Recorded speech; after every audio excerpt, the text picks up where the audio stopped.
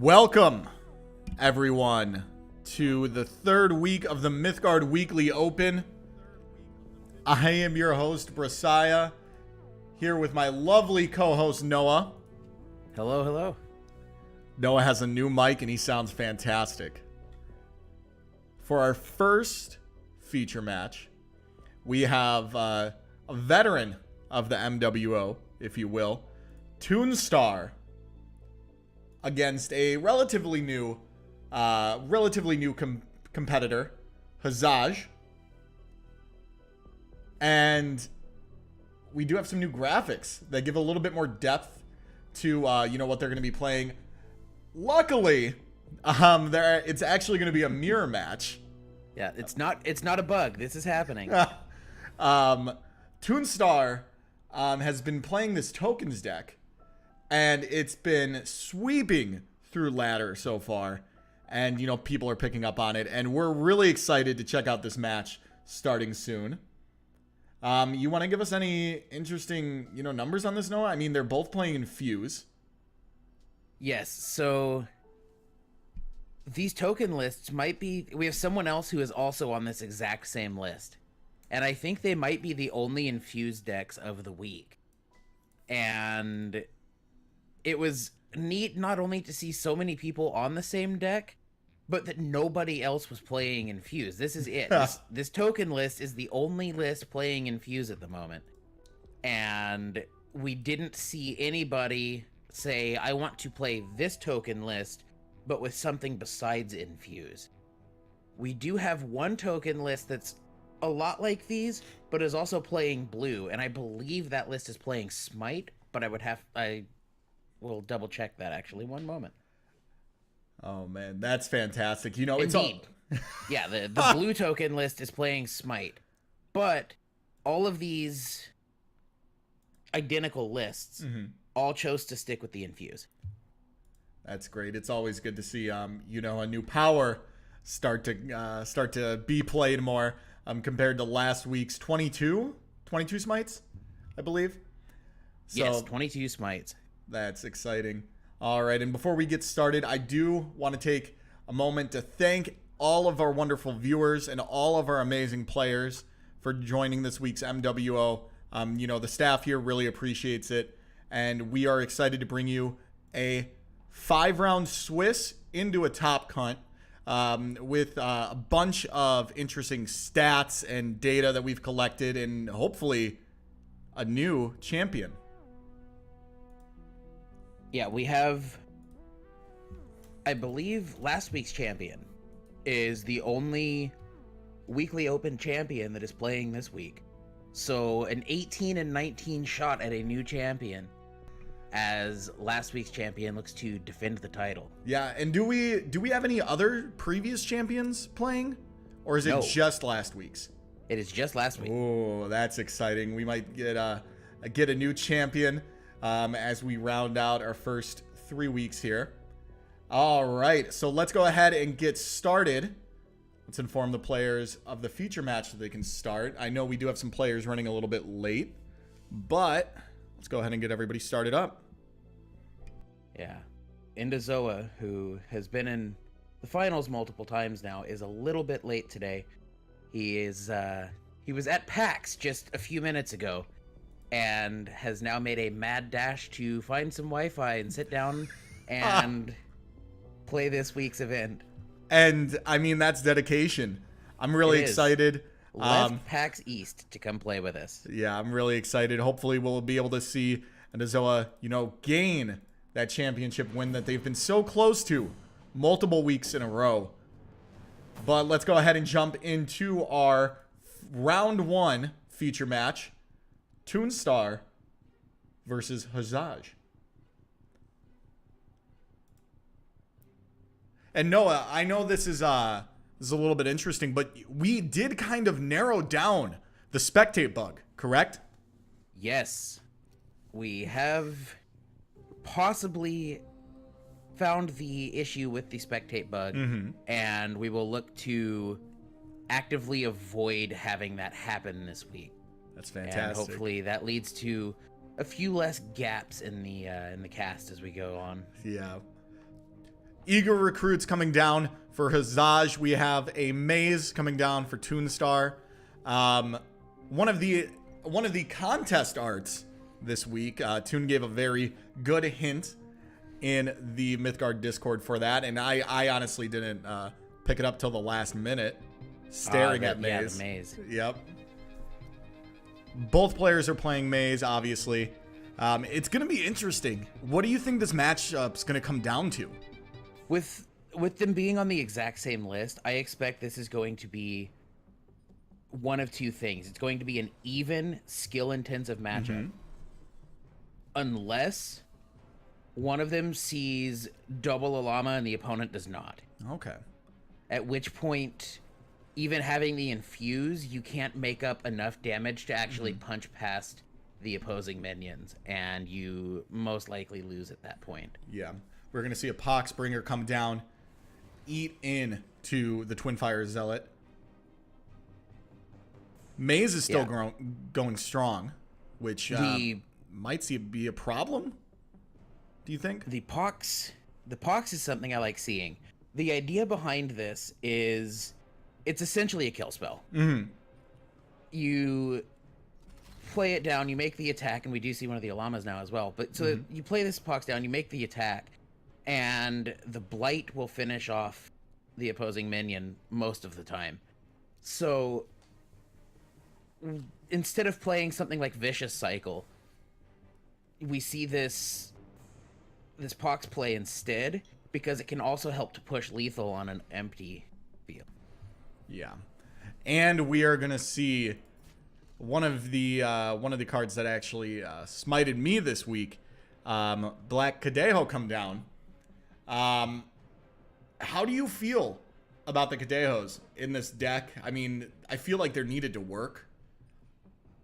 Yeah, I think Black Cadejo especially, it pushes that little additional damage. It does the job that Smite would do in this deck if you used Smite instead of Infuse. I think one of the cool things about using this Infuse is the Black Cadejo can kind of help make up that little bit of damage gap that you might lose out on with not having Smite. Yeah, and especially in a deck like this, it's every little bit of damage counts. This Cadejo's looking big. Yeah, looking very, very big. And Insurance Broker is out, ready to give you some interesting rates. So many Parsas. Yeah, and we see this establishment of, we've got 10 damage on that unopposed side of the field at the moment. And this is what I was talking about at the beginning with the double Alamas possibly just deciding the matchup. Yeah. Is Toon's able to play on this side, and luckily the Cadejo's big enough that it will help to stop the bleeding some. But we do see this issue now of these Alamas coming out and being kind of decisive almost. Yeah. And it's when we're in such a tight spot that we're in with Tunestar right now, I feel that you need to apply a little bit more relief on that side. How do you feel about the Eagle recruit or the Parsa recruit coming down in the middle of the maze and the Insurance Broker? I actually like that, because it means that if this Cadejo attacks one of the two minions it can attack, it will die on the next attack unless you use the Infuse. There you go. As opposed to just dying to a minion on the opposing side and not actually stopping anything. Okay. Dark Passenger coming down. That's good. That's very, very good. That actually, one of the things I noticed when that Cadejo came down, and I thought about, oh, that's a good play by Toon, is that no lane was open on that side to pox the Cadejo and just look to weaken it out that way. So that Deadly doing essentially the same thing and keeping those two minions up to make the attack to the face and look to push that lethal damage. Yeah. An Insurance Broker is going to kill Maze, which is going to leave Black Cadejo open for business.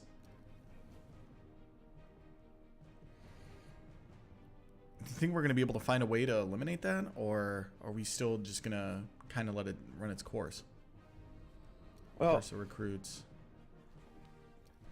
Toon looking to just solidify this field as much as possible now. And while Hzoj did have a great opening start, I mean, this is going to come down to the last couple turns. So right now, just trying to amass a board and play safely. No, Hzoj does have not only a big life advantage, but also a lot of hand advantage at the moment. So a lot of ways that Hzoj can still look to keep his foot on the gas and close this game out. But Toon doing a decent enough job given the situation at just kind of hoping to stabilize and maybe lock up this side of the field again. Yeah. Parry coming down. Phenomenal card. I feel like it definitely gives this deck a lot more reach. Absolutely. Yeah. We'll see that in the stats in a little bit, that this is one of the things that has shot up a lot this week, mostly on the back of these token decks. Yeah, we're definitely seeing a lot more orange this week. Zerzine coming down. Yeah, being able to... Toon has to find a way to kill that, like, now. Because if not, then the Olama will die out. And we have the 2-2 stat advantage that we talked about a little while ago. At the moment, the stat advantage is only 1-1 to Hzoj because Toon has his own Olamas out. But should Hzoj be able to take that away, then we have that 2-2 gap I was talking about a little while ago, and that's difficult to combat. Yeah. Second insurance broker coming down. Toon just trying to defend here. I mean, 5 health compared to 33. That's already just such a massive gap. You have to play smart, and you can't risk something like your artifact getting destroyed. Have we seen Hzoj use Infuse yet?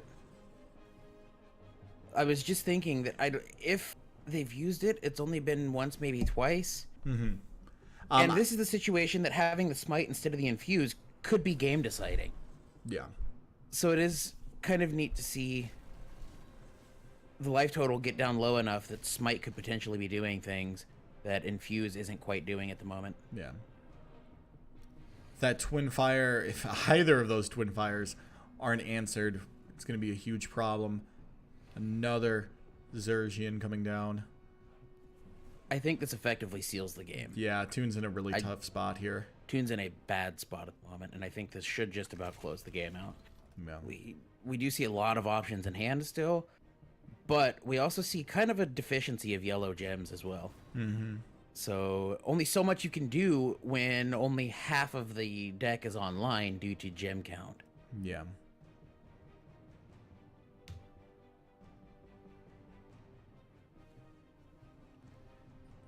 Burning the recruit. That gem deficiency widening, so not too many options now.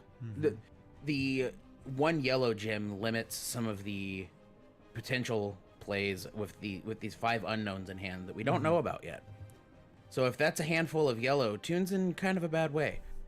If it's not, he may be able to at least put some blocks out.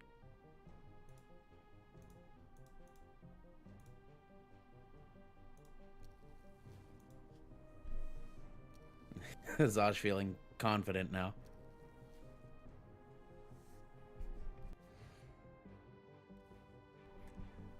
And this is gonna Seal of Exile. Oof. Sealing the game, if you will. And Tunestar that is going to do it. Falls. Game 1 to Hzoj as the pupil defeats his sensei, if you will. I'm excited. It would be interesting to see Tunestar fall to his own token deck, but game 1, anything could still happen. Is it falling though? If Toon loses this matchup, Toon's deck still won. So how does that line up? Do all of these people on this token deck just win this week? Is that what's gonna happen? Even if they lose, someone's winning. I guess if that's how you want to read it.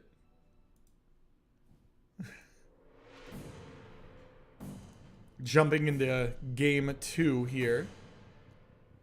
Round 1. Maze coming down.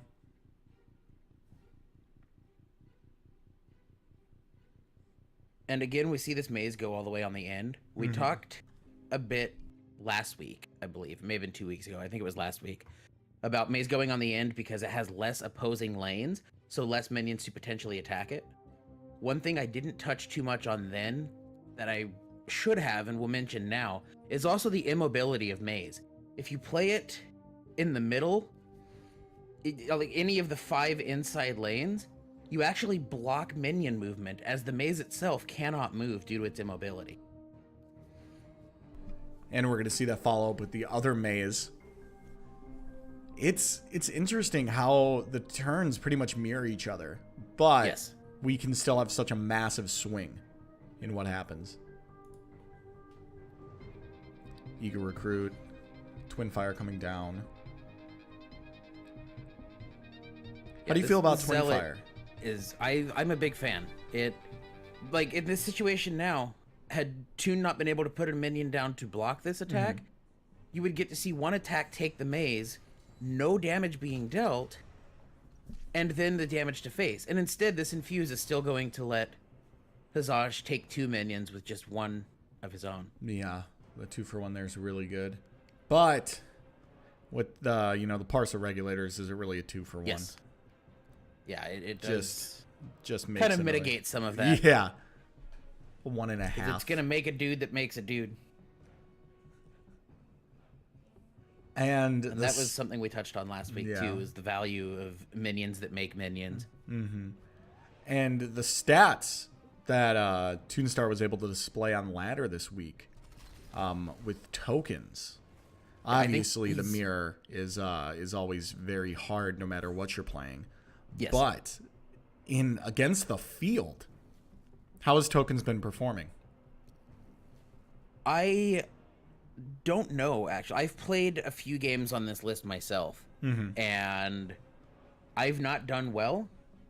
I think I'm like 6 and 8, but on the flip side of that, Toon's like 160 and 50-ish.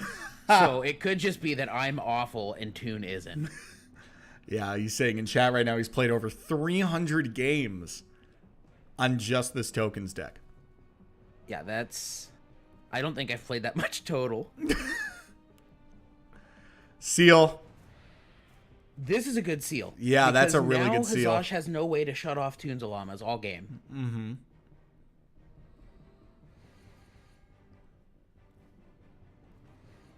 Gonna risk one of the maze.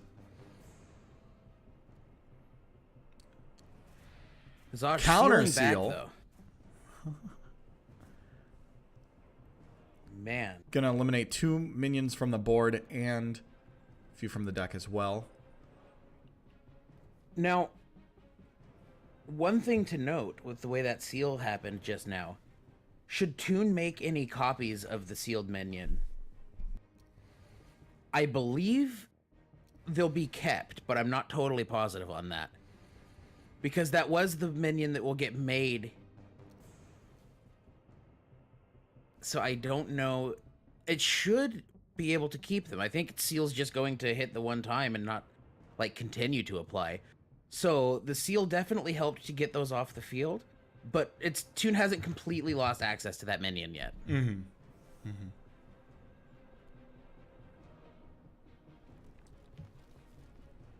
Clay Effigy in this deck feels weird. To me, at least. The deck's bolt. It's the do something and dig. Yeah. So that's mostly why the 0-1 isn't the most exciting stat line. But the fact that it's 1 mana and you see it effectively lets you play less total deck size, which helps with the consistency of seeing the pieces you do want. Makes sense. Toon with a fairly established board. Hzoj with a lot of options in hand still. Yeah, a lot of options.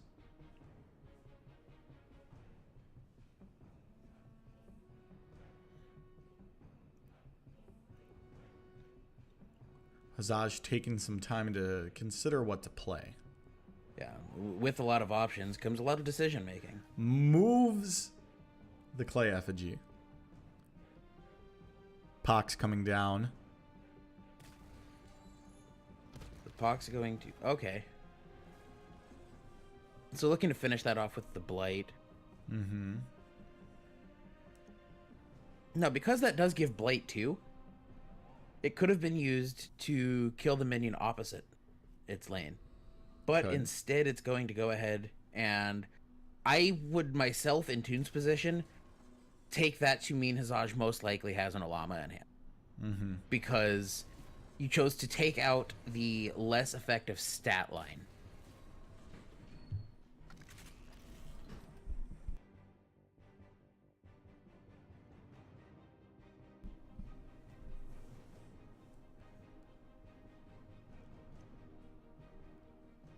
Clay effigy coming down from Tune as well. Insurance broker gonna swing in. Zergian hideout coming down.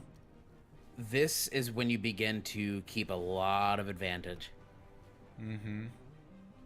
Play a minion, get a minion. Surgeon helps you to keep that hand full. Yep. And you continue to play these big bodies. Yep.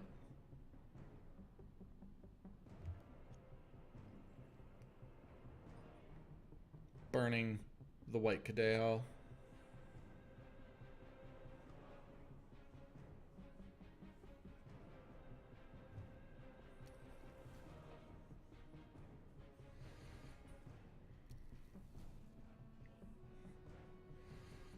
Similar moves from Hzoj.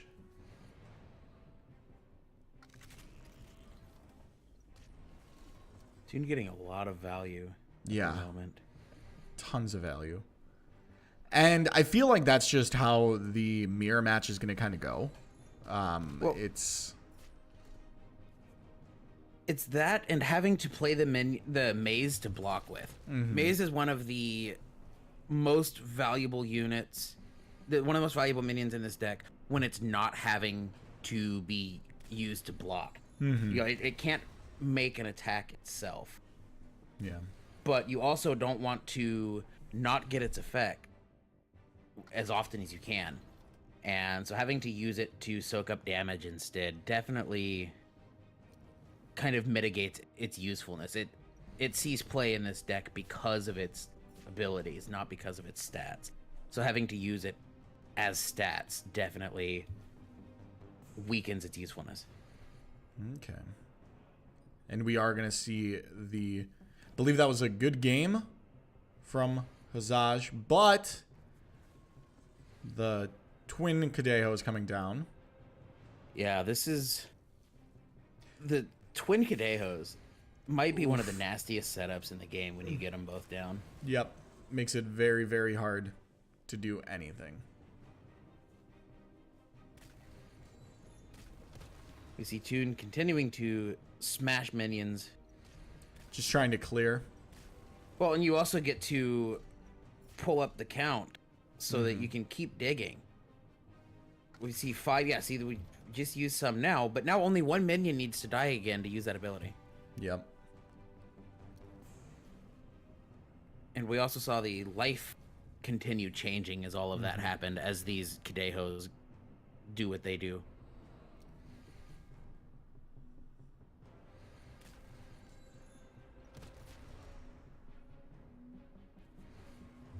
Massive turn from Hzoj. Oh, Cadejo again. Ooh. Tune gaining 2 life a minion now. Yep. That's going to be a big problem. And Hzoj would be taking 1 with each minion played if Hzoj did not have that white Cadejo that's about to die anyway. Yeah. So I think you play as many minions as you can, and then most likely just go ahead and attack that Cadejo into one of these, just to put a little bit of damage out of it. Yeah. You could use it to soak up an attack, though, as well. Which I think might have been the better thing to do there. Kind of absorb an attack, but at the end of the day, does it gives you might give you one extra turn. It's 52 to 9 life. Yeah, there's a massive life totals differential. So and we're gonna see that round out game 2 of round 1. Our players are tied 1-1.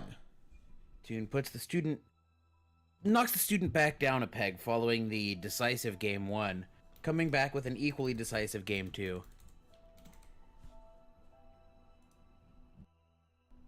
And let's see, do we have any updates while we jump into this next game?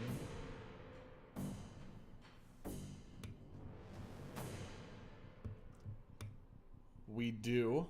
EndoZoa Good. has won 2-0. Ultima has won 2-0. NUMAROS 2-1. And Pritz 2-0.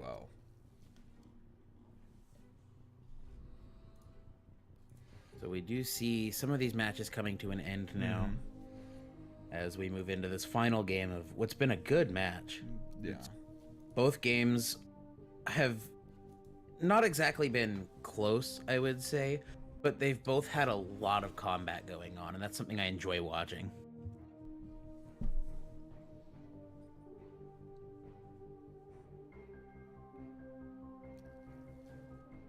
Eager recruit coming down, generating a Parsa recruit.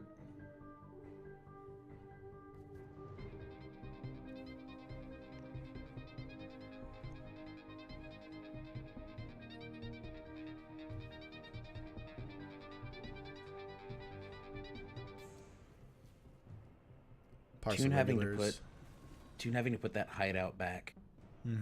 We don't know if maybe the second hideout's in hand, but I do not like having to use my hideout to get mana if I can avoid it. Yeah. Because as I've played this, I have wanted that hideout on field as fast as possible.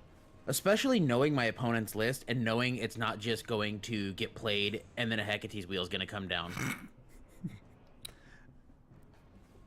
Can definitely agree with that. White Cadeo is going to come down. Seal of Exile. I was not wanting to see that double Cadeo set up again. That seems really big. Black Cadeo coming out as well. Oof. That was going to be a problematic next turn.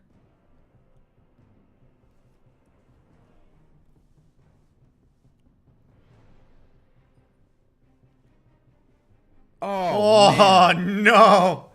The second seal. But this means we won't be seeing. I think these lists just play the 2 seals. Let me double check that. That may be the last seal. Yes, that is the last of the Seal of Exiles out of Hzoj's deck. So nothing else is going to get Seal of Exiled on Tune's side of the field. Now we'll see if Tune can respond. White Cadeo coming down. And he does. With a Seal of Exile. All of the Cadeos. Takes one out of hand, too. Yes. Zergian hideout. Twin Fire swinging in for 4. I want to see the Black Cadeo into the Seal of Exile so bad.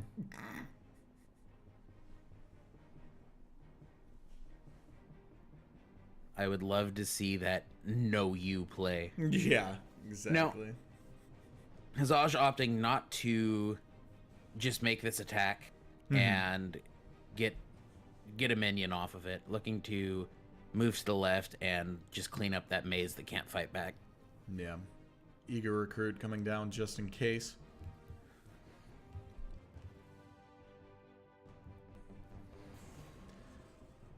Maze is going to get eliminated. Eager recruit coming down again. We may see the infuse. Yeah, that's going to be the infuse. Infuse on Twin Fire is very, very good. Yes, it is. It Almost it makes not infuse fair. say +2/+2 in a way. You know, it's because of that second attack. The infuse gives you a second set of combat stats essentially. It's almost not fair. Seems very, very good. I like that attack, leaving the hideout occupied. So Toon has to do something with the minion that's on it if they want to make use of it again. And what a good use it is, too. Yep.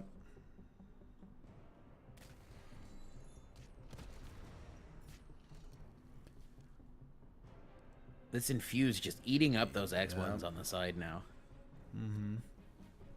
Insurance broker is going to be coming down. Suppose it's those 1X.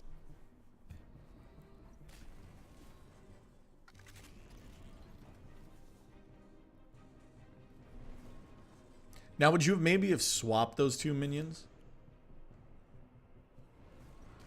Ooh. You know about the second Twin Fire as well that Tunestar has. Maze is going to get burned. Twin Fire comes down. Pops an Insurgent.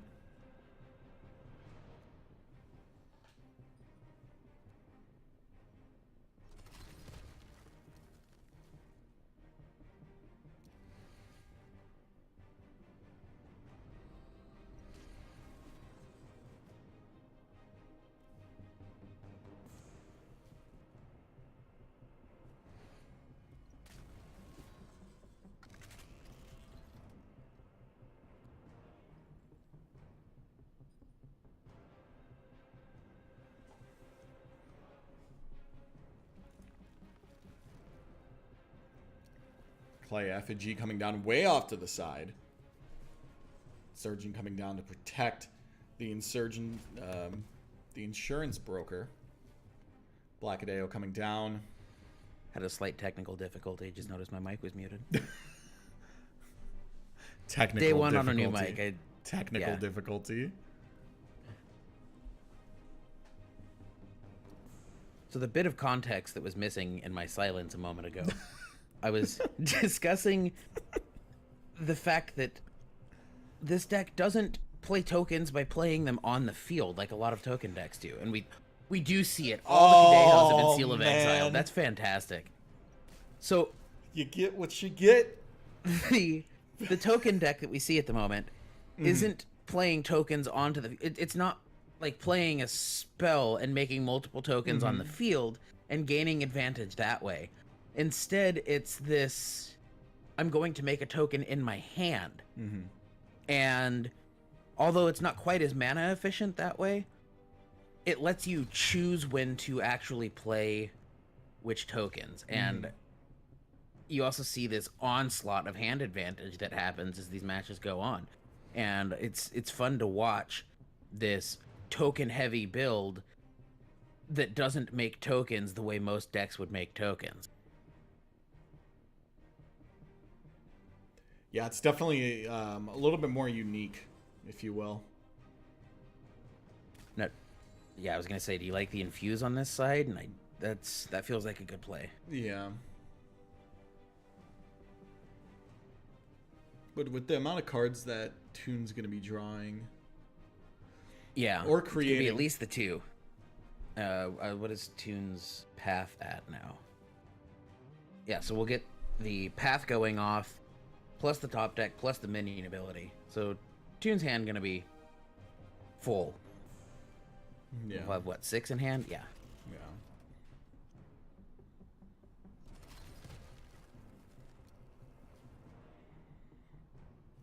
Versus regulars.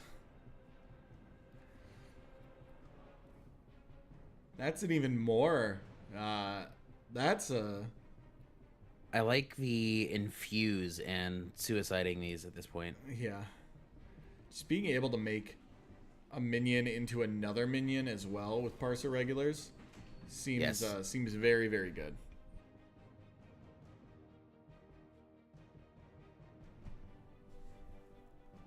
Now, do we see? Yeah, we will see the infuse. I'm gonna let those go off. That's all good. Everybody gets a minion.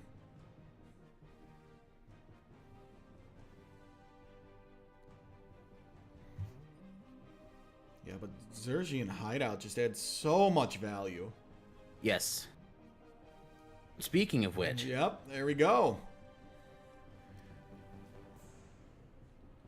And I like playing it on the opposing side of the field. What this does is it gives Toon the decision to make now between, and we'll see it locked up. Okay, this is going to kind of moot the point I was going to make about having to choose between playing minions on the hideout and playing minions to oppose the opposite side of the field that Hzoj would be looking to build on to utilize the hideout that was just played.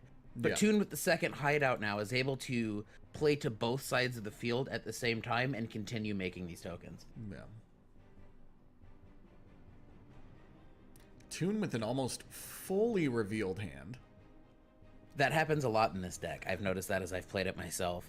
I've had times that I'm like, well, it looks like open spectating because my whole hand is public anyway. Eager Recruit makes a Parsa Recruit.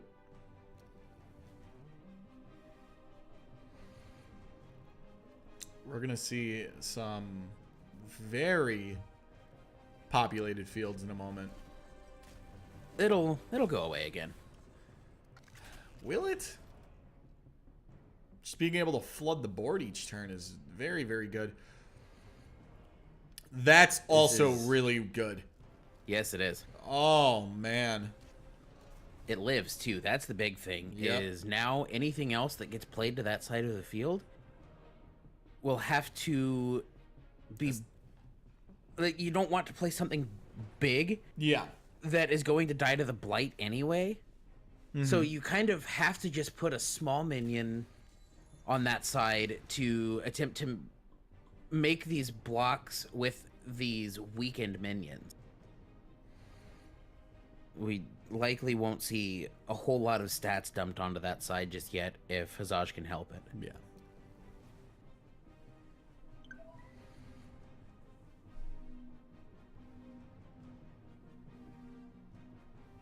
Toon showing 7 minions in hand. 8 now. That's...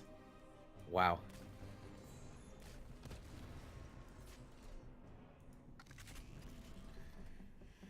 Oh, man. This is a lot. That's a very big hand. Toon's deck size is at 8 now, by the way. 9 to Hzoj's 18. Oh, boy. So Hzoj has seen a lot less of these options than Toon has as they've played these games out. This game. Wonder Drug.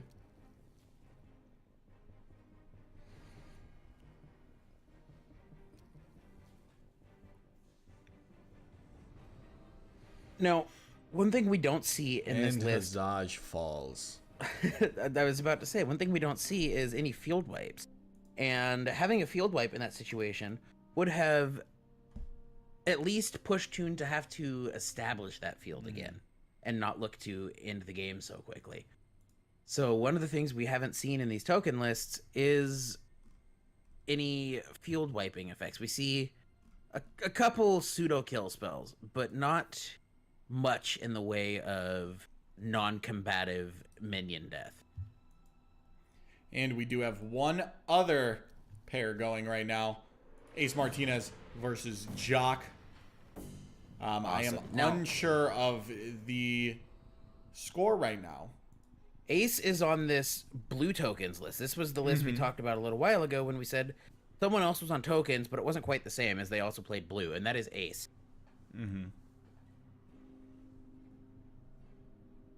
And Jock, I think, playing a similar deck to last week.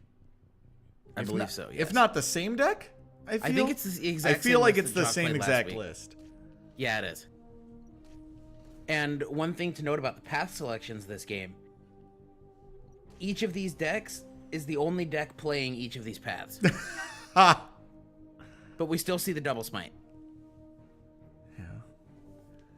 Sometimes I just wish I could figure out a good thing for Fires of Creation. I think that path's really, really good. I like it. I just can't find any time that I'm building a deck and say, hey, maybe I should use this instead. Yeah.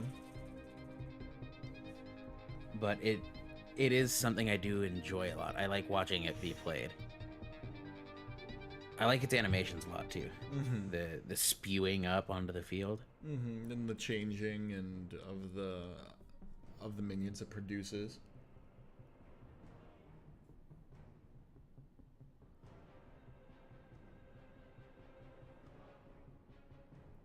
So how do you deal with this Volkov heavy? I mean, do you? Like... Yeah. He's a big boy. I guess you could satellite it. Maybe. Okay. Magnus is going to get 1 damage in. Yep. But luckily, you'll continue to have these snake tokens to at least soak up 1 damage. Yeah. I guess it doesn't even soak up the 1 damage. Yeah, they don't actually do much on the block against this Volkov heavy. Not really. But man, they could technically whittle down Beast if you don't want to sacrifice Beast into Magnus. Except they have to get past the Volkov heavy to get to the Beast. Because they have to move. And the Volkov heavies can just take them out, push the 5 damage in, and not take any damage back. Mm-hmm. No, I think the Volkov heavy will take 1, won't it? Because the disc. Yeah. Yes. It's daytime. So the Volkov isn't completely immune to these tokens, but it's close. Yeah. We were going to see the Volkov trade into the Magnus. The Beast trade as well. Yeah, Jock just looking to push that damage. Which, I mean, now, hey, that works for sure. What minion will that get back? That's going to get back the Kolobok. Okay.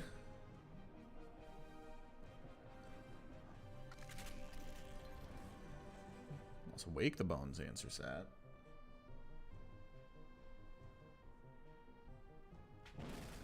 And we do see the smite. And you see a bit of a misplay not using that smite and then making the attacks, because the snake token would have only dealt 1 damage and the beast would have stayed alive. So definitely a bit of a mis-sequencing, costing Jock potentially a lot of damage. Yeah. Yeah, that would have been a very, very different board state that we'd have right now if that play would have been made. Yeah, the Volkov heavy would have lived as well, as Maleficia just pointed out in Twitch chat, because the Magnus would have dealt 1 less. Yep. So not smiting. Typically, smite post-combat is the way to go. You want to keep options open as the field changes, and keeping that mana is good. But when you play with Disc, one of the things that changes, as opposed to playing with most decks, is the manipulation of the night and day. And knowing when to do so can be quite big, like we saw just now, losing both of those big minions just a minute ago. Yeah. And that's some stuff that you really have to keep in mind going into each turn.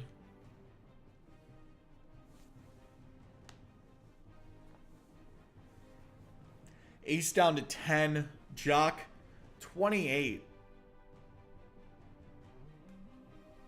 So am I the only one excited to potentially see the Ace v Ace match today? Because we do have 2 people named Ace playing today.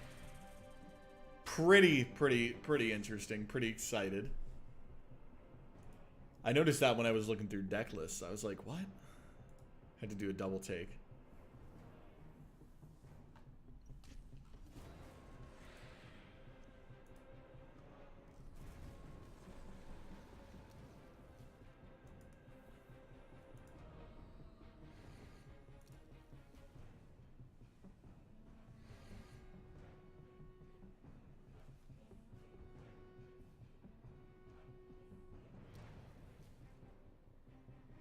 Oh, Vilja Windfury. Yeah. Armor 1, Blast 2, Slayer 1, 6/6. That's Cool. a lot. That is a lot. That snake is gonna just move over. Just gonna get squished. Yeah, just not really concerned at that point.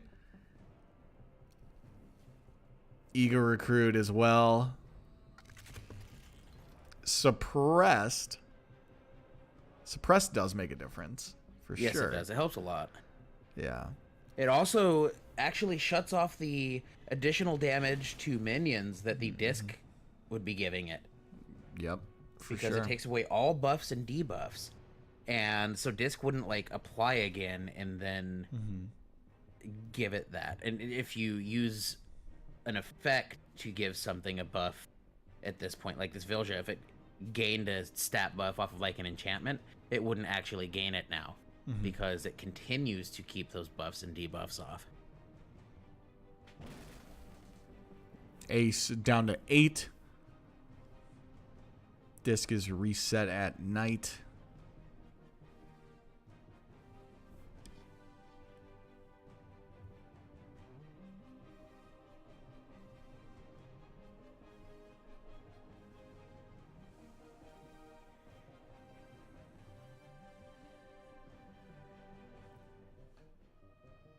So Ace is looking to stabilize, but definitely kind of an uphill battle still. Yeah. Luckily, his Hzoj is almost dead. That should help.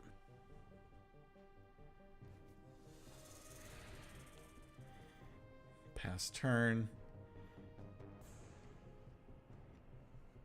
I don't know. It's still within like 1 or 2 really good swings from Ace.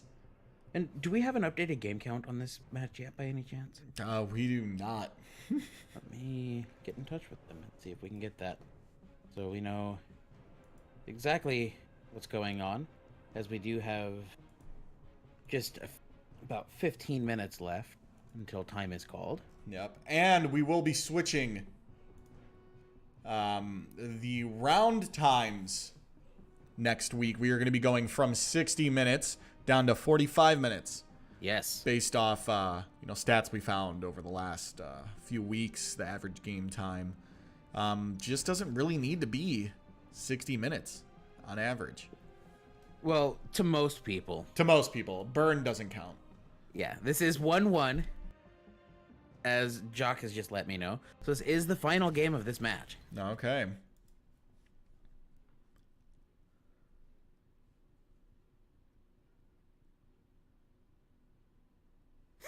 EndoZoa letting us know that he's actually hopping between fast food chains at the moment, following leaving PAX East. And whoa. So Endo is definitely committed today and looking to... Endo's coming for the title belt at this point. Looking to definitely finally notch a win. Oh, no. Hyper coming down. 6/8, overrun, piercing, Slayer. Wow. That's a lot. That is... Oh, just below the cutoff on that. Gonna gain a whole bunch of life now.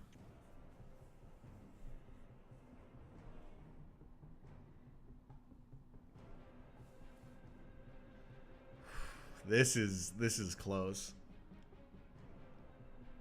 We see Endo logging back in as well. That guy is committed today.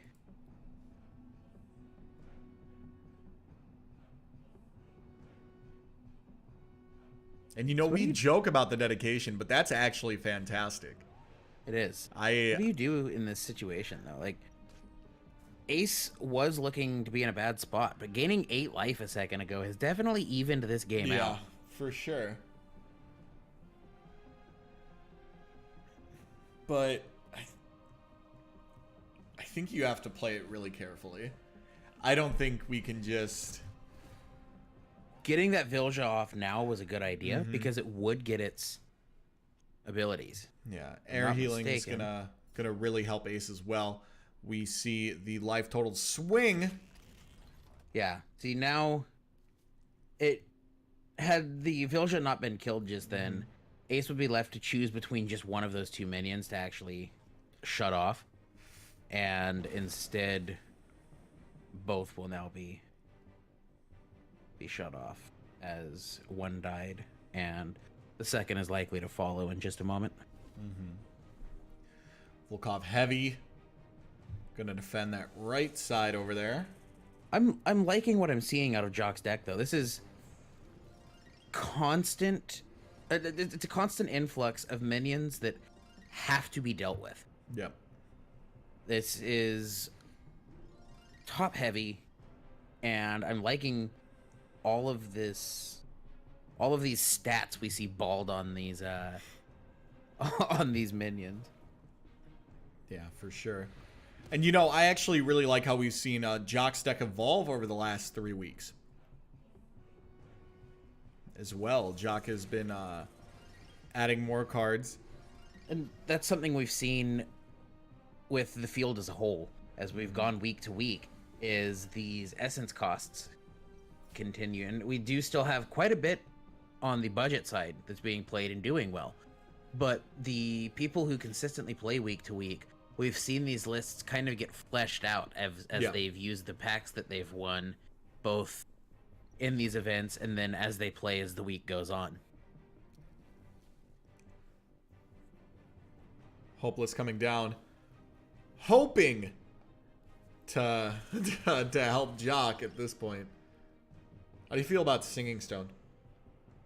I like the idea of Singing Stone a lot. The aspect of one section of the game playing well with the second section, in this case, the enchantments. You have these enchantments that do stuff to the field, and now you have pieces that do things to the enchantments as well. And I like seeing that. Ace is stabilized well, by the way. Yep. And I Putting do on a believe lot, we are going to... And that's lethal. Yep. That is going to be lethal. Just looking to clean up these last couple minions. Just got to hit him with the smite.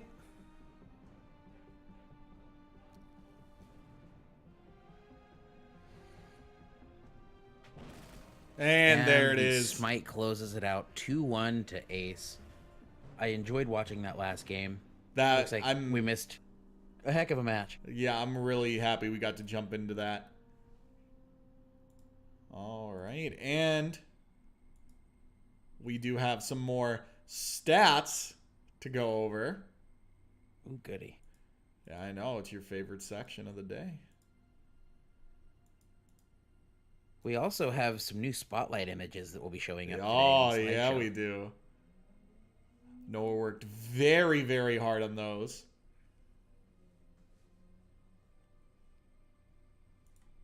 Let's go ahead and check out the most popular commons of this week. We do have Bolt from the Blue with 38. Air Healing, 27. And Parsa Regulars, 25. So, Bolt has kept its most played common spot week to week, and it's the only thing that's making me not have to eat the biggest piece of humble pie of all time, because the last 2 weeks we've seen these commons stay basically the same, and I said last week that I expected them to continue to stay the same. And I could not have been as off base if I wanted to this week, as we see Bolt being the only one to keep its spot.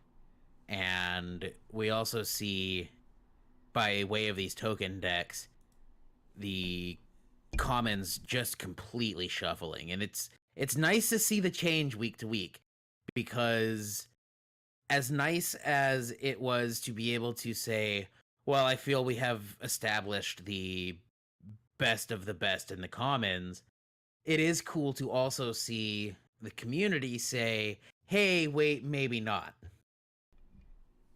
Yeah, for sure. And we do have the most popular uncommons which also just really have pretty much stayed similar, I would say. Yeah, this is my little bit of, hey, maybe I wasn't completely off base last week. As last week, the uncommons looked a lot like this week's Calliope Muse. All we saw change is the Feast and the Pact switching places week to week.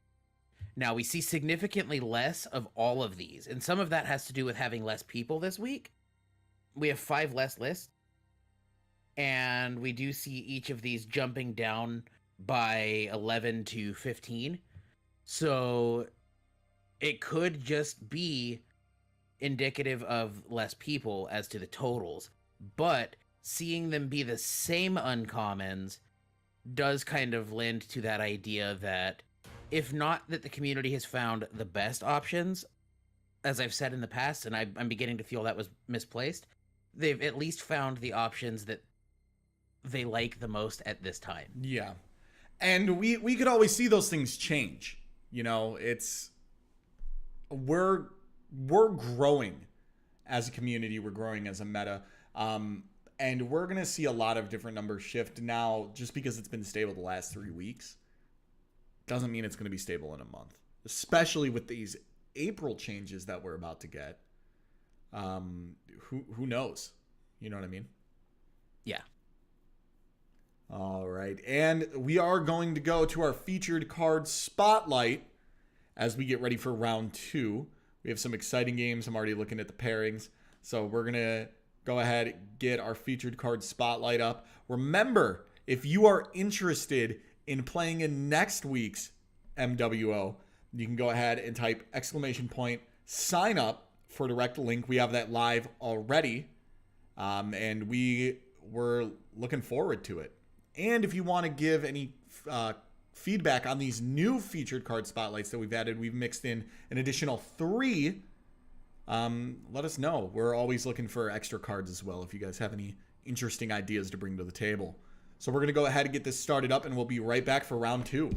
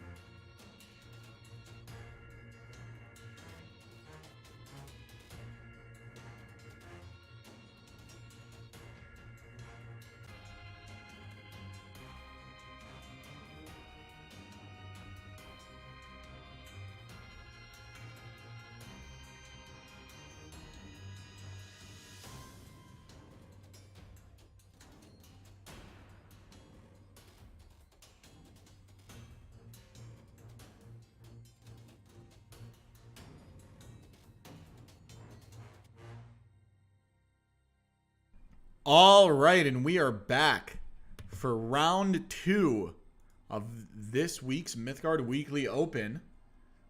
We have two, I guess I'm calling them veterans of the Mythgard Weekly Open playing in our feature match. Is going to be SemperPie and Pulp again. They have played, I believe, every week. I think so, yes. They started talking in the Mythgard Weekly Open Discord, like, no, not you again. And what's funny is Pulp's deck has been essentially the same, but continues to flesh out week to week, like we talked about. So it's definitely not just a case of playing the same matchup as in the same opponent, but also playing against mostly the same deck. Yeah, for sure. And it's great being able to see all these upgrades happen. You know, obviously this is Spanish Love version 3, so excited to see all these changes. Pretty basic setup here. We have smites on both sides and Turn of Seasons.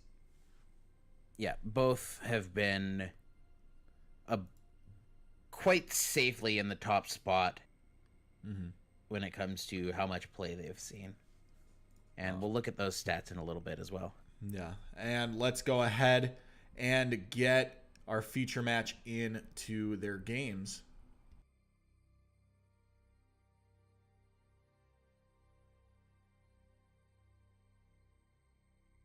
I accidentally jumped into Toon and Hzoj's last game. You went to go view the replay? Well, I saw you spectating, so I went to join you. Oh yeah, we're just waiting for them to fire up right now. Yes. And they have started. Let's go ahead and check out round 2, game 1 of the Mythgard Weekly Open Week 3. Once again, remember, if you guys are interested in playing in next week's Mythgard Weekly Open, go ahead and hit !sign up in Twitch chat to get a link directly to the Battlefy page. So how about Pulp's McDonald's sleeves he's showing off this week? He's got the ketchup and mustard.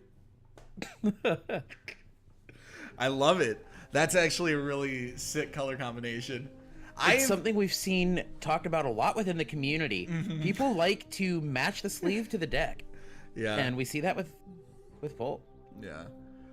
SemperPie missing a little bit of a green tint there, but board again coming down. Play Effigies coming down for Pulp. I actually really like that the card backing, the trim and everything. That's Yes. I tend to stay in the blues myself, and then kind of play off of that. I haven't really explored outside of that. Besides that, and the what was it? The ugly Christmas sweater one. I love that one. I actually, like, all jokes aside, I don't even think it's ugly. I'm a big fan of that. Yeah, no, it looks really good. It's got like this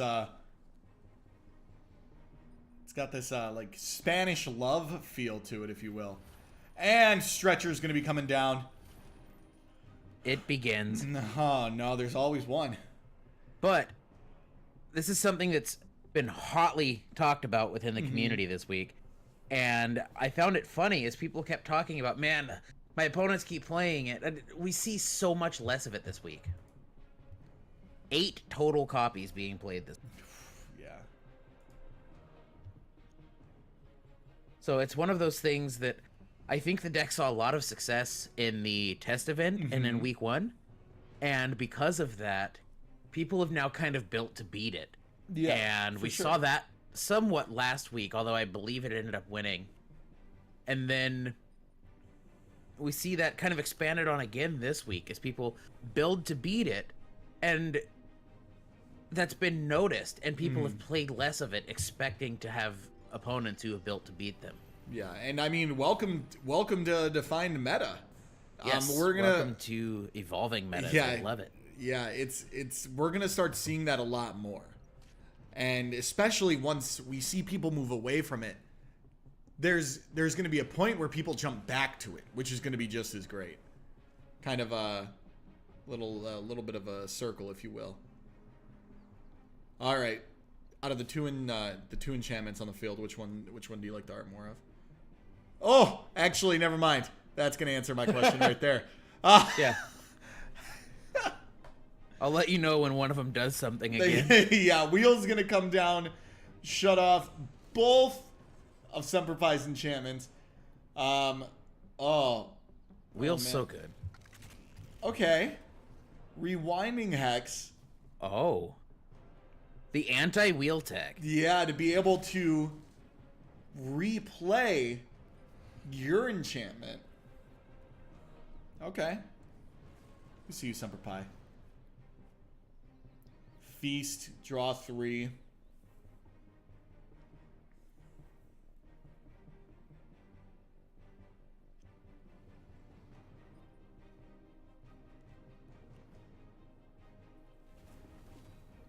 Ignition, gonna kill the Dust Devil. We do see the Yahweh come down as well.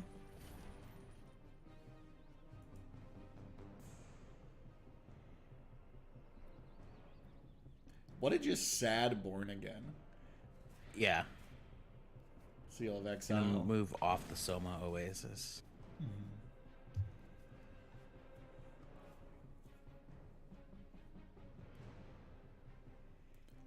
Full grip almost for Pulp.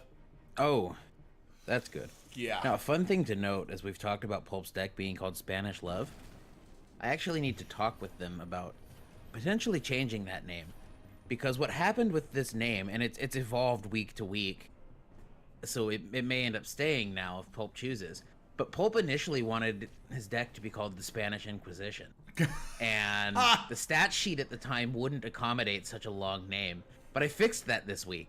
So we are may here. Now see Spanish Love become the Spanish Inquisition it was meant to be. We are making changes every week to bring a better broadcast for you guys. And so we might see some great deck names now that we've managed to make them fit. Yeah, we had an issue if we had someone with a long name who also wanted a long deck name. But I was able to fix that this week. Digital Golem coming down. Born Again. Again. Being played. Holding to Heaven and back. That's good. I don't need to see that art. Art's too cute. Serpents not really being able to move anywhere. Kraken getting played. On the far side.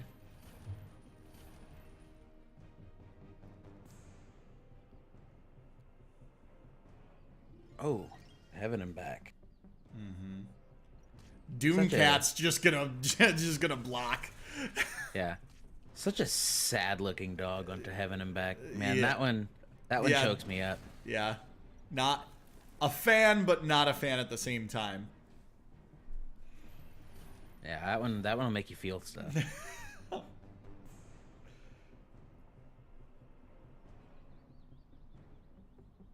This Duskwing Angel is gonna be Yeah, that's kind of gonna be an a issue. problem.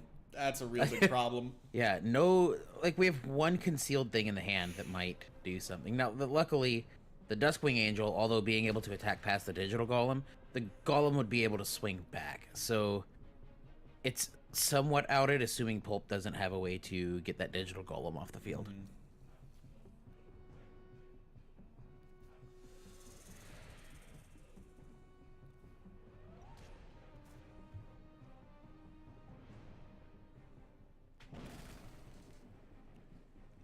Extract life. Woof. It's down to 5.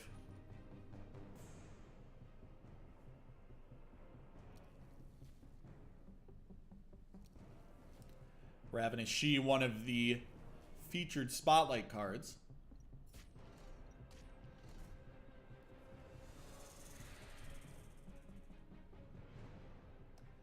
Now, at this point, do you think it's just safe to smite pass?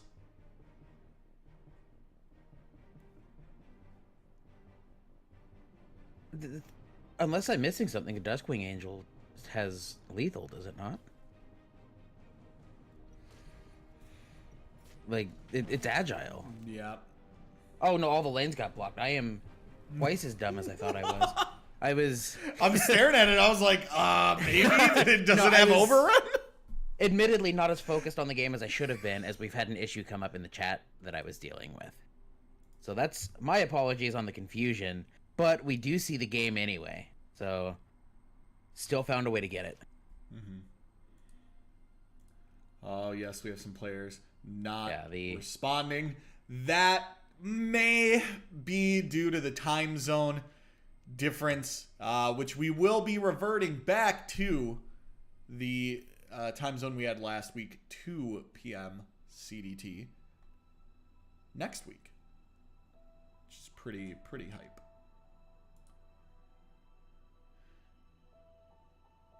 Yeah, as chat's pointed out, I have committed the commentating punt, and we may have to get you guys a command to let us know when we've done so.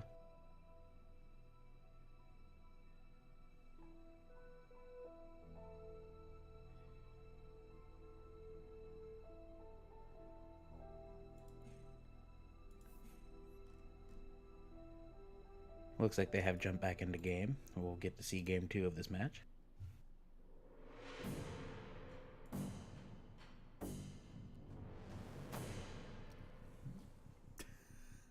Commentator punt. Oh, man. And game 2 here. 7-ring ritual. What a card. Yeah, Pulp's list isn't the only one to be playing that this week. EndoZoa is actually using it as well. That's hype. As we've seen EndoZoa kind of adapt the deck that they've played the last few weeks. And Endo sat down this week and decided, I'm going to build a deck that beats the deck I've been playing, and then play that. And we do see the Blight go down.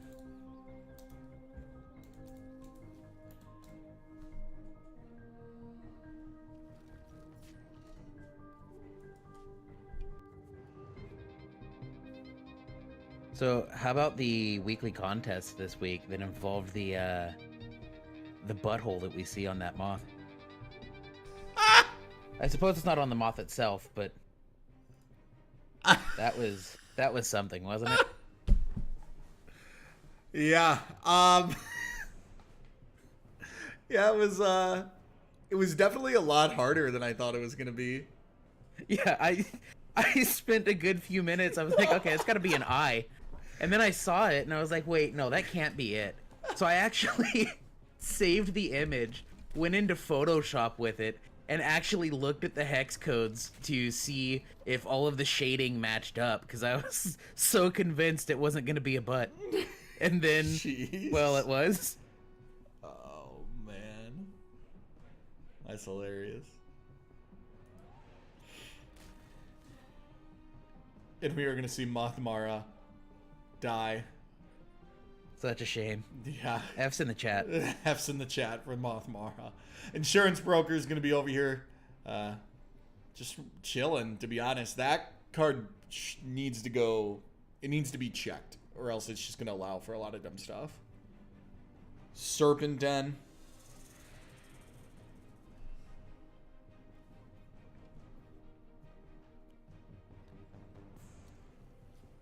Ravenous She. Ravenous She is an absolute minion for sure. Yeah, this... it's gonna stop a lot of things. Crimson Pack getting put back to be able to play Icor Feast. Gonna fill up the hand, the old McHand. Now, do we see Pulp play something else? Do we see a smite? We will see a clay effigy, so no smite happening this time. Statue. Raid the Tombs. So good. Such a good spell. Yeah. Very, very good.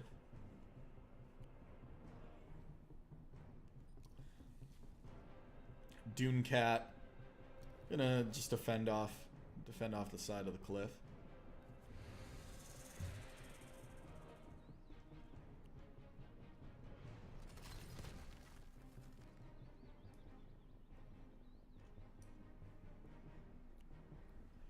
Wheel getting put back. I like that. We've only seen one enchantment at the moment. Yeah, now is not the right time. Wants to play Crimson Pact instead. Which, to be fair, you definitely have to. Bouncing both snakes off of that must have felt good. Getting to kill it and not lose the snakes. But now, good luck. Oh man, Ravenous She still around right now.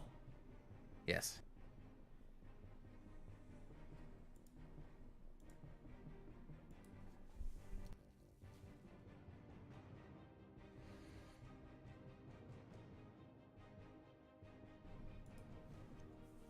I love doing this with no delay so we get to talk to the chat. Yeah, right. But that being said, one of the things that is not quite as fun is when the chat begins saying things that, as much as we want to comment on, we cannot comment. F in the chat. F in the chat for not being able to comment. Sweet Spinneret. This is something we saw pick up last week that I don't think anybody had played in the Weekly Open until last week. Yeah. But we see it again this week, and it's such a neat effect.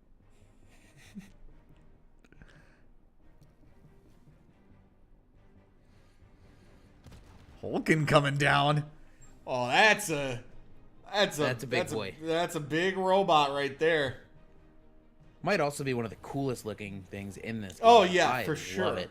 For sure. All of those big Gamayun. mechs, I'm such a big fan of. Oh yeah. Yeah, the Gamayun is So many snakes. Yeah, we got a lot of snakes going on.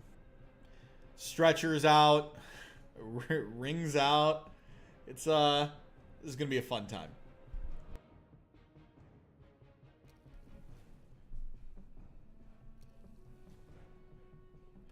Born Again just trucking along.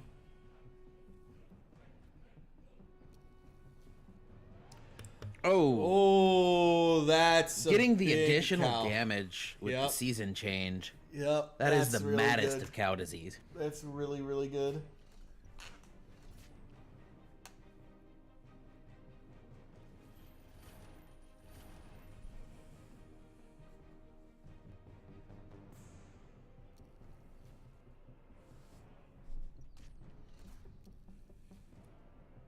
Dave over the wastes.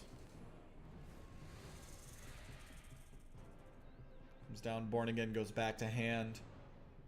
Archive copy. Played on the desert. I mean, Duskwing Angel is gonna be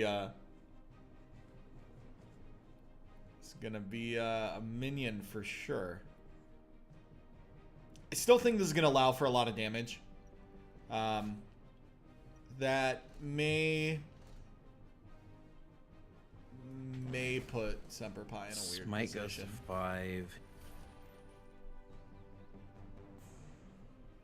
Now, if we do see enough blocking minions to stop lethal, which I don't think we will in this situation, this is one of the times that playing this yellow build instead means Pulp wouldn't have access to the Cataclysm that would end the game. Although, I suppose in that situation, we would just see the Smite to put Pulp on 6, and Pulp would not be looking to end the game that way anyway. Yeah. But the Duskwing Angel could make the attack and then Cataclysm. It's just, it was neat to see the, like now it would actually come up that by choosing not to play the blue build and having access to the Cataclysm, it could potentially decide a game. And the overrun there is going to seal it. Pulp 2-0. It's going to be Takes a round match win. 2. Let's see. Is anybody else still playing? We do. We have EndoZoa and Burn, AceMartinez and Logic, and Madwheels and Raunen. Let's jump in with Madwheels and see what they've got going on. Okay.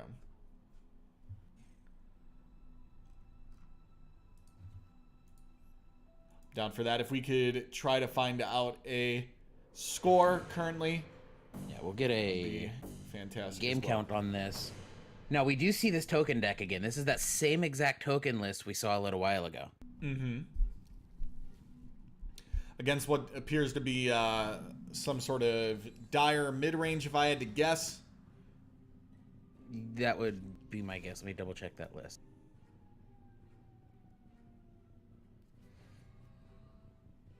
Yeah, that's essentially what this is.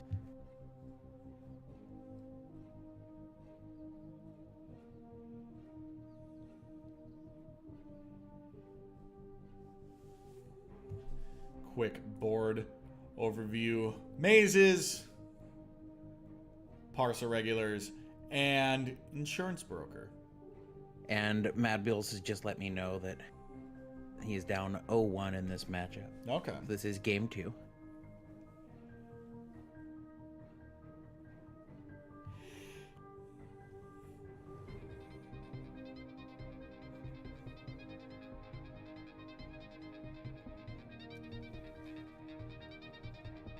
Oh, that's Magnetar. Yeah.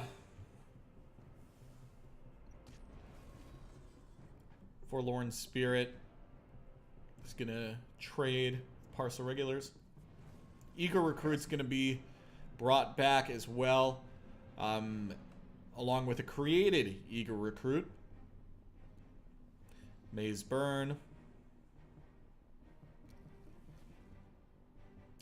White Cadeo is going to come down, successfully blocking the Magnetar, most likely. Cadeo does a good job of blocking that. Mm-hmm. Except Madwheels plays a playset of Bolt, 2 Ice Spikes. We've got a playset of Ignitions. Yeah. 2 Pact. A lot of ways that Madwheels can get the Cadeo out of the way and then make the attack. So that also would have done it, as that would have dealt 5 damage. So my guess is that Madwheels most likely has something else to use instead. Wow. The Cataclysm is very good there. Yes. Eliminates all the other stuff and does its job. Now, a build I've been toying around with, and I won't go into too much detail, is I've been trying to make a blue, red, orange mid-range list. And I just like all of the spells in regular dire mid-range. And I think splashing orange, you could build a very successful list that also allows you a little bit more heavy control in some situations. You get access to the big bodies that you might be lacking without. Mm-hmm. Valkyrie Enforcer coming down, going to bounce the Twin Fire back to hand. It's a good tempo play. Yeah, keeps him slowed down a bit. Feast, going to draw 3. Very, very good right now.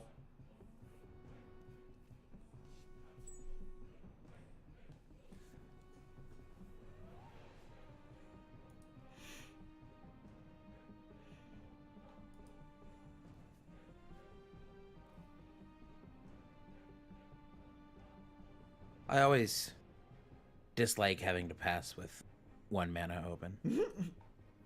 Yeah.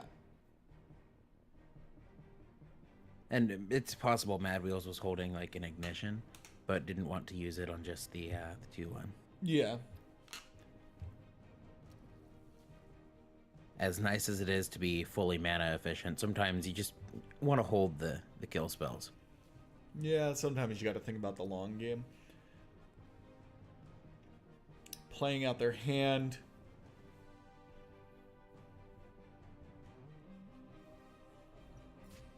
Swinging in for 2.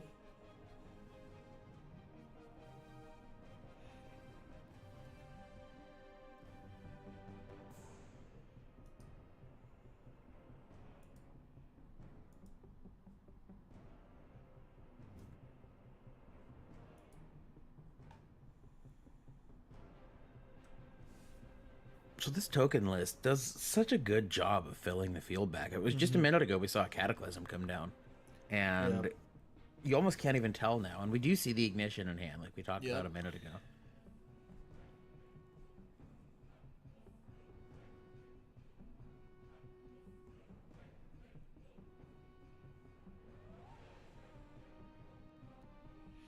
Ice Spike gonna eliminate the maze. Insurance brokers are a little bit up. Yeah, see, I feel like without something else to go with, I would have liked to Ice Spike the minion on the end instead, and then bounce the 2/2 off the maze. Because at the moment, the additional damage off the seasons will cause the 2/2 to die and not take this minion with it if the attack was. But we'll see it.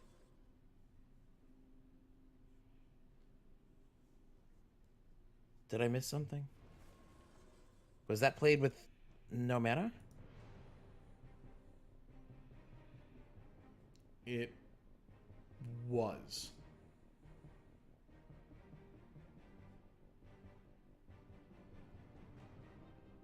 See in the chat for commentator confusion. Maze coming down.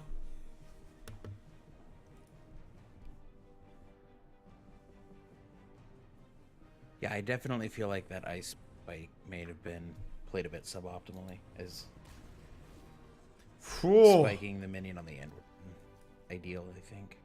But Dark Passenger definitely was not played suboptimally. Easy trade right there with the Duskwing Angel.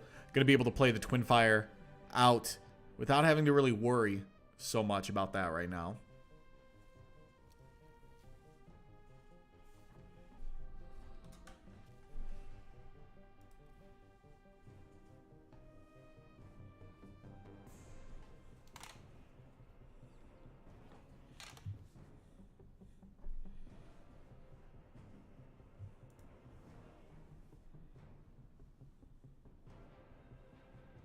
And enough! That's going to do it. I quit. That is the 2-0, if I am not mistaken. It is. Madwheels was down 0-1. Raunen is going to... I believe? I believe as well. I believe we just saw that in the chat. Scroll up and check. Yeah, it looks like that was it. Yes, I do believe that was it as well. And let's see, I think that's what we were just waiting for there. Was that the last match? It would be, as long as they report it, should be good. That should be the last match. And we do have one more player dropping as well, I believe. Yes, having some connection issues. And we are going to go back to some most played stuff we get to talk about. Let's see.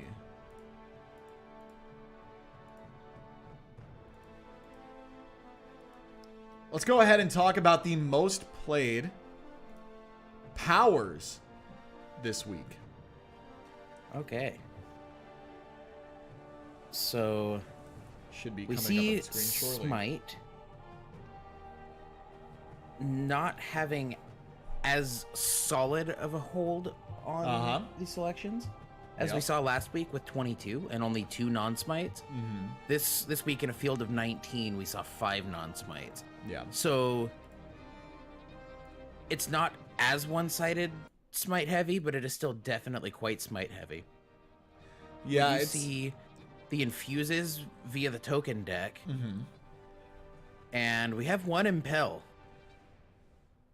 I'm anxious to see how that does. I think impel is one of the cool selections in that it opens up a lot of lines that wouldn't be available without it. But it doesn't impact the game in the same way a smite does, in the same way an infuse lets you push a combat you wouldn't be able to without it. So I'm anxious to see how that 1 impel deck does. Yeah.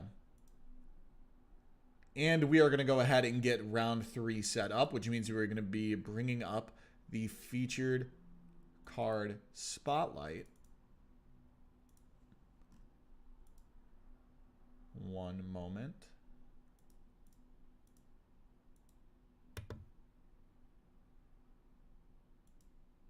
We are going to be bringing up the featured card spotlight. Remember, if you are interested in playing next week, go ahead and type !sign up to get a link to the Battlefy. And once again, we do want to give all the viewers and players a special shout out. Thank you so much for coming, playing, and watching the Mythgard Weekly Open. We're going to go ahead and get these featured card spotlights up, and then we are going to get back in here for round 3 of our 5-round Swiss into our top cut for top 8.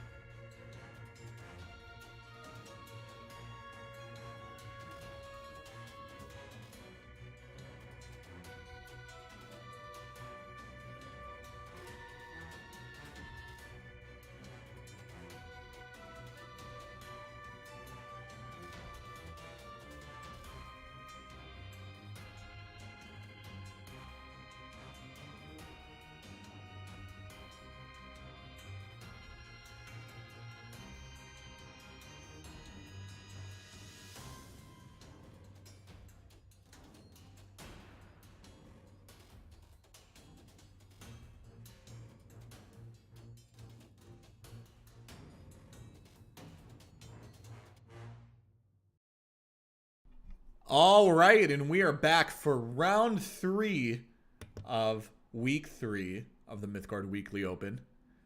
We have an exciting feature match coming up. Yes. Team Rangstar's own EndoZoa playing from somewhere Yes. on a mobile hotspot, and Logic, who's played in various Mythgard Weekly Open so far. One of the more veteran players, if you will. We do have some interesting deck choices here. Rug Toolbox and Rush. Yeah. Logic kind of looking to close a game out as quick as they can. Yeah. And the name definitely lends itself to that philosophy. Yeah. Endo's list is an adaptation of what we've seen the last couple weeks out of Endo. And essentially he sat down and said, I want to build the deck that's going to beat my deck. And that's what we've seen this week. So on a new deck, in a new spot, just about each game it seems, Endo looking to continue the excellent showing that they've put out at the Weekly Open. And we are going to get them into their games right now. Just waiting on them to start. I believe up. It was 2 weeks ago. Endo finished an event in one CCG and Jump to another. almost immediately jumped into the Weekly Open and made it to the finals. And then this week, Endo has now left PAX East. Endo was in attendance at PAX East and has decided to leave and hop coffee shop to coffee shop, essentially, connecting to Wi-Fi as it's available and play out today's games. So definitely some commitment to the cause. Yeah, that's huge dedication. The MWO staff really appreciates that. Oh, look at that. Look at that card pack. Oh, man. I like it. Simple but elegant. Very spicy. Not the Burning not the quite the Cataclysm. McDonald's look we got out of Pulp a little while ago. Yeah. No, I actually really like that. It's just one nice flat color, a little bit of design.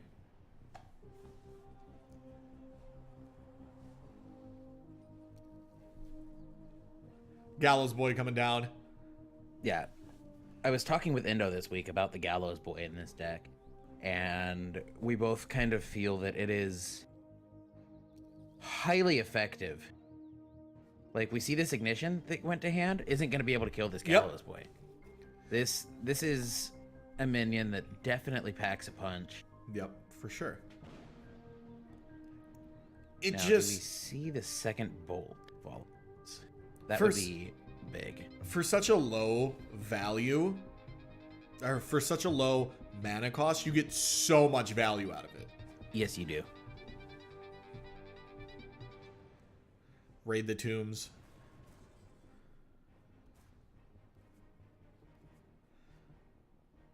I feel like I'm watching the Grim Reaper play Mythgard.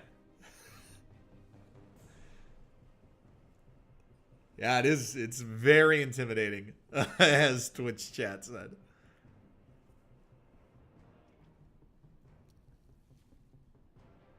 Ooh.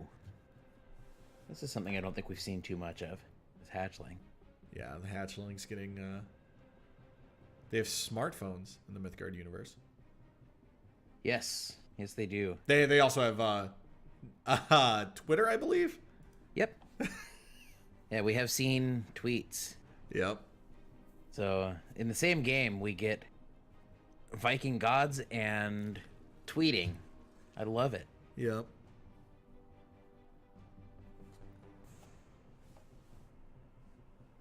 So far, nothing really developing on board.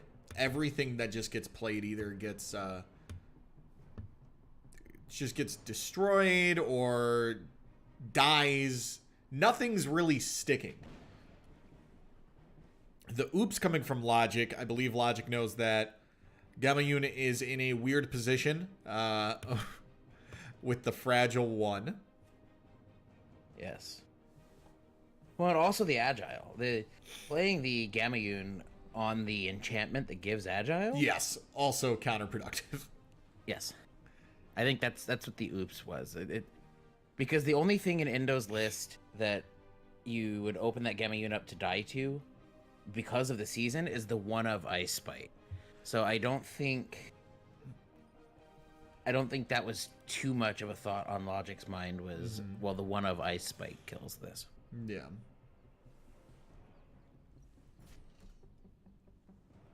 All right, and Ignition's going to go ahead, kill the Muse, leaving Gamayun open for business again. Unless an Ice Bite comes down. And Logic's now going to play a Gallows Boy as well. Yeah. I really hope we see a really strong development in a more aggro-based deck. Something that just is really fine-tuned and is able to essentially do something like this. I mean, going to be swinging for 7 damage each turn. I think such a list definitely exists, but it's going to be kind of meta-dependent, and I think until we see Bolt fall off some, we won't be likely to see much development in the way of I'm going to kill you as fast as I can, because Bolt kind of mitigates that. Yeah, Bolt's a very, very good card. Stops a lot of things, especially when you have to rely on things like Turn of Seasons. It definitely does put a stop to a more aggro-based build. Gamayun going to be coming in, swinging at the Muse. Maybe not at the Muse.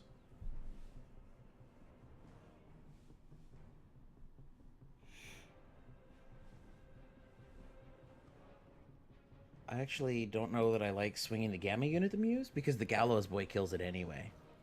No, I would not swing. I would not swing at the Muse. Just I would would the Gallows Boy into the Muse and you'll be happy. Yeah. Although Logic does have... See, Ignition wouldn't kill it at this point. So yeah, I don't think Logic has kill spell that would deal with it, outside of maybe pacting it if they have the gem to open up.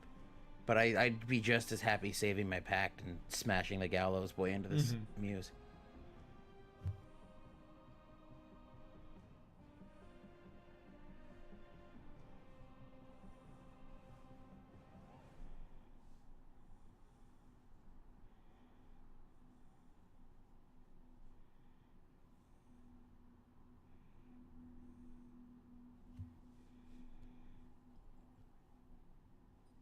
So we do see that gem opened up. We could see the pack. But we don't. We just see the smite into trade, into Gamayun swing for 5. It's going to put Logic at a 5 health point lead over EndoZoa.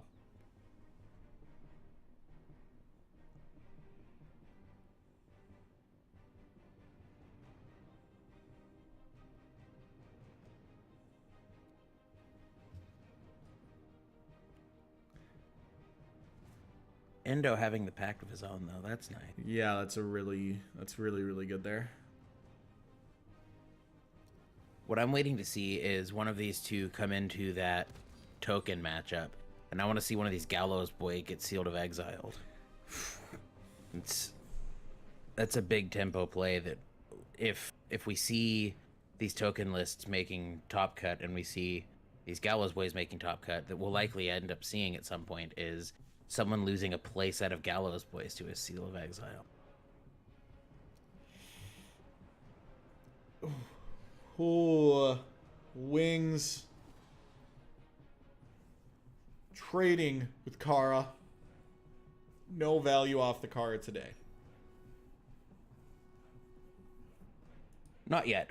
Not yet. Endo is playing 2 copies of Wake the Bones. And I had a game against Endo this week that those 2 Wake the Bones caused me to get Magnus to death multiple times because I just could not keep a field. Mm-hmm. So we could see one of those Wake the Bones used to add that back as well, and then Logic's stuck having to out that thing again without playing minions and buffing it back up. So the Wake the Bones could be an option now, as Endo definitely has enough mana and gems to make a play like that. Mm-hmm.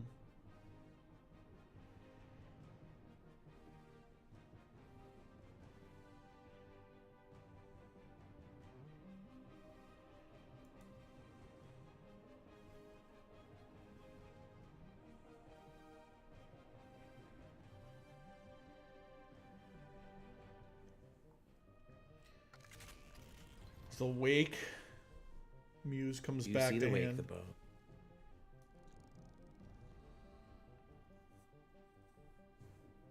Calliope Muse coming down now is good because the season hasn't changed yet, so the Ignition in Logic's hand won't be able to kill the Calliope Muse by itself. Yep. Logic won't be able to Ignition and then swing. Ringmaster, though. Oh! Endo not even going to give Logic the chance, going to take it now instead. And then most likely we'll just be giving this up to the Ignition. Yep.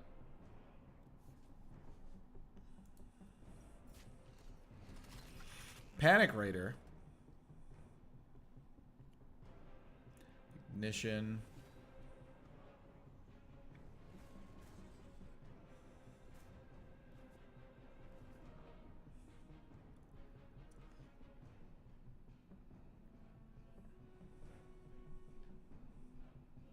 Now, Endo's hand is looking a bit low, but one of the things I like about this deck is it plays both Feast and Tombs. So we see a lot of ways to fill this hand back Yeah. up. For And sure. I think it kind of gives you that bit of top deck ability in the late game that the list Endo was on the last couple weeks didn't quite have without those Tombs.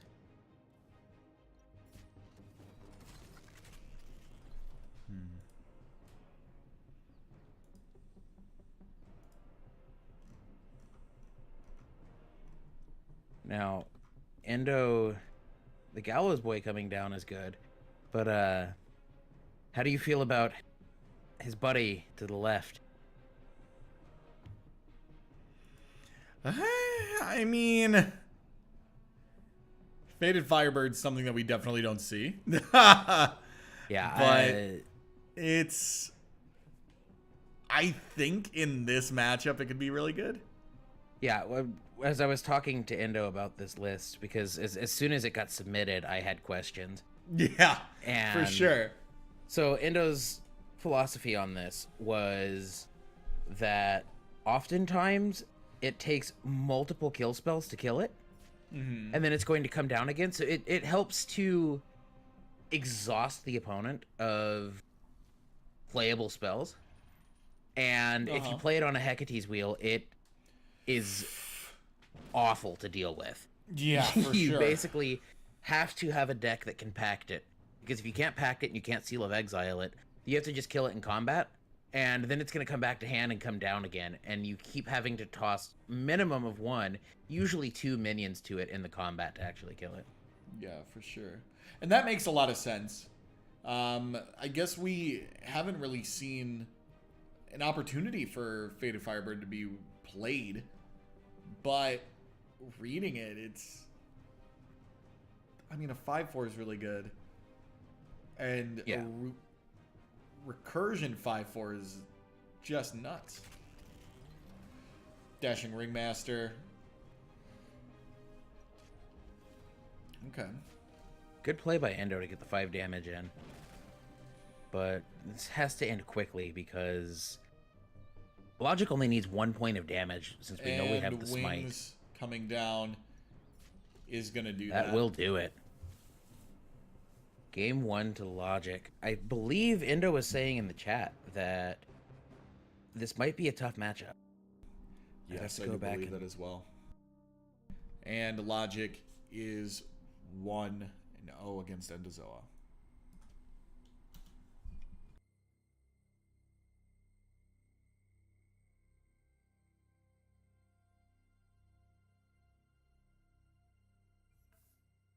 And they have jumped into their game 2. So let's go ahead and jump in that as well.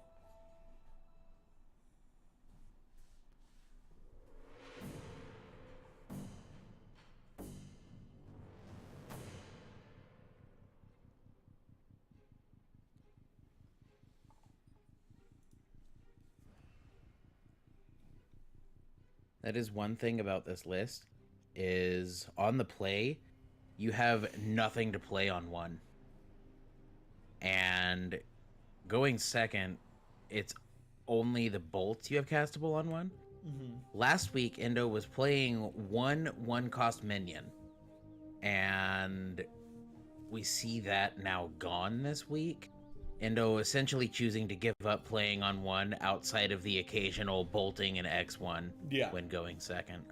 And just looking to begin the game on 2 instead. Yeah, and we do see Logic making a good play as well. Oftentimes when I'm playing Mythgard, I find that I have to assume my opponent is going to be trading into my minion. So they're, swinging for the 3 at the time.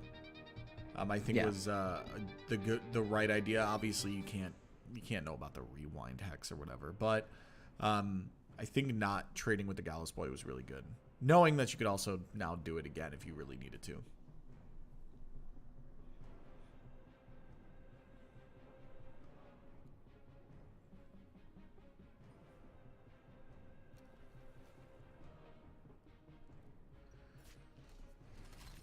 Raider coming down. I like that minion a lot. It's really, really good. Such a steep gem cost, though. Yeah. Yeah, it's not hefty. cheap. It's yeah, if you want to play it as soon as you can in these non-mono decks, you have to basically commit to shutting off half the deck long enough to do this, because you need all of the gems leading up to it. We have some Gallows Boys all on the field right now. That was nice.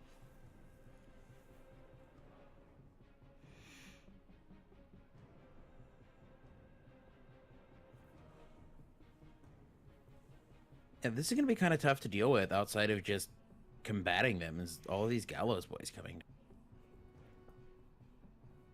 Logic doesn't have access to like a Seal of Exile to take all of these.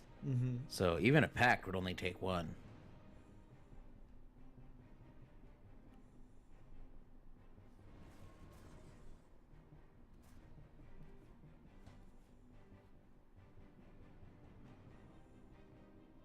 Yeah, I'm not really sure. I mean,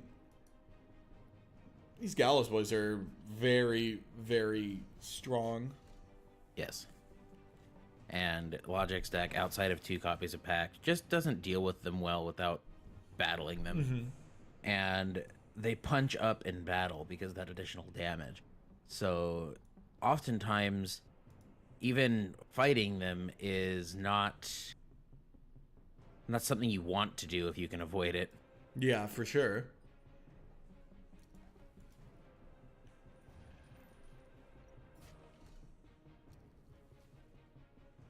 So we see Logic opting to put the damage in and then make the Gallows Boy attack back to take the minion, as opposed to just taking the Gallows Boy now. That way, you effectively do the same thing by having the Gallows Boy die in combat, but you also put the damage on. Yeah. Kara Morning-wise. I like putting that pillage back, knowing that it's not going to do anything in this matchup. Just go ahead and get it out of the hand, get the gem off of it. It's not going to do anything in this matchup. No need to hold it. Yeah, for sure. Shouldn't play around something that isn't there.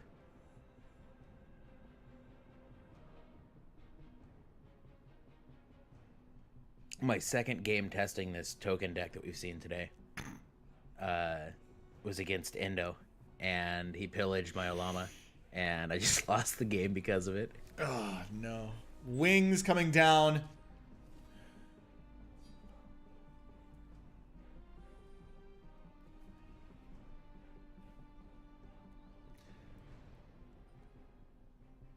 Oh, okay. Endo putting a lot of damage on the field now. This is showing lethal. It's a lot of Hellions. You could say, oh, hell, yen. Got him. We tried. F in the chat. Oh, hell, you gotta be kidding me, man. Logic scooping it up, not able to do anything about the 21 damage out on the field as Endo just flooded those lanes. Yeah, nothing you could do there. You just kind of you gotta take your lumps. There's that was a very, very good card. Do you think there needs to be any changes to that card? Absolutely not. Okay. Make them all 5/1s. Oh. No, I do like them. And an odd thing to note, because of the attack they have, they actually add up to 21, which is a multiple of 7, playing back into its name and its theme of filling up the 7 lanes. I like it a lot.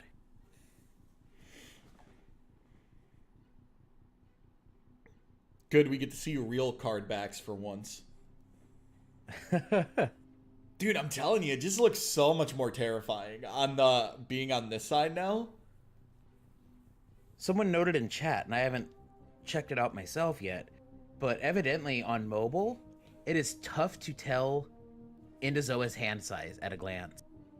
So maybe a bit of metagaming going on by Endo choosing to use these sleeves to maybe confuse someone about how much he's still holding up. I could see it.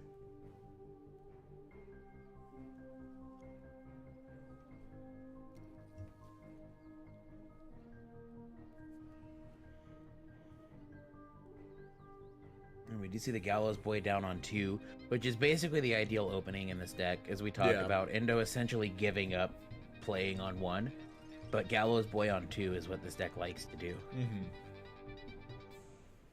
Good rhyme there.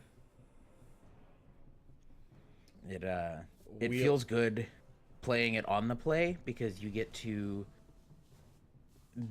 decide I'm going to put my foot on this gas pedal now and take this game. But also playing it second, the Gallows Boy on 2, it often punches up. Like we see the Calliope Muse. Had a Calliope Muse come down, Gallows Boy can come down opposite it and still kill it in battle. Mm-hmm.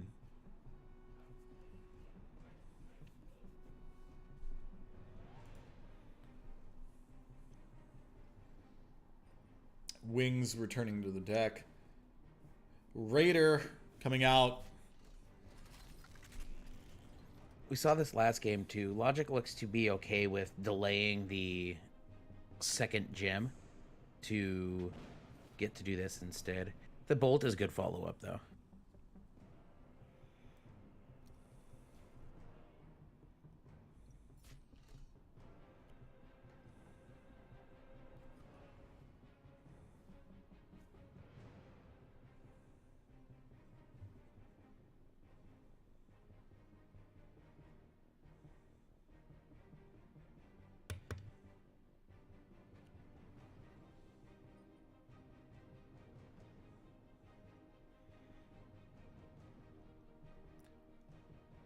Man, Gallows Boy is just so good.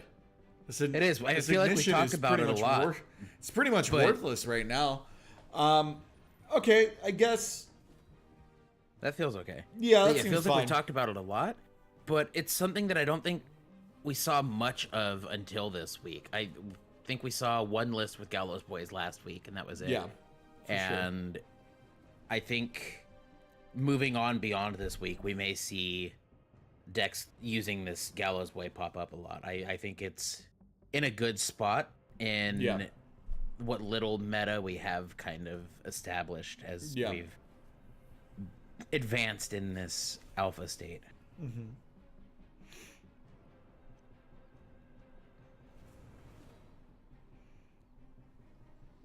Raid the tombs. Going back. Gamayun coming down. Divination too on this is so good. Yeah, really, really good.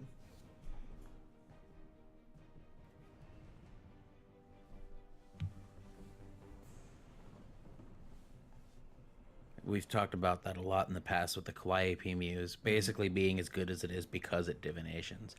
And this Gamma-Yun, although if you took the divination effect off, Gamma-Yun would still be completely playable. This constant divination kind of makes Gamma-Yun one of those things that, at least when I'm playing, if I see it come down, I want to get it off the field as fast as I can. Yeah. Extract life. That's a way to get like it that. as fast as you can.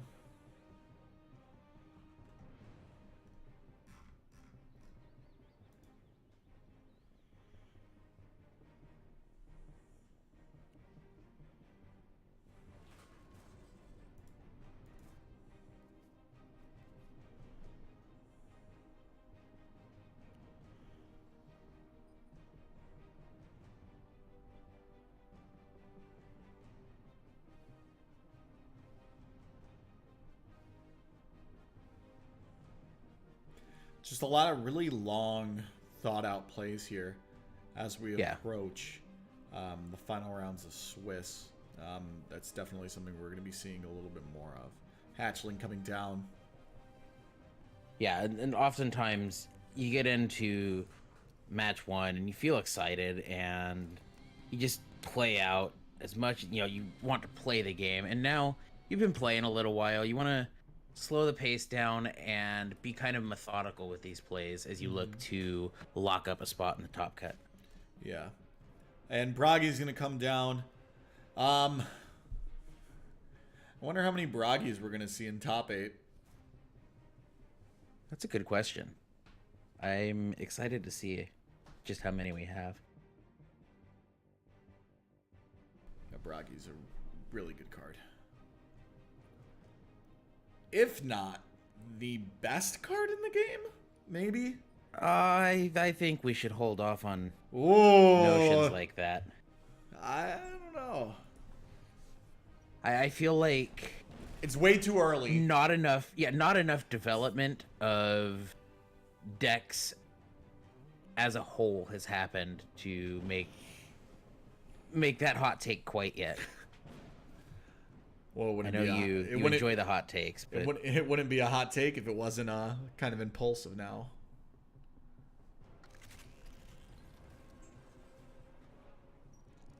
Yeah, chat should tell us what they think the best card is. We got a Crimson Pack vote right now. I think I would definitely safely call it the best kill spell. Oh, yeah, I could see that.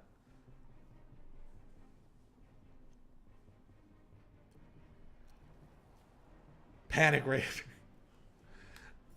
Gonna come down, attack past the Gallows Boy.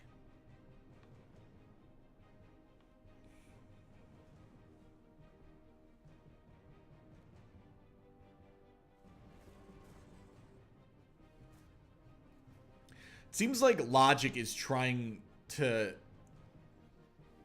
draw to a certain card. Yeah, I don't quite know what Logic may be digging to. If they have something specific in mind to help in this situation.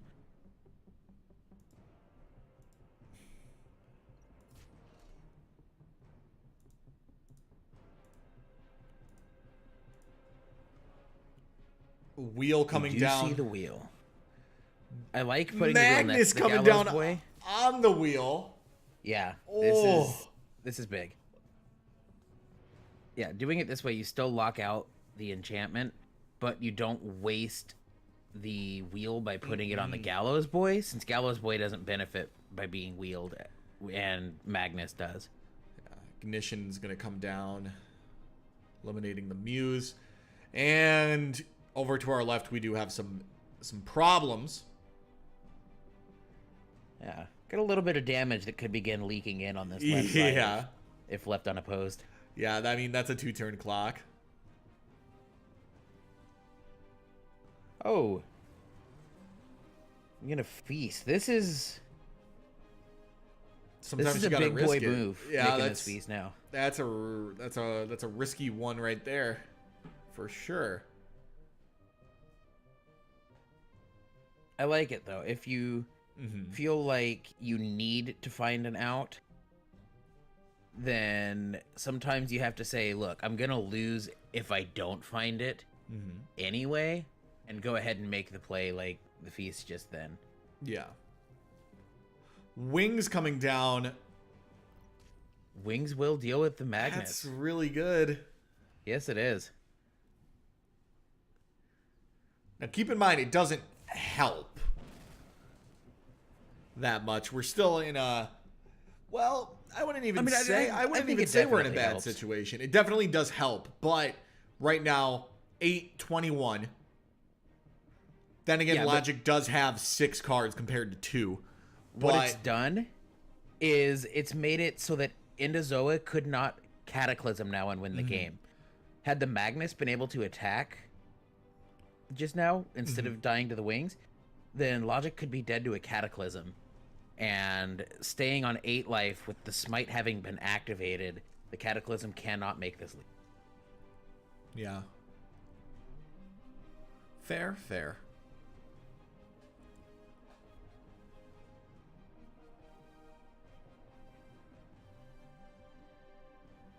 Logic definitely going to take some time and look at all the options available and see if any way to stop the impending lethal can happen.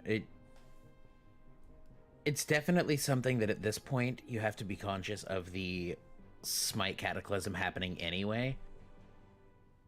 And that just...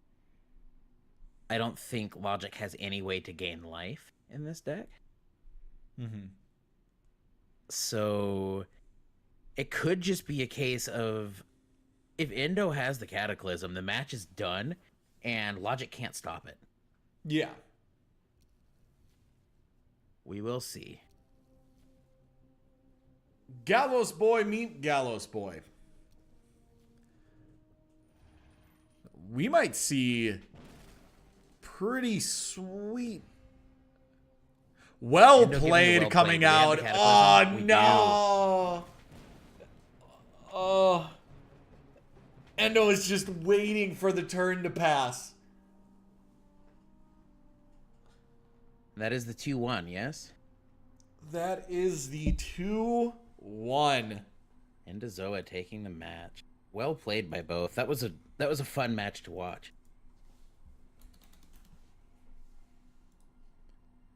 That was a fantastic match to watch. Ooh, edge of the seat that last game the entire time. Yeah, my hand's shaking a little bit. I think it could just be all the coffee, though. There. Yeah. Oh, no. We have Ace and Burn. 1-1 right now. Oh, boy. Not AceMartinez. Ace. Yes, we have 2 aces. Other Ace. Now, we do need to keep an eye out on the potential spectating bug should it come into play. Oh, with Burn? Yeah, well, I mean, we got to keep the eye on the timer. We got to keep the eye on chat for Burn. We got to... A lot of accommodations need to be made. Yeah. This man, such an insanely cool deck that we see both this week and the last couple weeks. And this week the deck has changed some, and one of the things we saw being touted as the week went on was, I have an actual win condition. I can win a game. And we saw plenty of winning by means of playing long enough to inevitably win. Yeah. But finding an actual win condition now, and these detains have definitely helped to do just that. Yeah, for sure.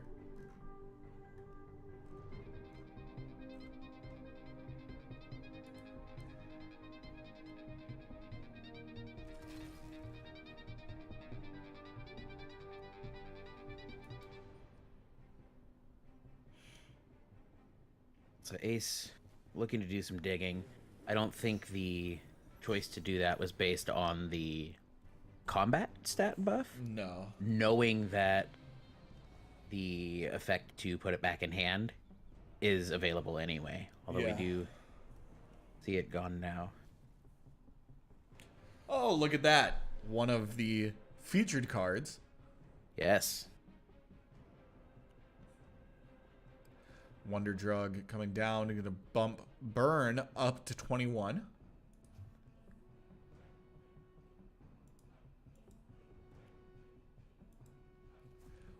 Oh, okay. The unbanned Allfather's Horn. Yeah, you want to give us some context on that?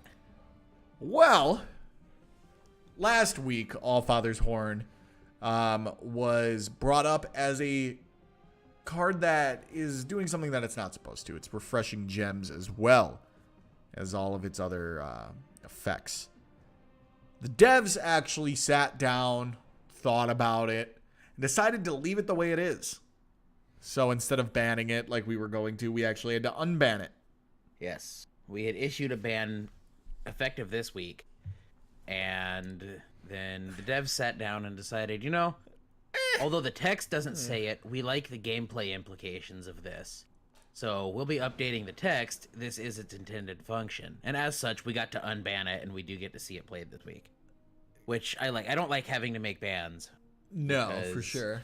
Unless it's to ban no Burn. value comes in limiting the options available. Ace with the scoop. Hashtag ban Burn in the chat.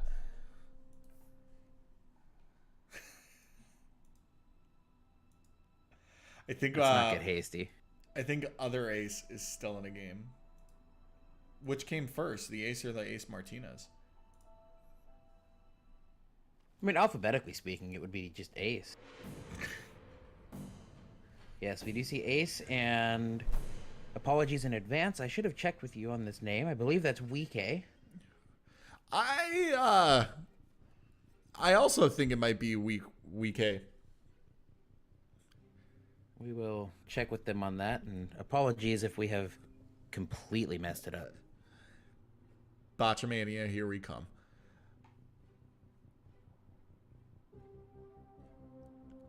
I think I'm a fan of just these solid card backs. No trim or anything. I am too. I really like this yellow one.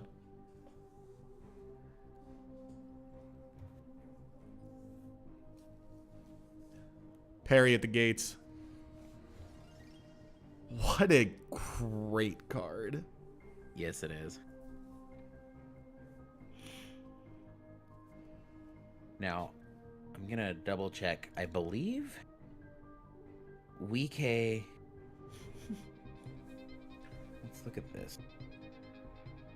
Oh, no, it was not Uikae. I was going to say, I believe this was the most budget deck of the week, but it is not. We have someone whose deck costs 50 less essence than this one. So I think that's the closest gap we've seen between two decks. Because I believe that's just the cost of one common. Mm-hmm. Yeah.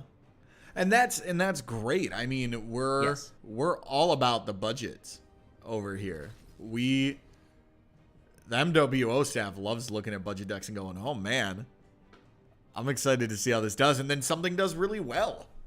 Yeah, that's the thing, is we've always had budget decks doing well. Yeah. And that's good to see, because that means people just getting into the game can not only get into these competitive events, which you can anyway. It's an open invitation. Mm-hmm. But you get to not only get involved, but you have a chance to do well. And that's awesome to see. Yeah, for sure. And if you do well, you get 25 packs. How many was that? Could you say that again, please? 25. Was that 25? Wow. 25. Oh man. 100 packs in the prize pool. A little over 100 packs in the prize pool. Every week paying down to 32. Which we did not hit this week. So we'll actually have packs going unused. Mm-hmm. So definitely, if you have thought about playing but didn't know if you quite wanted to, definitely jump in next week, as we will continue to have the same amount of packs to give away and look to maybe land you some packs just by playing. Mm-hmm. That's how it's been each week up to now, is just by playing, you get a minimum of a pack. And that's been awesome to be able to give packs out to all of the people playing week to week and helping us make this event possible. Yeah. And I do see some people saying, what's the point if a wipe's coming out? You get the experience. You get to see what decks you want to build for when the wipe does come out. I know, and this is all personal preference. I personally don't want to play any of the decks that I've seen so far. There's one deck that I want to play when wipe comes out, as long as nothing weird happens. And that's Earthslide. One of the most underrepresented decks. And I wouldn't have known if I didn't start trying different things out.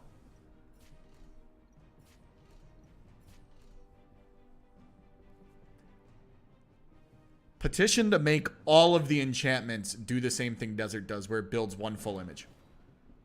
Oh, man. I would love that. That looks so good. Although I think the scenes on some of them may not be conducive to pulling that off. I do like that it is a thing that's possible. So hopefully, even if we can't, like Baymini Falls, I don't think you could extend that scene out to 7 images. Just one giant waterfall. Yeah, but I would like to see, even if not all of them do it, moving on, at least some occasionally that also do this. Yeah.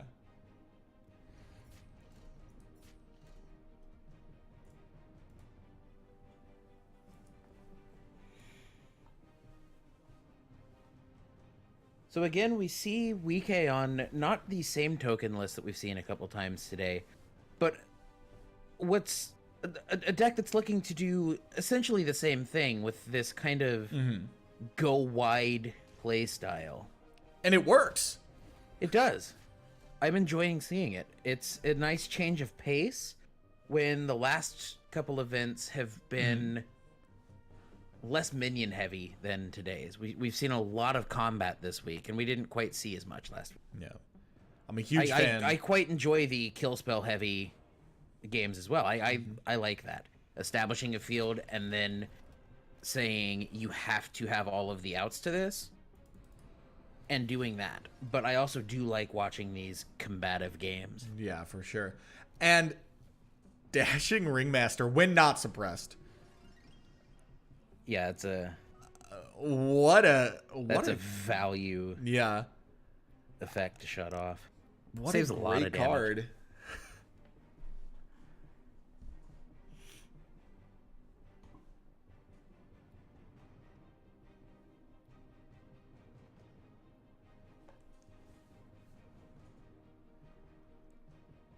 This game's big hype. Yeah, I'm so nervous for both of these players.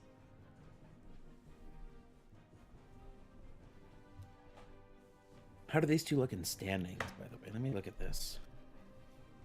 So, Ace is 1-1. And Uikae is 1-1. So, a win now goes a long way to helping with getting into this top cut. Exactly. And with the way the top cut is set up this week, going X1 should automatically put you in. Yep. Which means X2s will have a couple that bubble in and then some that will miss out. So this loss now, this second loss, could be deciding as to if you make it in moving on. And we'll see that also coming up as we move on in Swiss. And we will do what we can to showcase matches that have that decisive element to them. For see sure. if we can show you some win and in situation. Melpomene Muse coming down. Ringmaster falls.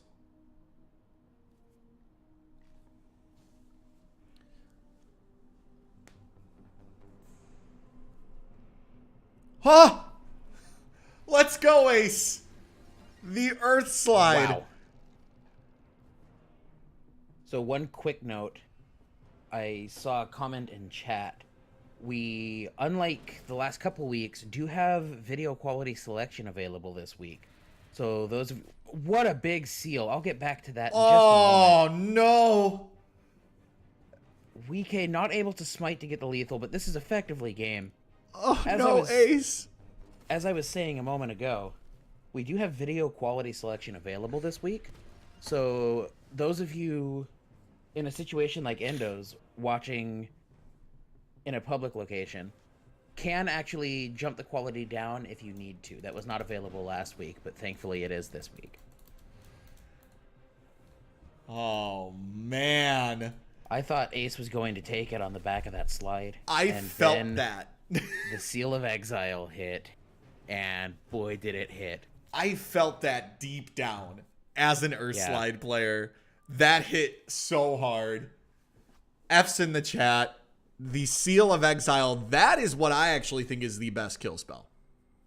I could make arguments for either Pact or Seal. For sure. What a way to close out that game. That's a highlight right there for sure. And I do believe that that is the last game of round 3. I think so. Should be. Should be. It is. Current standings. Top, let's do the current top 8. Going into round 4, we have NUMAROS. Last week's champion. Rank 1. Undefeated. Undefeated. EndoZoa undefeated. Tunestar. Pulp. Burn. Logic. Pritz. Also all 2-1. We got Hzoj 2-1. Hzoj Jock 2-1. 2-1. And Uikae moving to 2-1 on the back of that beautiful Seal of Exile. Yeah, that's... So, 10 people vying these X1 slots. Yeah. And, I mean, that's... These next couple games are going to really decide... Yeah, definitely what our top 8 is. Yeah.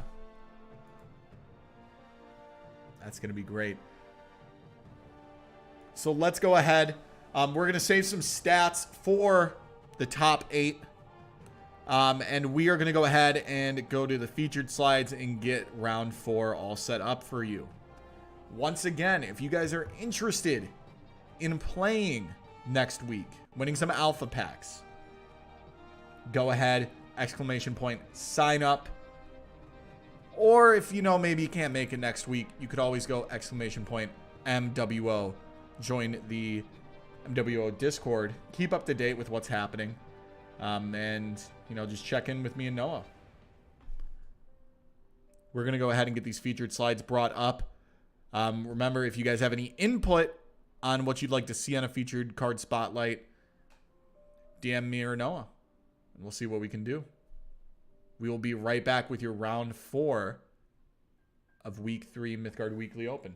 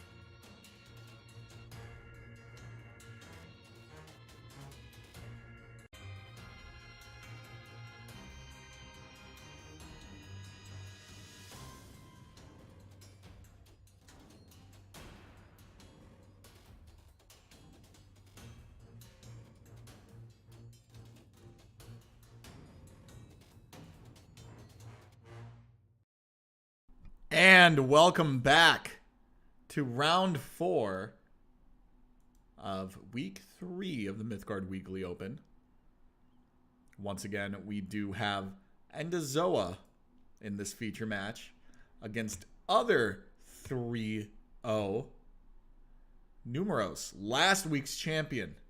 Yes. EndoZoa climbing, trying so hard to get a champion finish.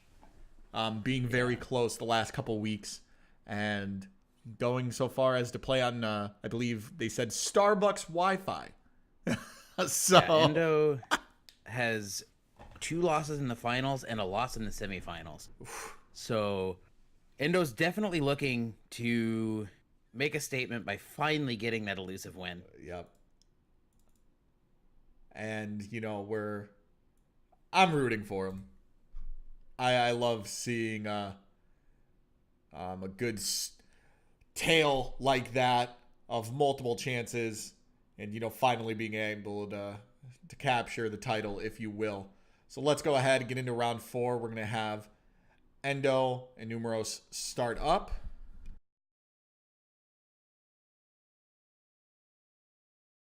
And this is kind of neat to see. I think Endo has an advantage in this matchup because he's playing against a list that is a lot like the list he played a couple weeks ago. Yeah. And as we talked about last time we had Endo on, one of the ideas behind this list was Endo saying, I want to play the deck that beats my deck. So I think Endo definitely feels some confidence coming into this matchup, but definitely not up against a weak opponent by any means. Yeah, and for sure. This is going to be a good match. Yeah, it's pretty hype.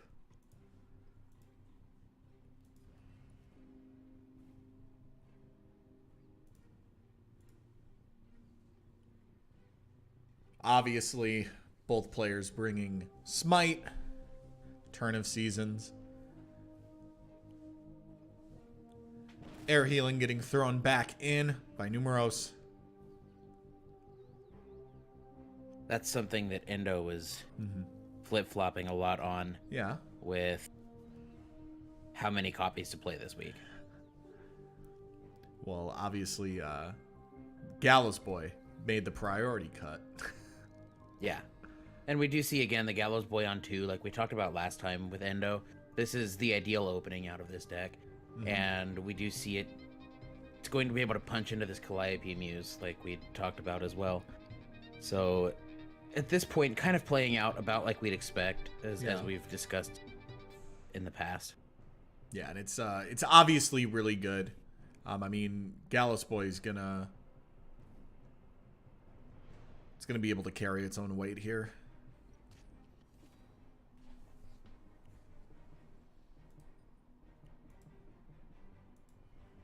Wheel coming down now is nice.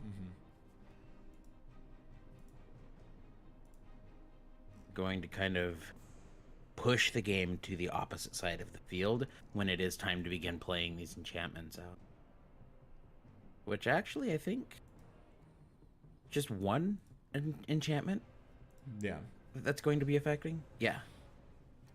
So, well, here Wheel mostly going to be beneficial because of its own added ability as opposed to silencing out the opposing enchantments. Yeah, that's what I was going to say. I mean, there it's just beneficial for the ward that it's going to be giving. Which is still a big thing in this matchup. Yeah. These kill spell heavy decks have a tough time dealing with something like that. Yeah, and that's why we see the Gallows Boy in Endo's list. Yeah, it's going to make it very hard to eliminate. And being in some sort of, you know, mid-range controlled deck, it's not fun to have to go, I got to spend 3 cards to get rid of this 1/3/3 that doesn't really do anything while it's on the field, you know? Yeah.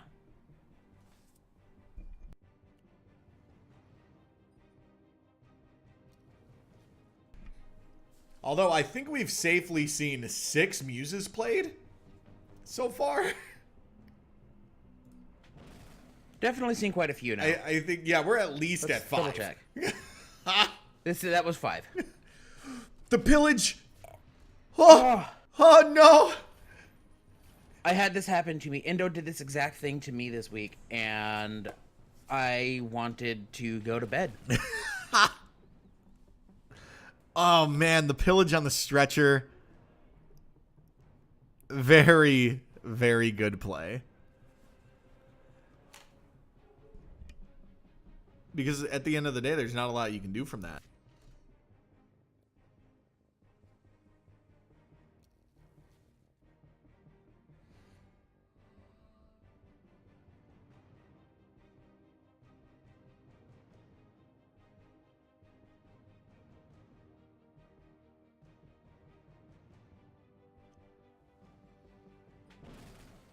Now, this is also a setup we talked about with this Hecate's wheel play. This is going to be tough to deal with. Yeah, it's definitely going to be, like we said earlier, very hard to remove. Dragon Teeth just getting shuffled back in. No reason for that at this point. Not when Endo has your stretcher. Just doesn't feel good. Definitely.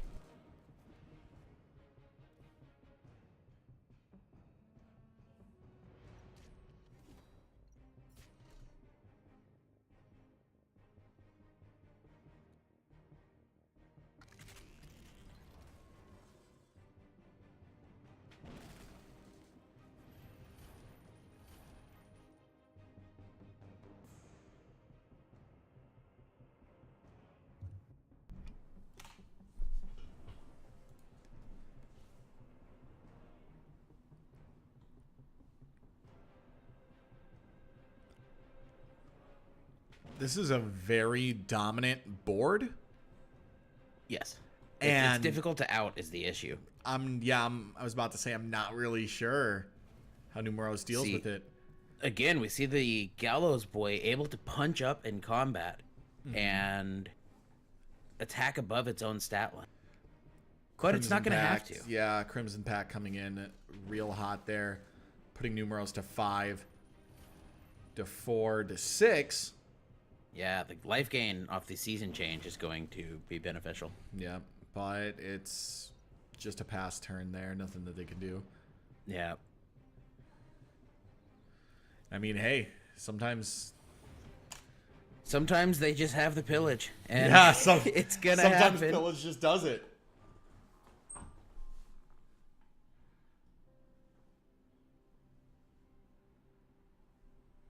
Oh, man.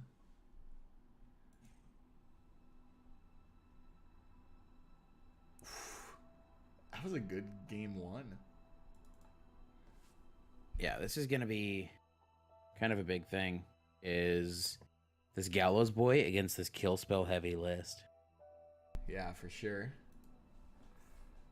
Let's go ahead, jump into game 2. But that's the beautiful thing about top 8.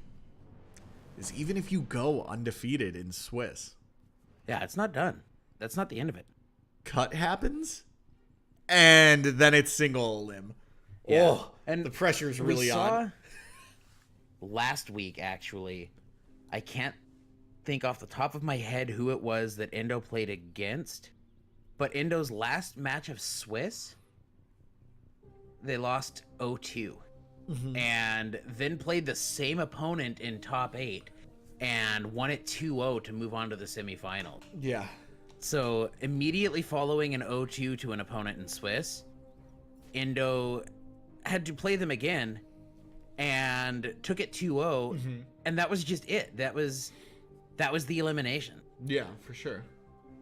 I think that was Venger, I want to say, last week. Crimson Pact coming down, going to eliminate one of the Gallows boys.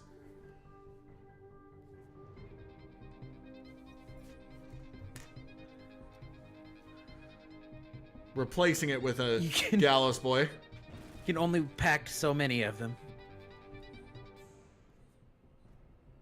But that's the beautiful thing about this, the variety of this small meta, if you will, is that if Endo goes up against Seal, this could be Long useful. Winter is going to be really good as well. Unless we see the Hecate's Wheel. Yeah, Hecate's Wheel would definitely put a stop to it. But like, So what was that? If Endo goes up against Seal of Exile, it's going to be, the Rewind Hex. So good. Yes, it is. Yes. It delays. It gives Endo the chance to not only have this Calliope Muse come in unstunned, but the Divination to attempt to find the wheel. Hecate's Wheel. And I think in this situation, knowing that it's possible that Endo sees the wheel off of this, I'd actually put that enchantment back down on the opposite side if I chose to play it now. Yeah. Simply to not let it go on the Calliope Muse and get value that way. But instead, for sure. the Magnus dealt with it just as well. Yeah. And I'm running into that problem. I mean, I'm staring right at it, but I thought Endo had no cards. I'm seeing it. Yeah, no, Endo's got 5. I did a quick glance over. I was like, okay, no cards in hand, sure. And then... yeah, we may need to see some kind of adjustment to the design on that. No, Possibly. I mean, I think it's fine. Maybe not for mobile, but for now, hey, I like it. Yeah, definitely not the top thing on the list of things to tackle. Yeah. Likely.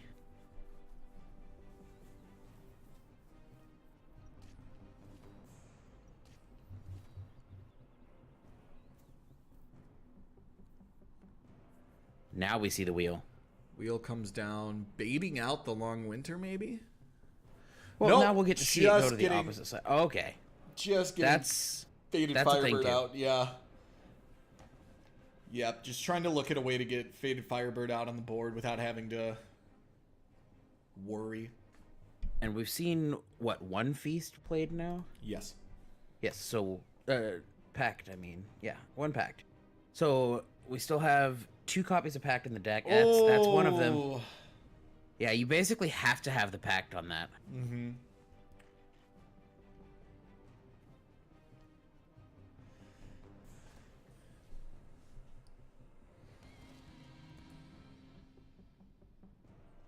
Swaggy hitting the field. I'm gonna make that one stick. That's gotta be a thing.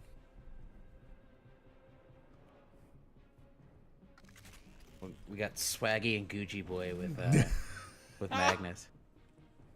It's a dynamic duo. Yeah. I'm telling you. Hot take. Bragi. Who? Bragi. I'm not saying it. Bragi might be the best card in the game. Hot take.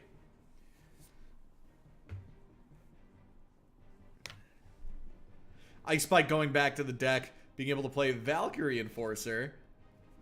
I like that little punch animation. Just get out of here. Yes.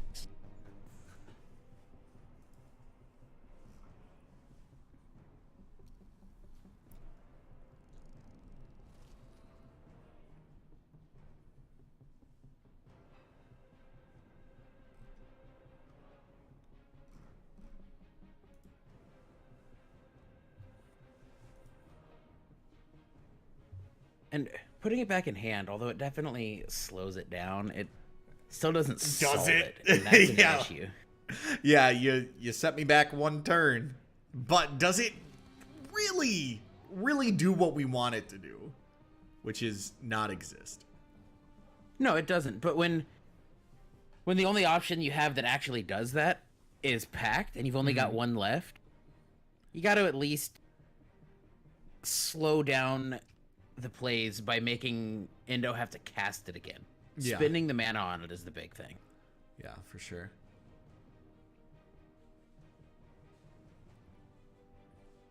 It's just the tempo at that point. You don't want to fall too behind. Yeah, agreed.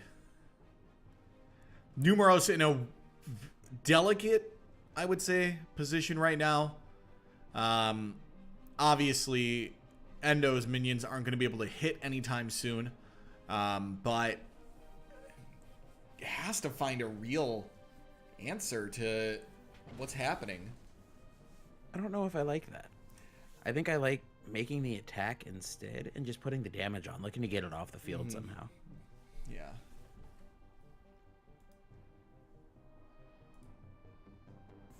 Although I suppose this does essentially the same thing. Yeah, you can still make the double attack and get it out. Mm-hmm. Yeah, so I guess somewhat of a moot point, but now if Endo has a kill spell on one of these two minions, you've not put any damage on it instead of at least putting in some. Yeah.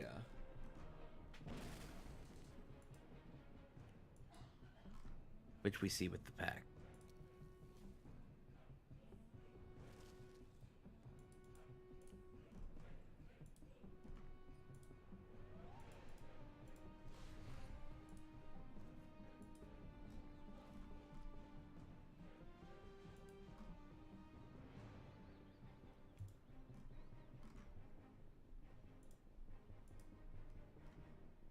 Now, what do you do with this tutu in this situation? I guess that solves the... Yeah, that solves the puzzle. What was your question? Oh, man. I believe I was saying, how is my foot gonna taste when it goes in my mouth? Humble pie. I like not making that attack yet. Ooh. Wow. Oh, That's no. value. I was just about to say the 2-1 wouldn't be able to attack yet anyway, so you don't have to make the attack into the 2-1 at the point. But Feels Swagness deals with it all anyway.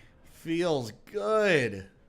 We got to get these swag names to stick. I'm going to need you to help me with that next week. Sure. Oh, man. NUMAROS going down to 2.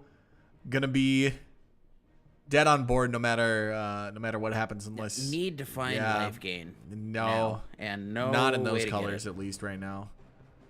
Well, they've got the healings. They've got a place at them. So they had a way to gain the life that wouldn't have put them back in a position to win the game, but would have let them not lose the game yet. The people are asking in the end, not finding the outs. The people are asking for it. The people are asking for Stretcher to have life tap. No, I think that's just you.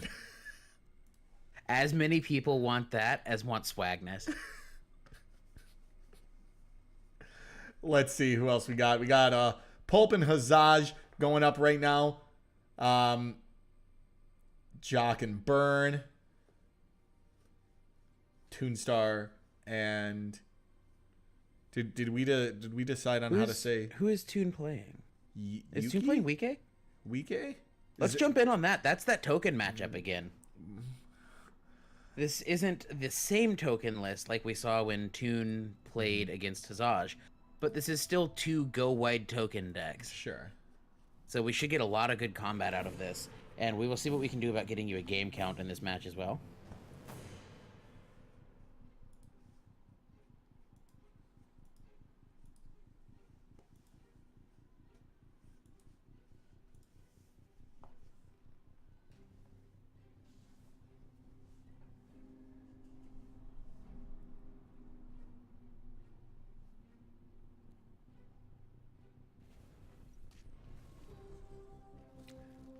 Technically, Chad is correct. I don't think life tap actually does anything on Stretcher. Combat damage.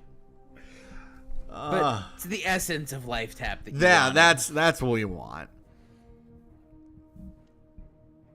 This is 1-0 to Tune at the moment. This is game 2, good. Tune 1, game 1.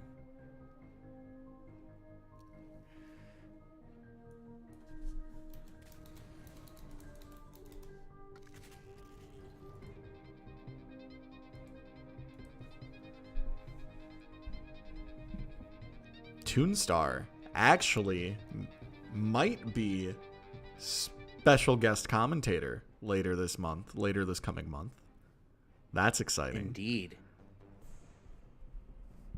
We might have a week that Tune will be joining me on cast because you will be busy moving. I will be moving. Chad, what?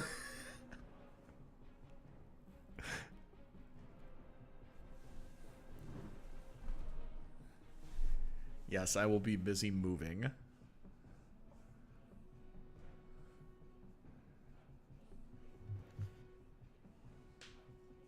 Following that move, though, we may have some weeks that we get to set up an actual side-by-side casting desk. Huh. That's exciting. That is. That should be fun. Oh, man. Yeah, being on the West Coast will definitely change a lot of things for me. It may even help the time slot of this event. It might. We may be able to push it even to like 11 a.m. Pacific time, as opposed to the 2 p.m. Pacific time it was today, which should help out for a lot of the folks who've been wanting to play. I thought you said Central Time. Yes, it should help. We did get alerted that there are going to be some time changes happening in the EU, though, so we'll figure it out. Right now, we do see Insurance Broker coming down, or staying down, rather. Trying to defend off against the Eager Recruit. Nope, just trades with the Eager Recruit. Yeah, as we've seen noted in Twitch chat, 11 a.m. Pacific time does make it ungodly times to those Aussie and New Zealand folk that we do have playing, and that is something we will keep in mind as we decide on times. Do you just stay up from the day before, or do you wake up early at that point? I think it's going to depend. Knowing Tune as well as I do, I'm going to guess that he would just stay up. But I could definitely see some advantage to going to bed at like 6 p.m., waking up at midnight, having enough time to get woken up, get a meal in you, get adjusted to being awake so that you don't play on that half-dead mentality. Yeah, for sure.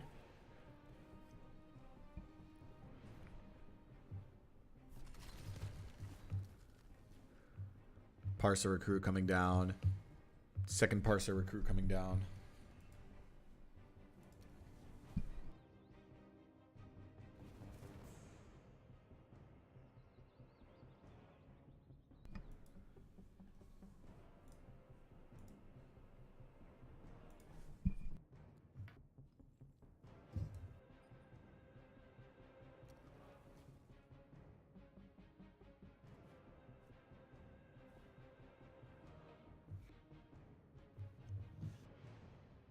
Hideout. Man. Immediately following it, too. What do you think about that? That is a big tempo play. Yeah, that's really Tune's good. going to have a full hand in a second. Yeah, that's going to be really good.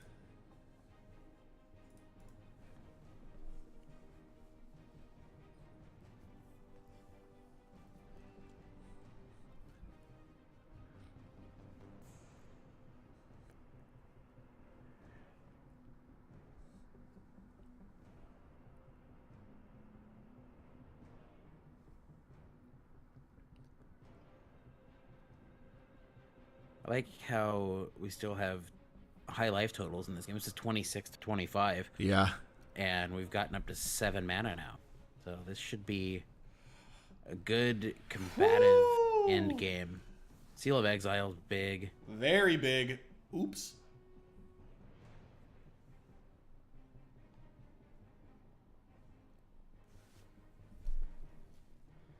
Was the oops from the attack? I'm not positive. I believe it may have been.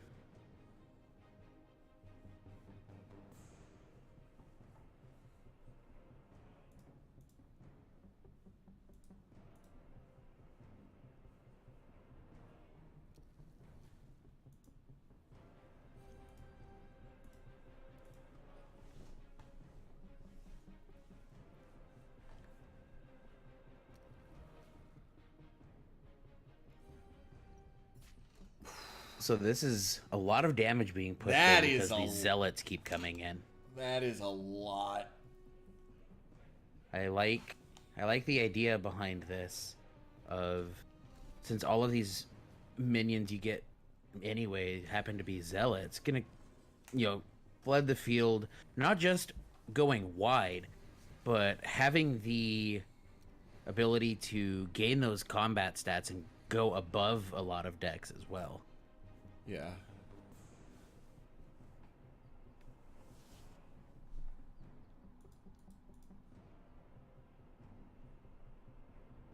But with double Alamas on Toon's side, it's kind of tough to go above that.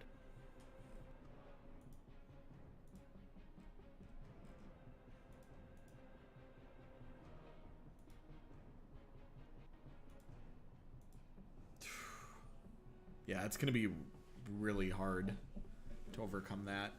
Maybe... Yeah, closing this game out might become a bit of an issue on Uikae's side. They've done good damage. Like we talked about a minute ago, it was 26-25. Now it's 27-16. But closing this game out may be tough past the +2/+2 that these Alamas will be giving. Yeah, it's going to be a little bit of a challenge.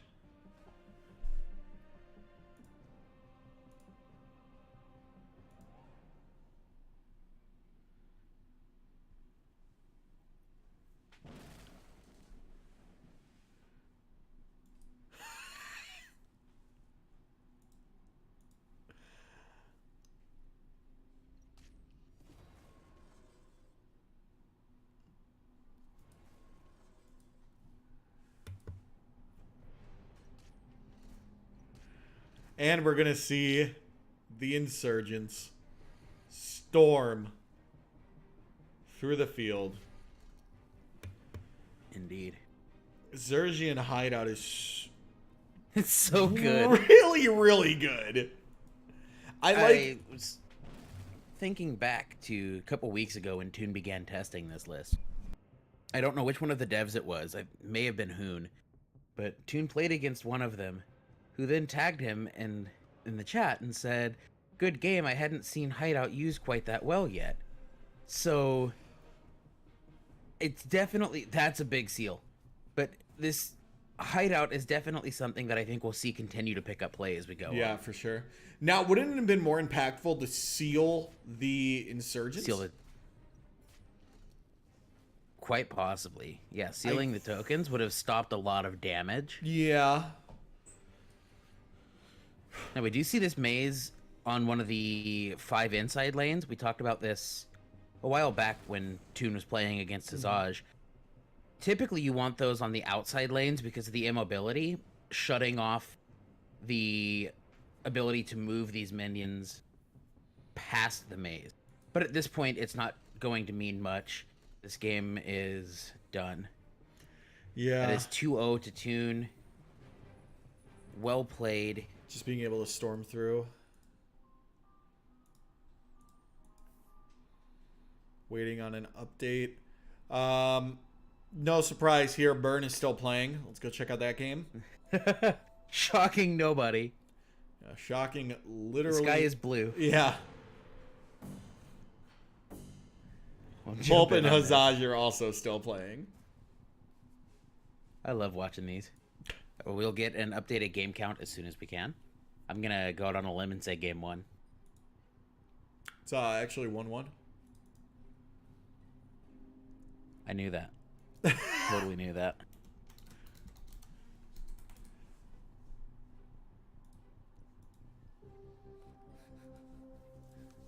I wish that I could use that as a selling point. Do you want to play against Burn week after week? Make sure to check out MWO. Yeah. We want people showing up, though. Yeah.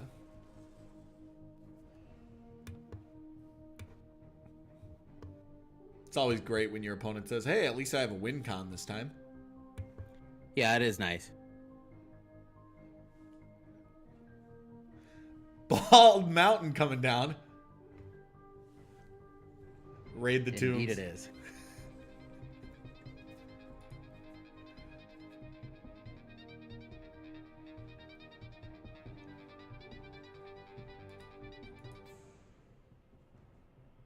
Now, we saw Jock a little while ago, and I talked a little bit about this list that Jock is playing that I like a lot. We see a lot of late game must be dealt with minions.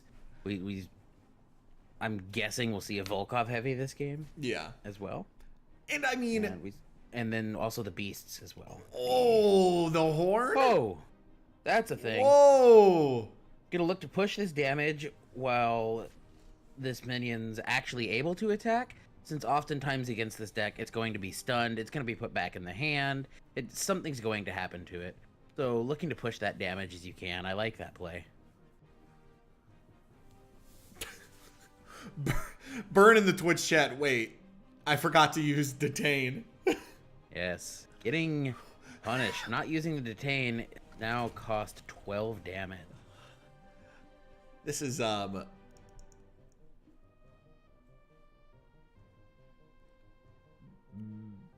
big old problems. Like Hzoj and Pulp have finished now as well, and I would guess that it is Pulp that won that match. I will. Yeah, I think it was 1-0 Pulp's favor. Yeah, it looks like Pulp has taken the match against Hzoj 2-0. Okay. Yeah, we should have some deciding 3-1s right now, and then some new people fighting. Yes. For the top. We'll get Magnus is going to come down. Those bubble matches. I'm excited. Yeah, we will. See the detain this time, not missing it twice. Overkill. Yes, this is mostly just because it cycles. Yeah.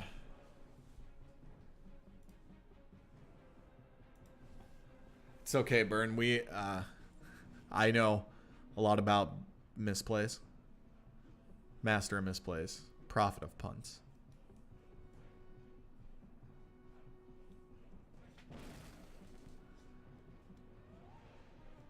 Burn with the smite.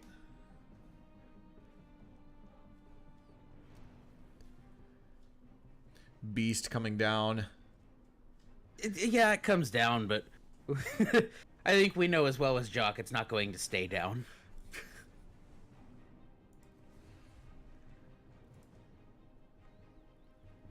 It will be dealt with quickly enough.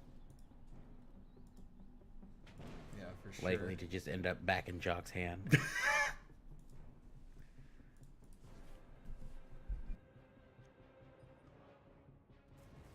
That's at no cost, by the way. Outside of the gem cost, I suppose. But this is why we see all these cycling effects, is making them cost no mana. You just get to... Wow. Oh, no. Let the shenanigans begin. Yep, and the here we Bald go. Mountain. Yep. Oh, boy.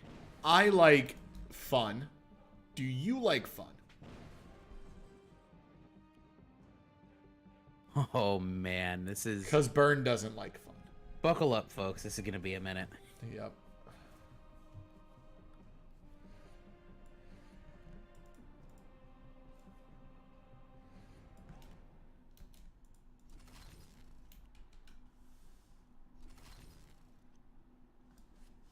The second one, it continues.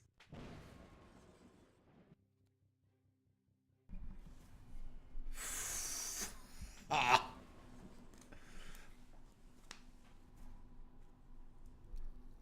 Every community's got to have a burn, though. Okay.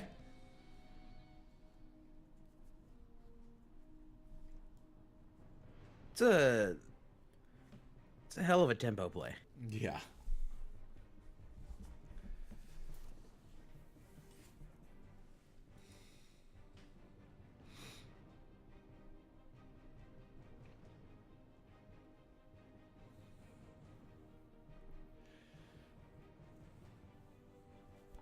Noting in chat he was almost out of time.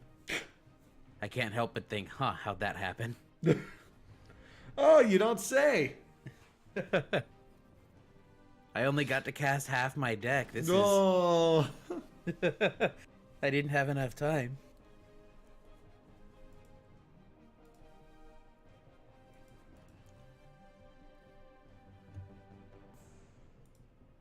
But as much as we joke, it is all in fun. I absolutely love casting these games. Yeah, no, for sure. These anything can happen type of games like this. Yeah, of course.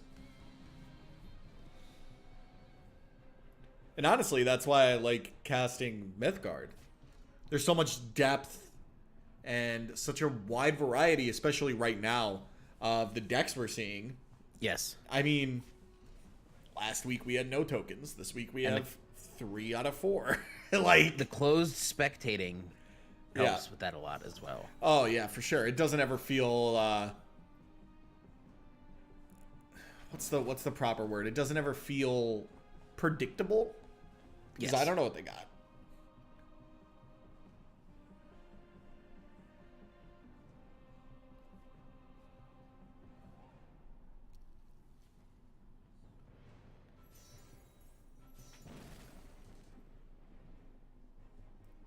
And we do see it noted in chat that although we both enjoy casting this way, definitely we see the positives to open spectating with a delay to cast. Yeah. And that's not something that the value of has been lost on us.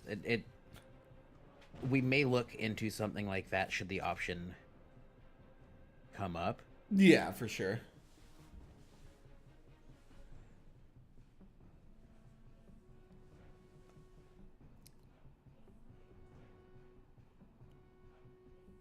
Yeah, it's not something where we're dead set on it yet.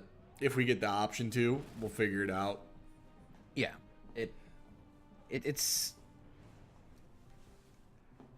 it has its advantages and disadvantages in that while the open spectating does allow us to see the decision points being made, it does mean we have to go on a delay. And one of the things we've found so nice about doing these in such a small community is that we've been able to talk with the chat. Yeah, and for sure. Although obviously casting is the main focus that we have, being able to have that level of engagement with the people watching is definitely something that we find enjoyable. Oh, here we go. Spectator bug coming in. Yeah, this may do it. We will see.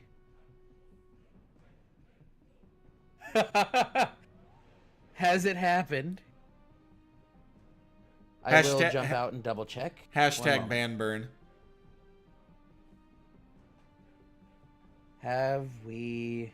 Yes, we have indeed hit a spectating bug. Thank you, Burn.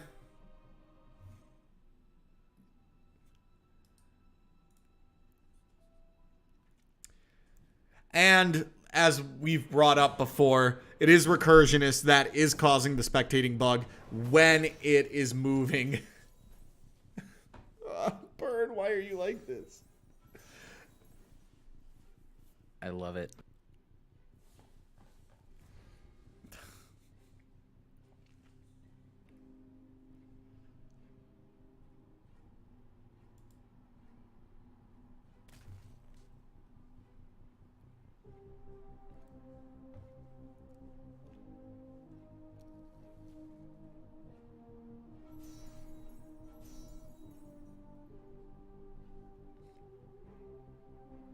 Yeah, that's the bug.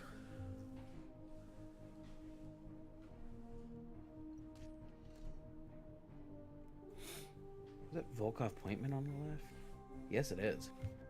Big fan of that minion. Although, I'm not too much of a fan of having it on an end lane, because it does benefit adjacent minions, and putting it on the end does lessen that capability by 1.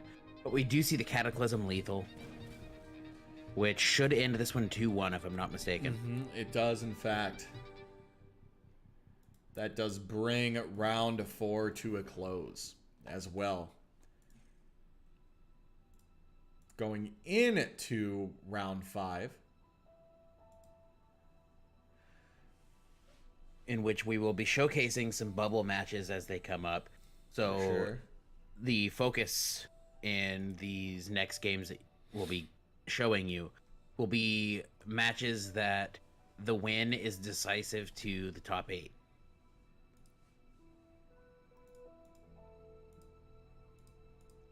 All right, well, let's go ahead and get round 5 started up. We're going to save the rest of the stats for the top 8. Just a reminder, today's tournament could not be possible without 2 groups of people. First of all, the viewers, thank you so much. And second of all, the players. If you are interested in playing in next week's MWO. Make sure to check out the Battlefy link in the Twitch chat, or check out the MWO Discord. We run every week, every Saturday. So we're going to go ahead and get round 5 set up, come back and look at some bubble matches, see who's just going to sneak into top 8. We will be right back with round 5.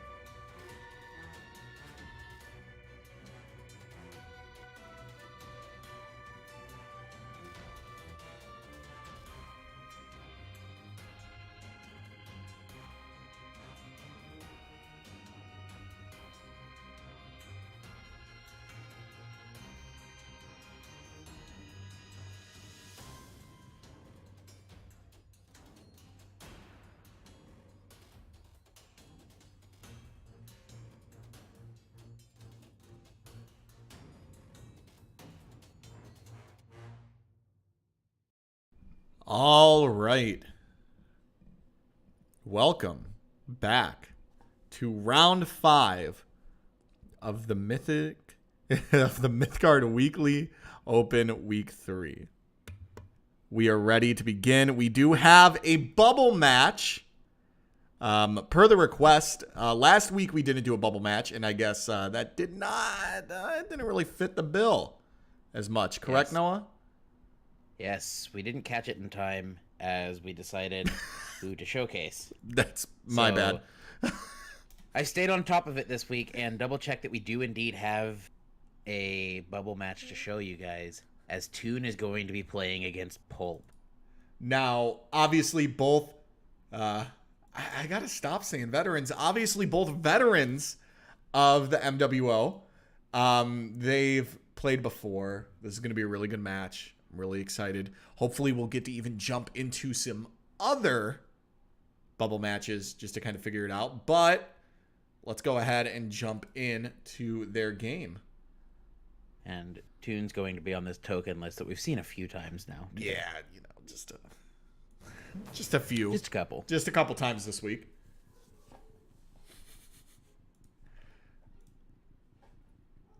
How do you feel about Toon's card back? I would know if I was in the game. Waikadeo getting Falling burned. asleep on the job. Clay effigy coming down. I like Toons, but it's not as good as Ketchum Mustard. it is not the mixed sleeve that we see on Pulp's side.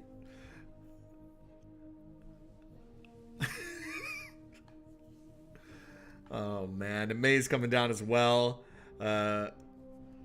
Zergian minion coming down, gonna eliminate any artifacts that get played. Stretcher just getting thrown back. Not even gonna go for it. Just no point. Not at the moment, although this ignition helps. Yeah, for and sure. in fact, this is something I wanted to note was I've liked holding that minion myself until they've actually played something so that I can get it out of the way. Playing it now, like, you get the 1 damage. Yeah. But now Pulp knows to get to this ignition and get it out of the way. Yeah. But that could also be a decision by Toon to help keep something else alive instead by getting the ignition out now. Yeah. And I mean, it really comes down to how far ahead, how many turns ahead you're thinking. And with these open deck lists, you have to be doing that. Yeah, you really have to be looking at your opponent's deck list, in my opinion. Every time I've ever played an open deck list tournament, you have to have it up. Yeah, and when we looked into deciding how to do these, we wanted to do open list because it leads to the most knowledgeable decisions. Yeah, for sure. And having as much knowledge as you can as you play leads to being beneficial to high skill level play. And it's something that we like to see a lot of. Yeah. And we definitely have these last few weeks. Yeah.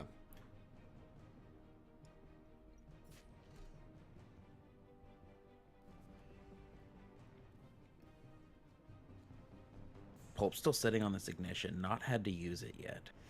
Just kind of holding on. Okay. Serpentine coming down.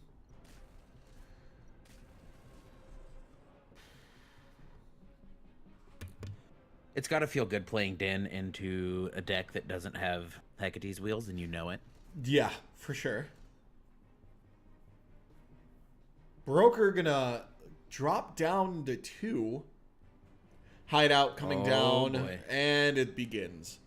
Yes. Yes, it does. Now, do we see much on Pulp's side to actually get these enchantments off the field? Let's take a look. We do see 1 wheel. 1 wheel. But that looks like the only way to actually keep these enchantments offline. These hideouts with this 1 copy of Hecate's wheel, should Pulp be able to find it. Yeah. So Toon likely to get a lot of value off of this hideout. Yeah, for sure. I don't know that I like that attack too much, as opposed to taking the 1/2 instead, unless you use the ignition now.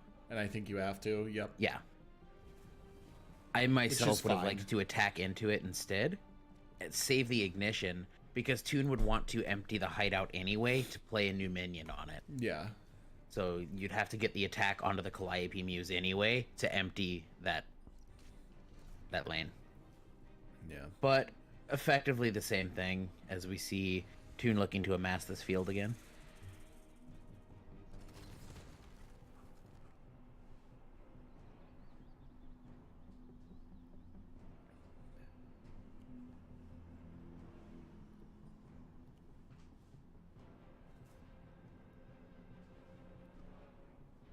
It's a good timely pack to keep that Alama up and look to do something with these snake tokens. Yeah. Now this one, do you keep it up to block? Would you have attacked into the minion just now? Keep it up to block. There's no point in wasting it. Sometimes you got to do it just to establish dominance, though, you know? Yeah, I guess. Show him who's boss, if you will. Yeah. Oh, no. Toon opting to go wide again. One option that would have been available had Toon wanted it would have been to, instead of playing that last minion, infuse one of these Maze of Iatikus and then use its ability. It would kill it off and open you up to an attack. So not the best option, but that is something that you can do in this deck, and I've done it a couple times myself. And I've infused a maze just to dig. Yeah. And we're gonna see if Pulp has any way to deal with this. This board's gonna keep getting out of control. The wheel coming down is going to deal with the hideout. It helps. But does Toon have the second hideout and waiting, knowing that Pulp only has the one wheel? That's the question. Do we see, like, a hideout on one of the sides now? No, I think not yet. There's a chance to try to grab it, but we'll see. And we do see this was a bug that was spotted this week, but we didn't feel was quite impactful enough to ban anything. But we see Toon only taking 1 damage off of that just now instead of 2. Yep. Both pieces involved in that bug happening see enough play that we felt it would affect deck choices too much to ban one of the pieces. For sure. And the gameplay impact, while it is a damage and it can come up, we felt it was not so big as to justify affecting deck choices that much by making the ban instead. Yeah. So that's a decision that we will talk to the folks playing this week about how much they felt it impacted games. And we may look to change that stance moving on. Yeah. Based on the actual gameplay implications we saw this week.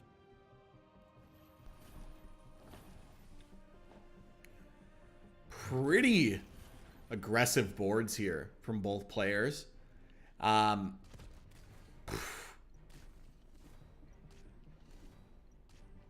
a lot of combat in this game. Tons of trading. Look at the advantage Toon has managed to gain. Just, this is so much. I mean, Pulp's getting the 2 minions off the den, so it's not too bad. Gonna be able to soak up damage on these side lanes, but definitely not in a good position. Yeah, but you gotta remember, I believe Pulp's running board wipes, correct? Yes, I would love to see the top deck one now and just yeah, feel really good. Yeah, the sadist in me wants to see this field get blown up. Yeah, would be cute. Blight also just as good though. Yeah, I'm trying to figure out what the meta's gonna look like next week for the tokens list. Yeah, will we see people latch onto this tokens list and then see someone else metagaming to beat the token list? That's gotta be what happens. Will this be kind of a one and done anomaly in the evolution of this meta? No. Definitely going to be something to keep an eye on. And then, do we also see people who played the token list this week? Hey, we did see it. Look at that. But that's a people who played tokens this week decide to analyze what they lost to and what they had issues with, and then just evolve this token list and come back with a list kind of like this, but the next evolution of it to help with these bad matchups they do have. A lot going on as we've seen this token list pop up this week, and I'm excited to see how it plays moving. And Tunestar did call out a commentator punt. Tunestar infused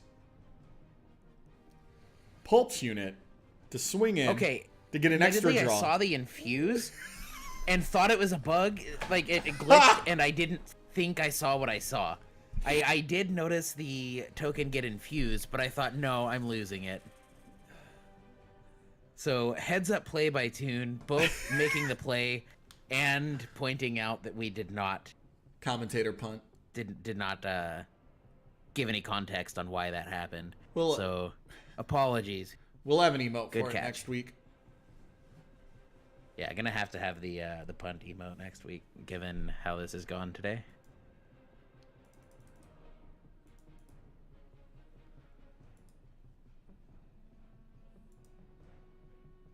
Did we get a spectator bug? Nope. Nope. Just deciding where to... The clay effigy coming down on the den. That's going to shut that token off unless Toon attacks past it now. Yeah, I think it's just to hold there. Oh! Just kidding. You gotta do what you gotta do. Yeah, you hate to see it happen.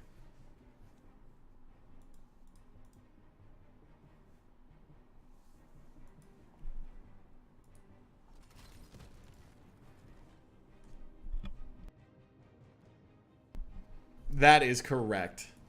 AoE effects do resolve left to right. And because I've seen someone who was a bit confused by that statement, both people see the same left. So you don't have to think, oh, do I need to think about that with the flipping of the field? It is not the case. You both see the same left. Pulp gonna gain life, go up to 12. And we commented just a little while ago about Toon's huge advantage. And that's been kind of mitigated. So Toon's still, I would say, in the advantageous position. But not as much as we saw just a few minutes ago. Yeah. It's... Oh. Uh-oh. Oh, no. That's a lot of big boys. Yeah.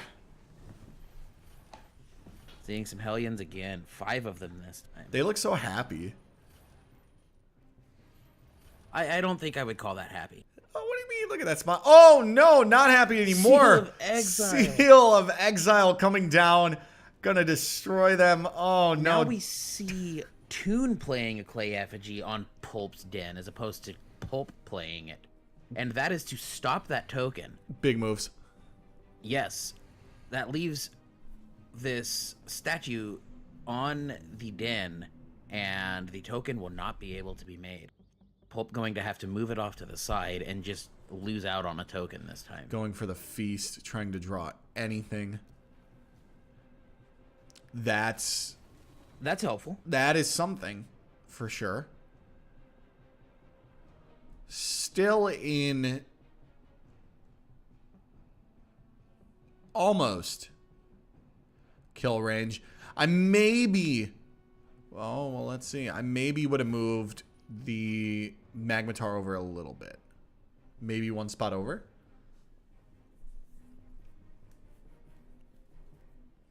I don't know. Seal. That's going to be lethal. Seal, so the lethal goes in. Toon takes that one. That was, what, game 1?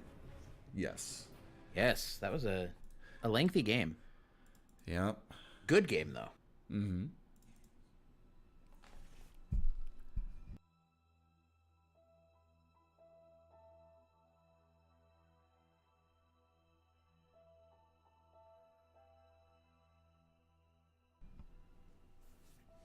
And we will wait for them to get back into their games.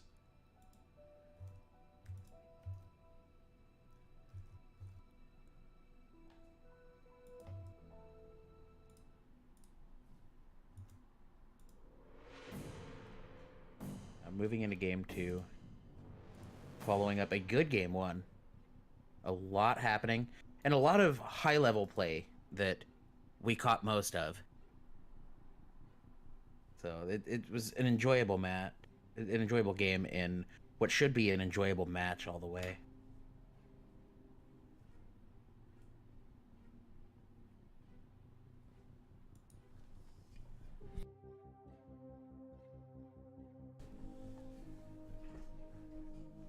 And that's actually one of the better things, is being able to have devs in the chat as these events are happening. Yeah, we've had so much awesome engagement with them, and we do want to take a minute to give a special thank you to the devs of this game, as they've been so helpful, not only with getting the weekly online, or the weekly open specifically going, but in just always being active with the community and engaging in discussion as it comes up. Mm-hmm. Fantastic job by them. Yep. Tons of support. Tons of, one of the biggest things I see, transparency. And I think that's really huge. Bunch of O1s on the field, not doing anything. Eager recruit coming down.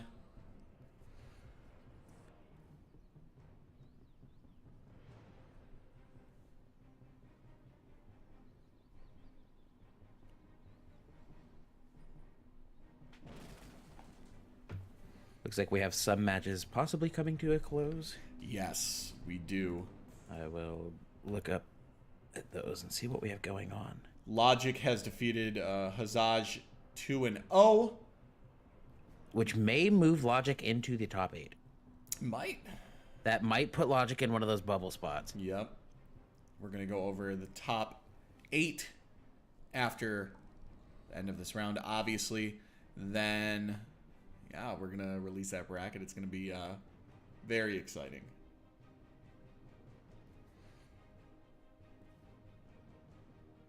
We'll have some stats as well following this as we go into the top 8. Which makes me quite happy.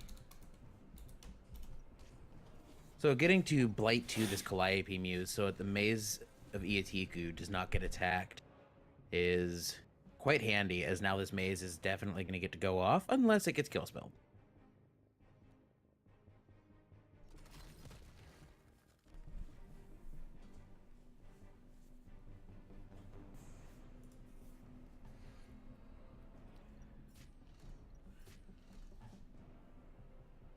I think a maze becomes a lot creepier when you see the little faces in it.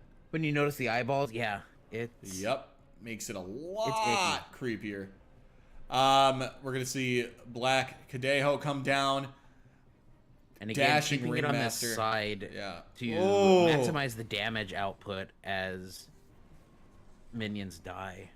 Yeah. Black Kadeho is one of those things that I see talked about a lot by the folks who play a lot of 2v2. It's quite good in a 2v2. Yeah. So those of you who don't play 2v2 that much, maybe jump in with some Black Kadehos and see what kind of messages you get in the chat. Yeah. I'm really excited for when we get 2v2. Pick your partner. Yes, then we can do some It's gonna be weekly open wild. 2v2 events Oh, that man. we will definitely be doing. Yeah, there's no doubt about it. We will be doing a 2v2 a special event. Jock has defeated Madwheels 2-0. Okay. And I believe that may leave Jock in a position to possibly bubble in. Yeah, we I have to gotta. double check. We would have to see because. Yes.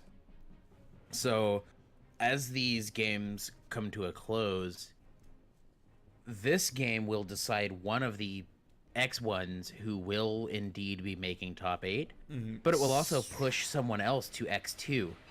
And Pulp scooping out as... 7-ring ritual. Yeah. The double Kadehos caused that to deal damage, so it was effectively a scoop by playing it. Yeah. Tune takes that 2-0. Ooh. Tune moving on to the top 8. Last week, Tune would have made top 8 following Swiss, but would not have had time to play all of the top 8. So instead of playing it, Tune chose to cut out of the event completely and take less packs in compensation by placement to instead see to it that we had a full top 8 so that we would have a full top 8 to cast. So this week, Tune finishing Swiss, making top 8, and has actually taken the day off today to play out this event. Tune's going to be looking to maximize that day off and pick up a win, pick up a championship today. And we are going to be jumping into Endo's game against Pritz. Interesting thing here. I think if Endo wins, Pritz might not make it in. But if Endo loses, I think Endo will go in anyway. Endo's will go in up because anyway. Endo's undefeated. Yeah, Endo will go in anyway. Pritz, if they win, gets into top 8. If they lose, maybe doesn't bubble in. Yeah, as this all comes to a close. Lots of situations to play out still. Mm-hmm. And Endo looking to actually finish Swiss undefeated, which to my... Yeah, nobody has done that yet. We have not had someone finish Swiss undefeated yet. So Endo looking to leave PAX East in time to go undefeated in Swiss and move into top 8. Playing on hot food. Playing on fast food Wi-Fi and hotspots. Is Starbucks fast food?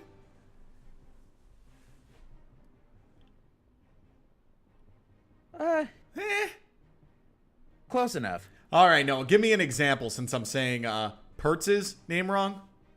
Is that correct? Yes. Chat. There you go. Thank you. Wake the bones.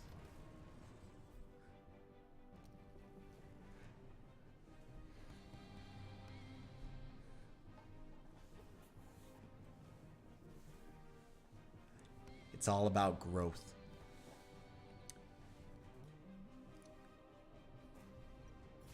Crimson Pact. This is... Hold on. This is a big play. Hold on. This makes top deck Bolt lethal? No, it doesn't. No, the Hellion is safe. The Hellion can't be kill spelled. This was a good play. Yeah, that's top notch. I like this. Top notch. And they did have the Bolt too. So a heads up play by Endo, keeping that Hellion safe. Mm-hmm.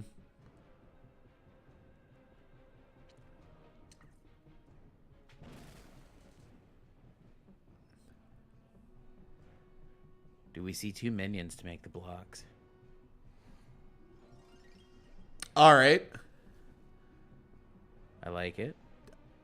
But I think that will be... I think I see it. That will be game? Yeah, that will be game. Maybe. It depends on how things work out. And we also have this demise happening. Yeah, so follow me here. The demise wait there. a minute. The demise from Marty Core is going to deal 3 to Endo. I think Endo has to move this Magnus.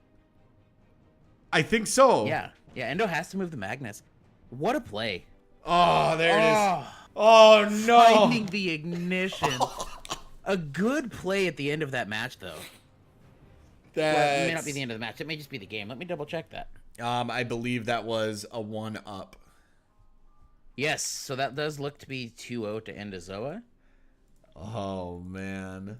Good plays at the end of that game, though. Looking to make Endo have to just avoid the combat and push that Magnus. Yep.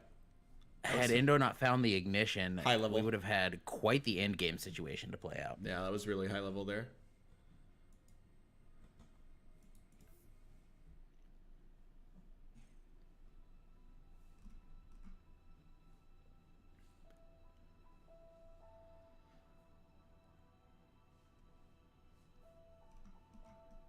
Do we have anyone else still playing? This might be a bubble match right here.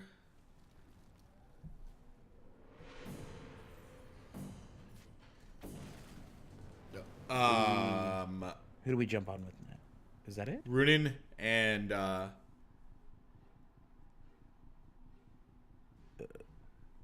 you. How do we decide to say their name? I believe it's Uikae. Uikae? All right. Yes, I will check with them. We're gonna check on that, but yeah, as they continue to play in the coming weeks, we don't continue just annihilating that name.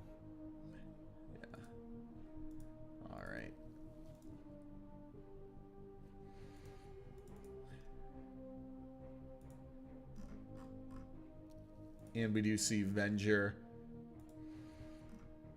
beating Ultima 2-0. Yeah, getting his last few games closed out. Then we are going to tell you your top 8. We managed to get a match between the only 2 people I didn't have added. It'll be just a minute.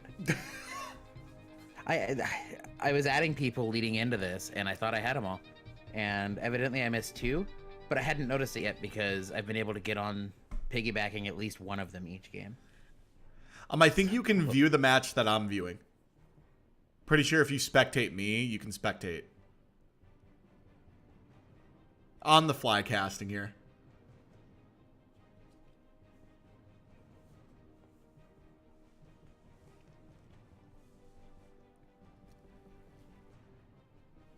Parser Crusader coming down. I am taking a bit of a peek with a delay on Twitch chat, and it looks like I'm missing quite the game. Yeah, gonna finish it out. I believe that is... Okay, we're gonna get a game 3. It's tied 1-1 right now. Awesome. That'll give me time to follow one of these. Yeah. It's fun.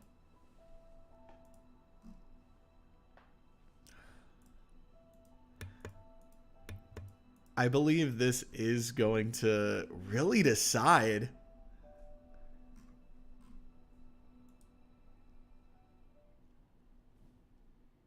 our top 8.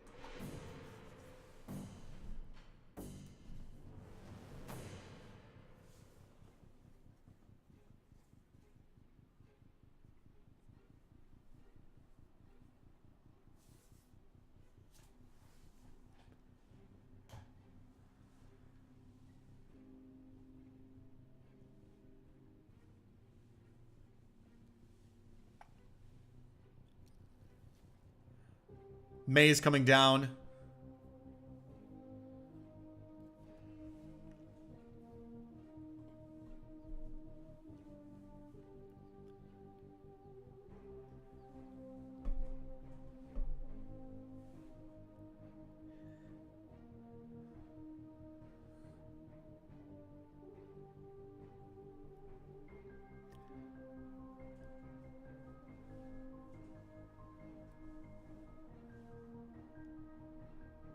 Spectator bug, maybe? No. Choosing which card to burn. Melpomene Muse going back to the deck. Iron Flesh Performer coming down. Maze most likely going to be activated for the draw. Zergian Sepultura going back. Draw.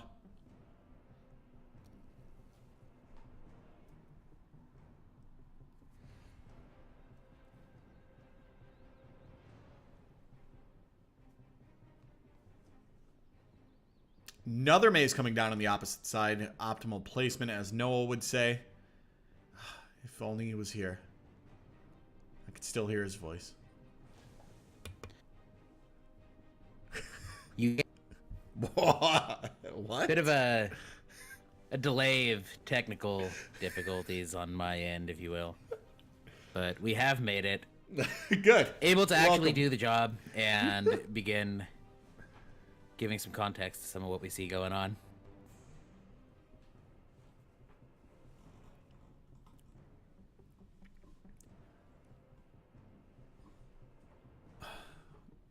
All right, let's take a crack at it.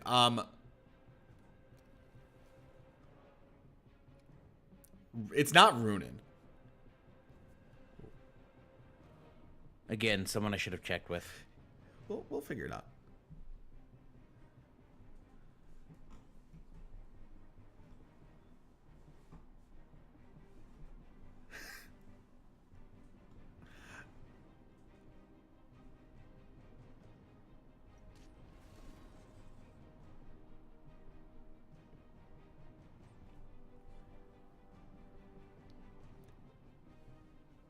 Believe there are 3 or 4. How many token decks do we have this week? 3 or 4?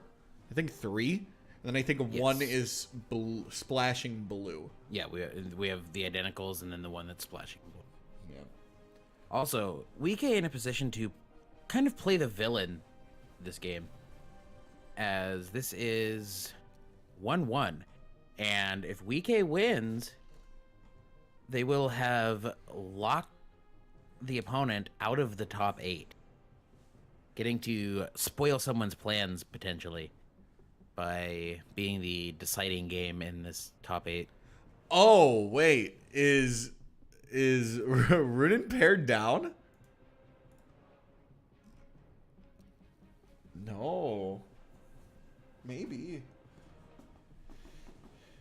Yeah, it looks like both people this game in a win and in position. That's the bubble match you want to see. For sure. Yeah, this is 1-1, win and in, top 8. All the chips on the table as we look to settle this top cut and close out Swiss.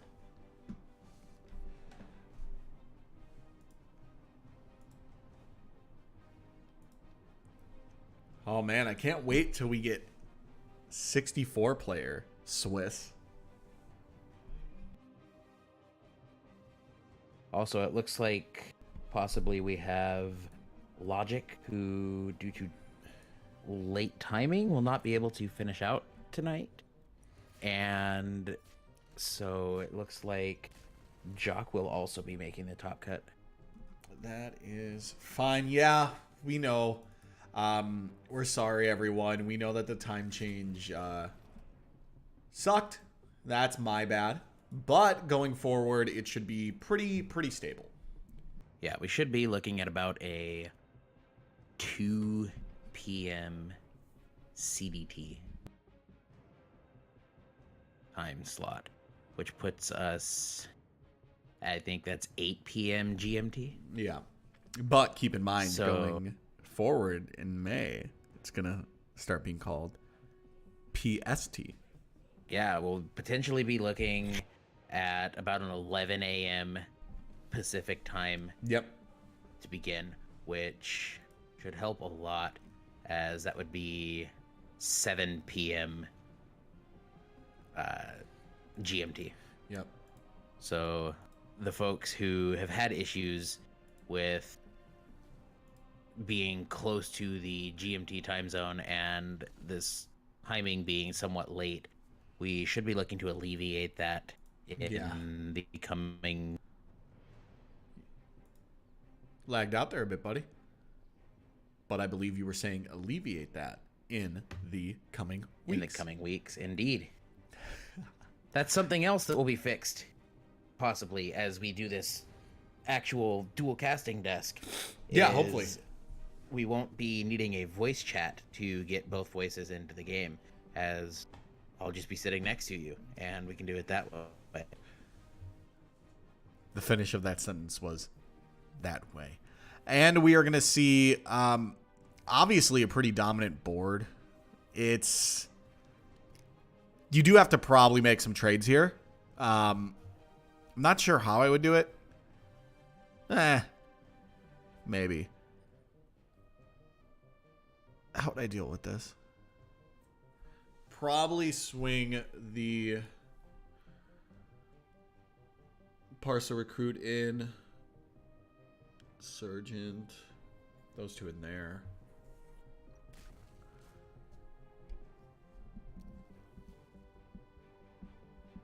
Dust Devil's good.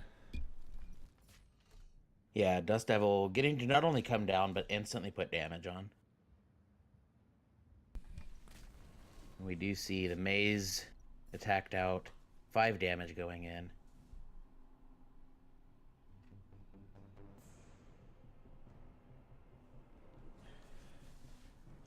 Yeah, once again, Rhino Dev's going above and beyond. Real quick checks on things that are getting brought up. Fantastic transparency. Maze of Iatiku coming down. Gonna generate an Insurgent.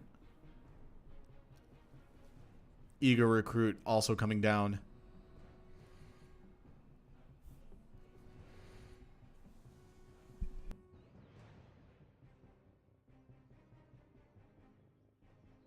Now, this could potentially be a lot of damage if that top deck was... Because getting the additional attack stats off playing a Zealot now could be huge.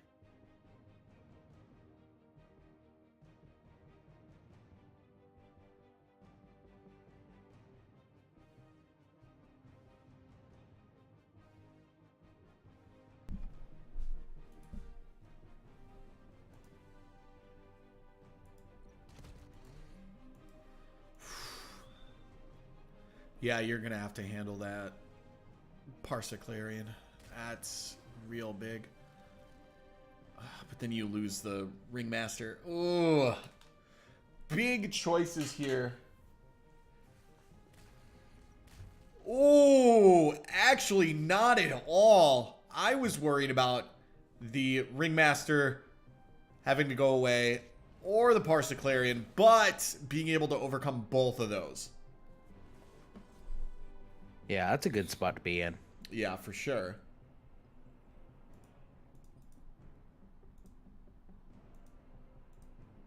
Very, very, very good spot.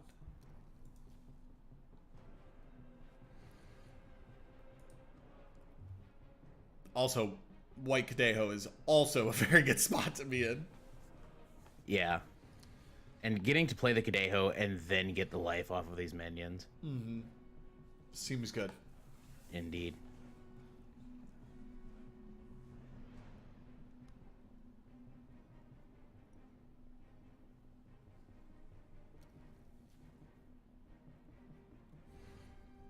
Uikae playing to the opposite side now, as we do have some open lanes to get damage in. And that was one thing I was about to comment on, was that this game has been mostly played out on this left side as of late. EndoZoa maybe having to play finals in the park.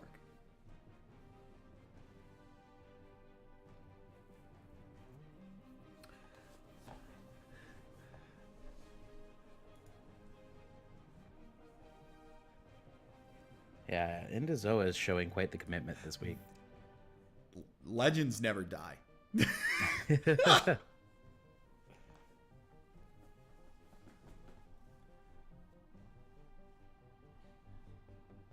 No, I actually think I would have made an attack with that minion all the way on the left and taken that token. Because now the minion will die on this attack and not get anything out of it. Because the Cadejo can just attack the 2-1 instead. Oh. Locking down the board. Oh, man. Mamma mia. That is not good.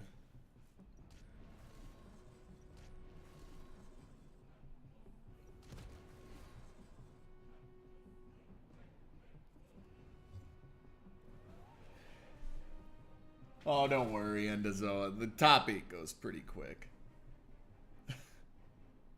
The quickest way to finish a top 8 is to lose. Yeah! I've been told that losing in top 8 is a good way to get out of top 8. Maybe not the most ideal way, but No. definitely an option.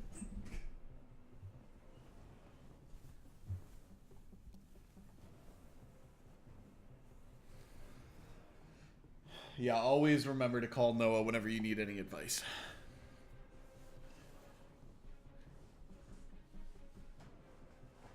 Let me tell you, I have O2'd myself out of a top 8 in my day.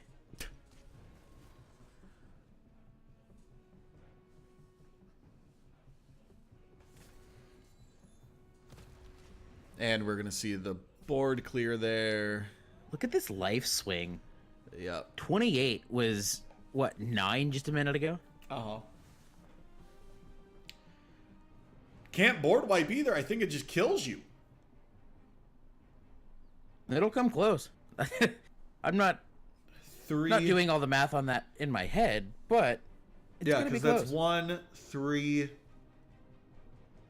6, 10, 14. Yeah, that's lethal for sure. Although I don't think Uikae plays any total wipes anyway. Yeah, So- no, so it's just gonna... This lethal damage is still going in, though. Yeah, for sure. And that should have been a win and in situation, as we talked about And a little while ago. was. With the well played. Not putting that last attack in, although you can. All right. And we do have your top 8. Seed 1, EndoZoa. 2, NUMAROS. 3, Tunestar. 4, Burn.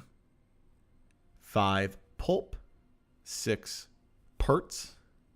7, Raunen. And sneaking into 8, Jock.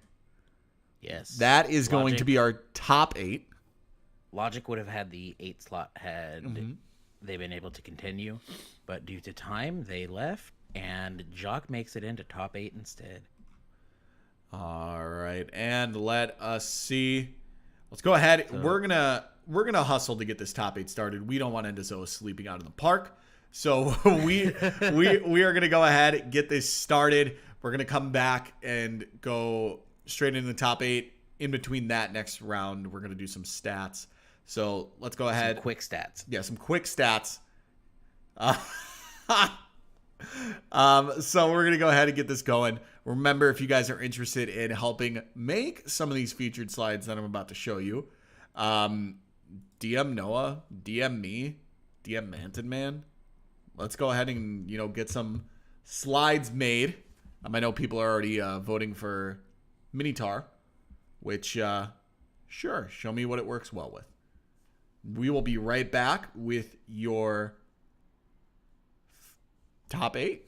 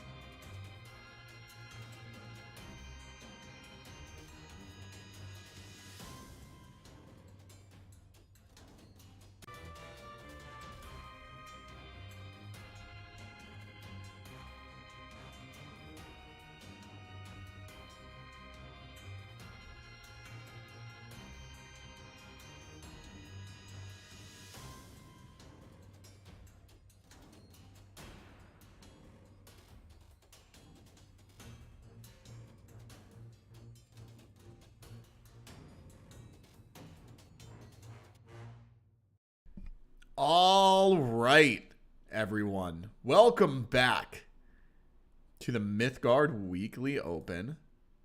We do have your top 8. And our first feature match for said top 8 is going to be EndoZoa and Hzoj. I'm excited. Yeah, I'm excited too. Yes. Hopefully Endo wins but doesn't have to sleep out at the park. Oh man, I'd be okay with Hzoj winning too. Yeah, it's all good. So let's go ahead. We're gonna go get them started in their game. Let's go ahead. Quick thing to note is Hzoj is the only disc path today. And Let's has go. made top cut. Yeah, that's We did see a Feels good. slight misusing of the disc path a little while ago watching Hzoj. So hopefully notes have been taken, and given that same situation again, yeah, Hzoj would find the optimal play. exactly. And remember, if you guys are interested in playing and having awesome deck images like these made for you, go ahead and check out the MWO next week. Over 100 packs in the prize pool. Still waiting on them to start up their game. Endo may be finding a connection. Yeah, it might be just Looks like they'll be getting in just challenge a moment. has been started. I'm really excited. Burn and Pulp are going at it as well. Yes. There's so many good games. We've got All right, let's get in there. a lot of good games lined up. Yep.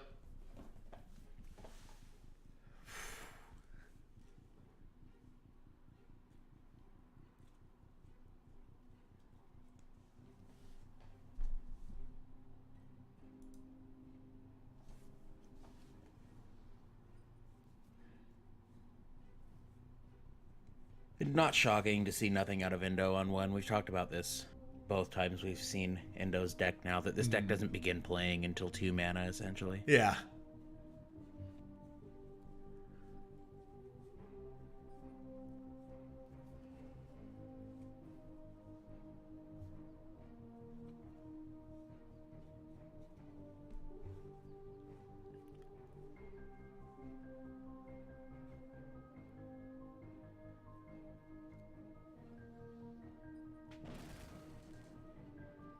Wheel's gonna get burned. Endo, I like that. yeah.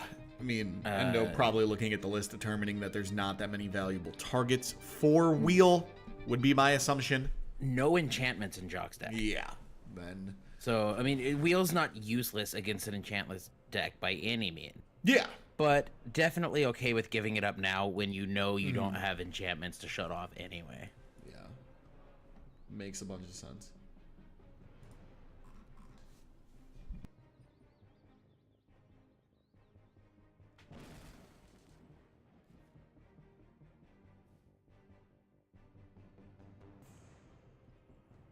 Burning the bolt.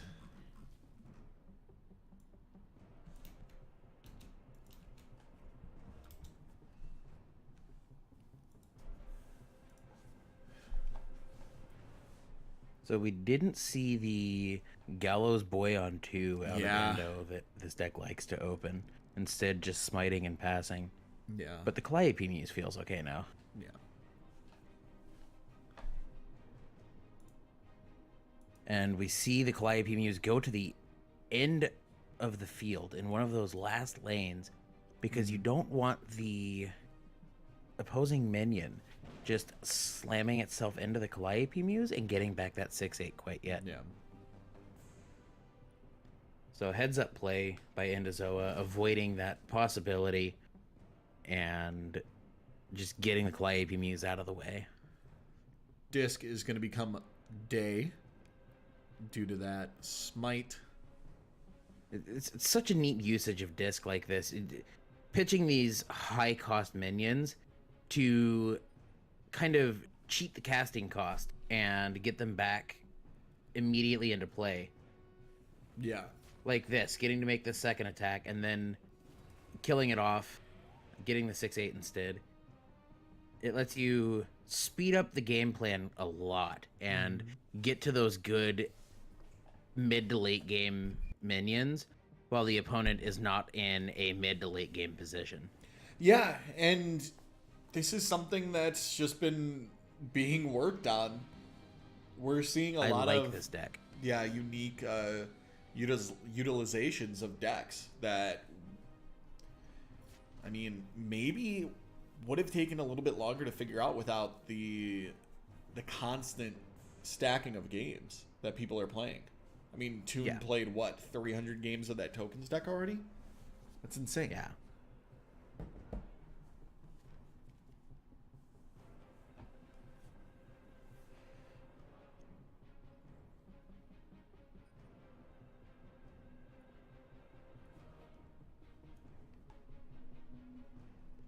Only one blue gem on Jock's side at the moment. Yeah. Can potentially limit some of the multiple spell type plays that could be made. Although Jock only playing 2 bolts in this list. I think this might be the only list playing bolt that doesn't max it out. Yeah.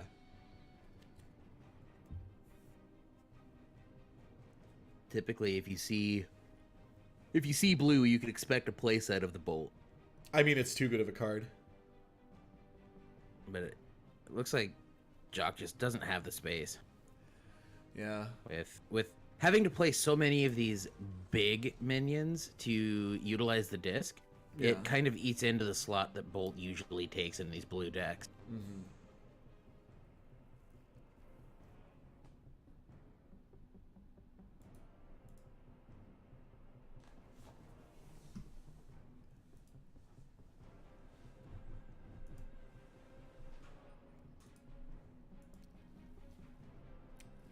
Frecky sidecar coming down. Oh, no. Oh, no, that's not good. Wow. That's a big turn. That was a big play by Jock. Oh. And moving into this top cut, as we do see the single elimination style of play, sometimes you have to do that. You just, especially in this game 1, it's not match deciding. It's not going to eliminate you. Make the big play and see what happens.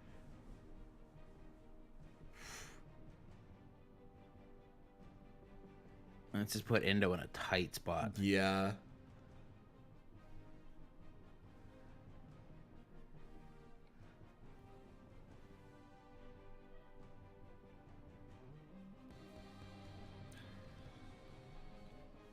Endo looking to have as many options available as possible as they begin to deal with this possibly. Bolt. Bouncing a bolt off a minion like that is kind of a non-committal way to get to an out. Yeah. You only give up 1 mana to potentially top deck something like a Pact. Yeah. Which isn't the best in this specific situation, but that's why you see the bolts bouncing off of so many big minions so often. Yeah. And that's going to be it. Game 1 to Jock. Wow. EndoZoa coming into top 8, undefeated in Swiss. 5-0. Now down 0-1. Backs against the wall. If Endo loses this next game, that will be the end of EndoZoa. Dude, I knew you were gonna say it like that. Oh, you're funny.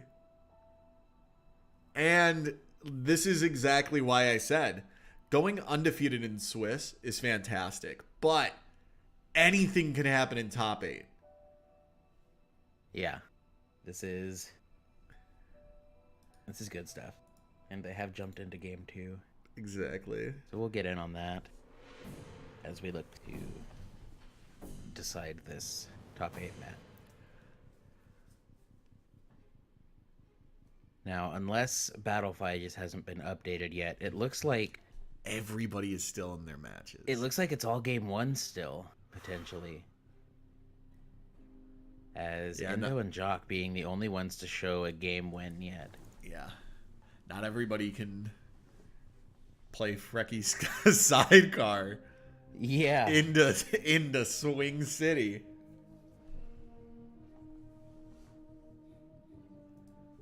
That was a lot of damage.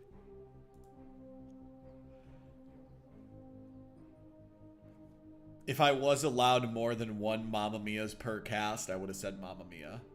But we've decided... No, we gotta cut you off. Yeah, we decided I'm not allowed to say that more than once. If I don't get Swagness, you don't get multiple Mamma Mias. Alternatively, Holy Cannoli.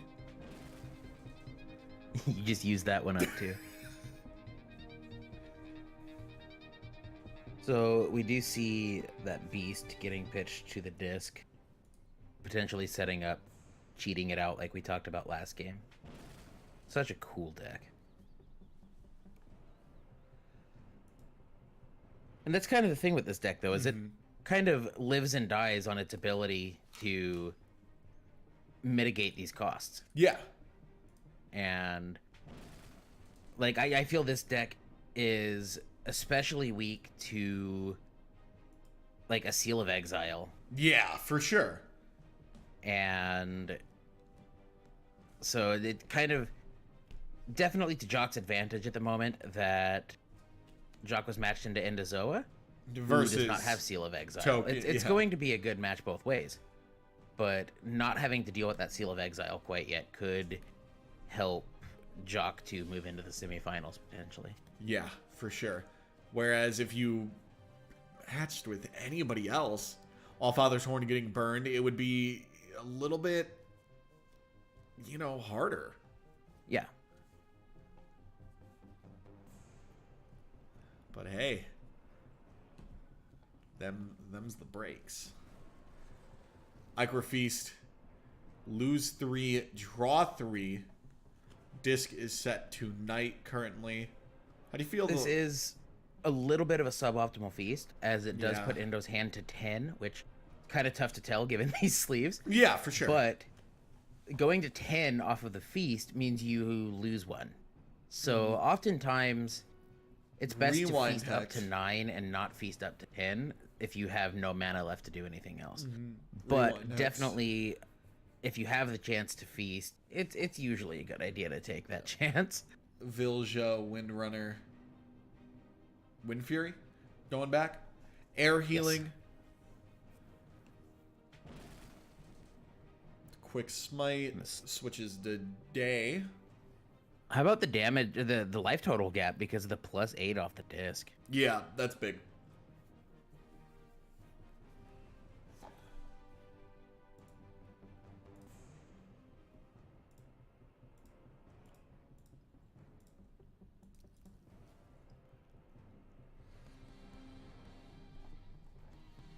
Results pouring in. Burn 1-0 against Pulp.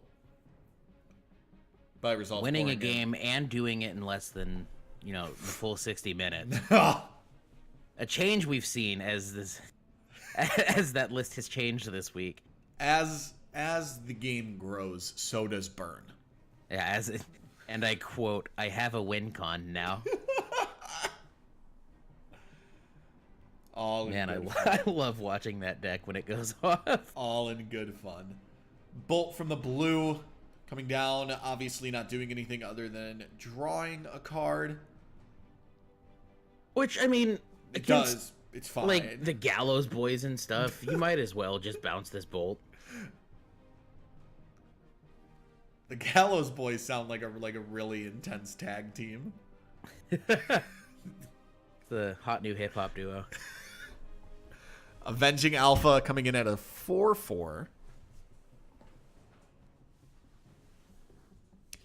But that 4/4 could easily do some really impactful stuff.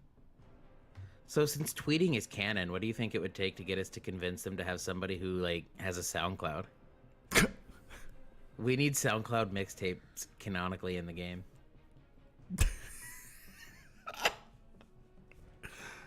We'll push for it. I need this. Yeah, the new hashtag is hashtag Gallus Boy Mixtape. Yeah. There you go. That's the one to use in the Discord.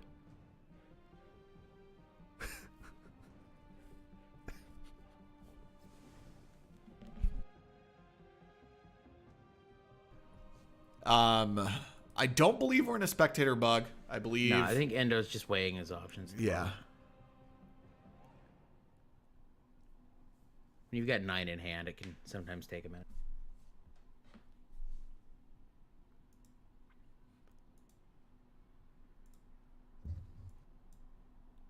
Although we could be in a spectating bug. Nope. No. Okay. I was gonna say it is possible with that effect to cause the same type of bug that we saw a little bit ago, but I suppose if it hasn't been activated yet, it couldn't have caused the bug.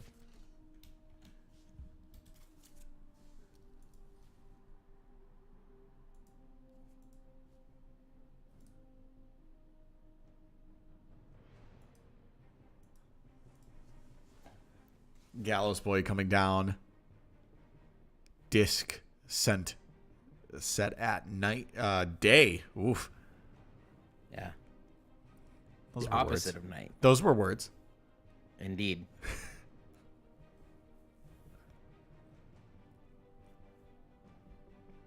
We need to look to close out this top cut somewhat quickly because I'm out of coffee. It'll be okay, buddy. I imagine I'll live. I preemptively got a bunch of water before. See, that would be the heads up play, but I'm not about that. And if you've ever seen me streaming, neither am I about the heads up plays. Burn has defeated Pulp 2-0. Moving on to the semifinals. Moving on and playing the winner of EndoZoa and Hzoj. Yes. NUMAROS, Raunen, we're still not sure yet. No scores reported. And then Pertz has defeated Tunestar. It's 1-0. 1-0 Pertz. Not defeated. So, game 1. Game 1. The match is not done yet. There you but go. Tune now not able to lose a game again. Else face elimination in this top 8. And we're going to see Cataclysm happen. We've still got a lot of game left to play in this one. Yep. This is anybody's game still. Hot take. Cataclysm should affect your own awarded minions. I like that it doesn't. I think I would be okay with Cataclysm maybe dealing a little less damage to face. Uh-huh. I saw a suggestion in the chat one time that Cataclysm deal damage based on how many minions it kills. Whoa. I like that implementation. I do feel that the 6 damage to face indefinitely is a bit too much, possibly. And I could see justifying Cataclysm being toned down a bit. I do like that one suggestion, though, of the damage being based on the amount of minions killed by Cataclysm's effect. I also really like that. Like, it gives you the upside of potentially dealing a lot of damage with the Cataclysm, but it doesn't let you Cataclysm on an empty field just to close the game out. Yeah. Faded Firebird coming down. Oh, this is going to be difficult to out. What does Hzoj have to deal with this? Let's take a look at his list again. Yeah, I'm not seeing much. Oh, actually, Hzoj does have one potential awesome heads-up play that we'll discuss at the end of this game. Unless we happen to see it, at which point I'll be able to mention it immediately. But not wanting to give away too much.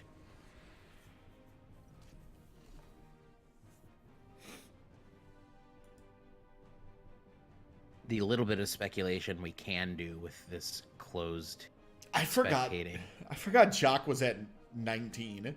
Yeah, Jock's got a lot of health left. Oh, no. Oh. Oh. Not able to close it out with Smite quite yet. But Sweet. that sickness is actually the heads-up play I was talking about a minute ago. Sweet Using sassy that- Molassie. Oh, no. Using that would have caused Endo's minion to sack itself. Yep. So that is one potential out in this list that doesn't get the advantages of Seal of Exile and Pact and whatnot, is using that sickness to out these minions. But instead using it to just push a lot of damage, and now Endo has to have a life gain effect. Has to have a life gain effect. Has to have a way to win this turn. One of those. Yeah. I don't see a way that Endo's list puts out 19 damage. So I think Endo has to bank on getting on getting this life gain of some kind.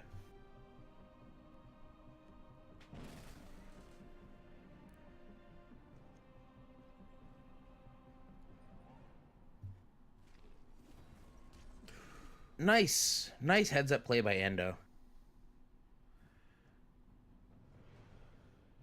Solving the puzzle to not die quite yet. Yep. Also going to gain 2 life next turn.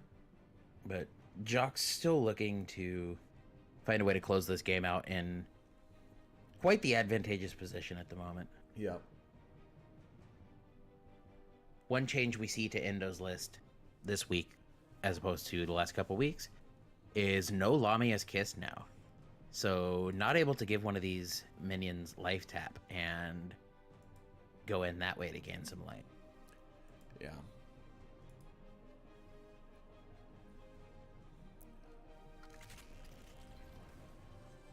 Oh. Not quite finding the lethal yet, but it's gonna be close. Still leaves Endo in quite the position. And Endo's 5-2 can't die. Because if it does, Endo loses. Cataclysm! Is that the tie? Oh! That is the game 2 tie. Oh. Endo finding a way to not lose. This match is The reset. 1 win, 1 tie. What a play.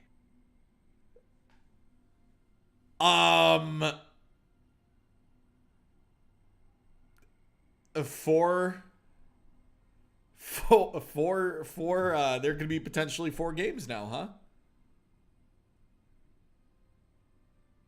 1 win.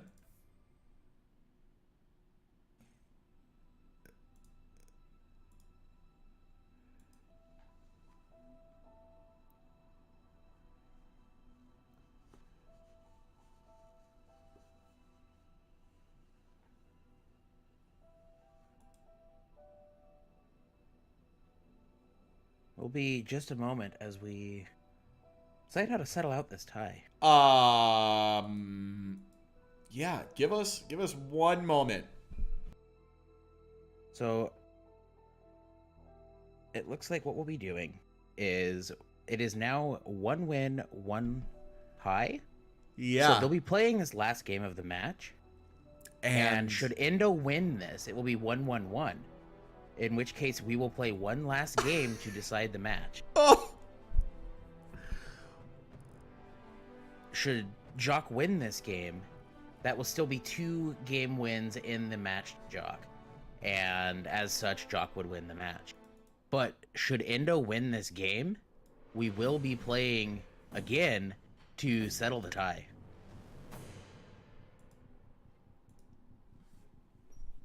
That looks weird on the screen. What a finish. 101. That's fantastic that we were able to see a tie in top 8. Now, if this game ties, my head's gonna pop. Yeah.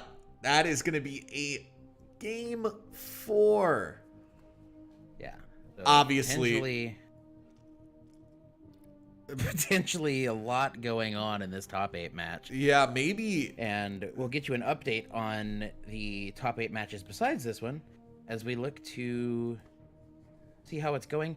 Each of the top 8 matches that have not concluded is sitting at 1-1. Mm-hmm. So the bottom half of the semifinals still waiting to be filled out as we look at quite the situation in this EndoZoa Jock match. And this is the bracket for everyone. I'm not actually sure if you're able to see the top 8 bracket. If somebody can inform me, that would be fantastic. You should be able to. If you click the button, it will give you an option to toggle between the Weekly Open and the top 8. And hitting the Weekly Open will take you to Swiss. Yes. But you should be able to see the top 8 just as well.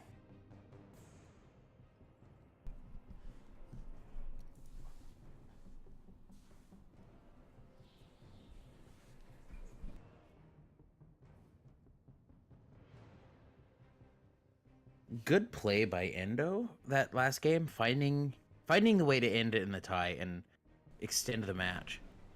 Yeah. How must that feel being Jock though? Having the game won, having the match won in Top Cut to now be playing again. Yeah, that was as you would say, a pretty heads up play. It was spicy. Yeah, that was a very spicy play. I can't believe we got to see that. That was fantastic. Definitely going to be one of the highlights of week 3 for sure.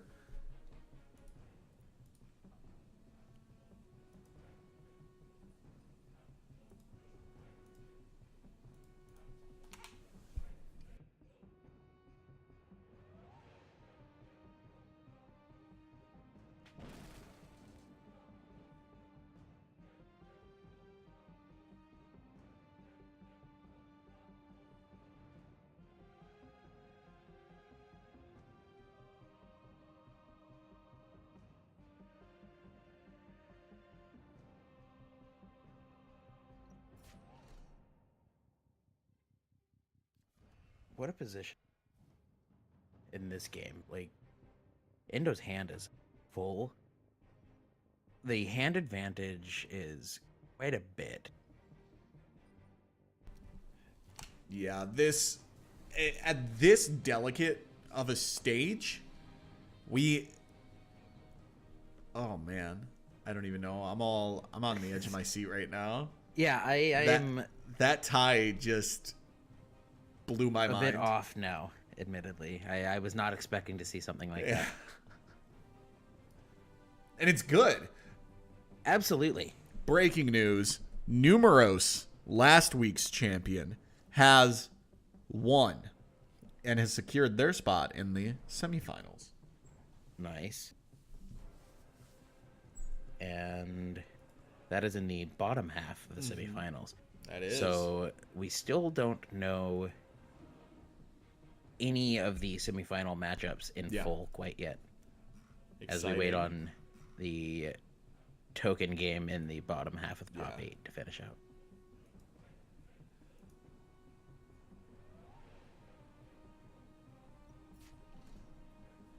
Hopeless swinging in hopelessly, just dealing a little bit of damage. And again, this 8-point life. This 8 life on this disc is huge. Yeah, it's a lot to have to get past. Yeah, for sure.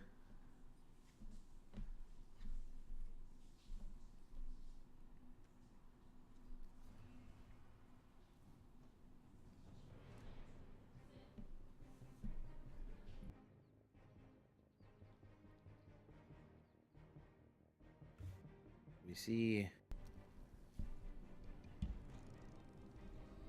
YAP Muse, and again, this is what we talked about with playing to the edges and not wanting to set off that demise and put that beast on the field quite yet. Yeah. And I mean, Endo has to play smart here. Endo can't risk, honestly, having that minion die. Yeah. It's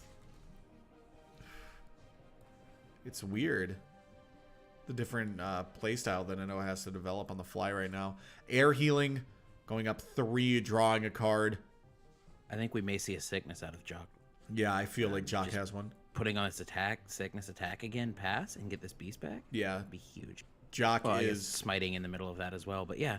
Jock is down with the sickness.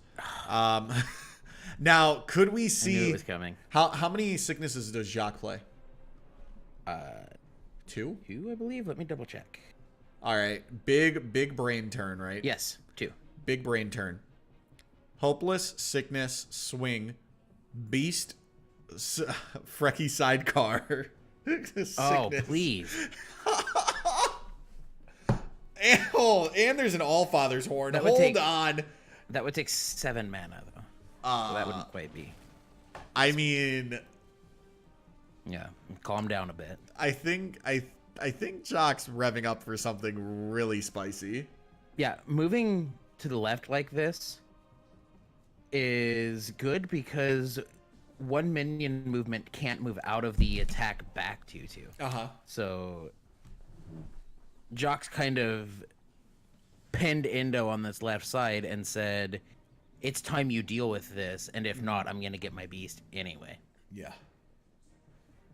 And yes, we do understand that technically, if you were to make a deck designed to draw the game, there would be issues. Chat. Now that we've seen it, we're gonna think up a definite rule for it. I honestly didn't think we'd have to worry about it, but with Cataclysm, I guess it is a fair point.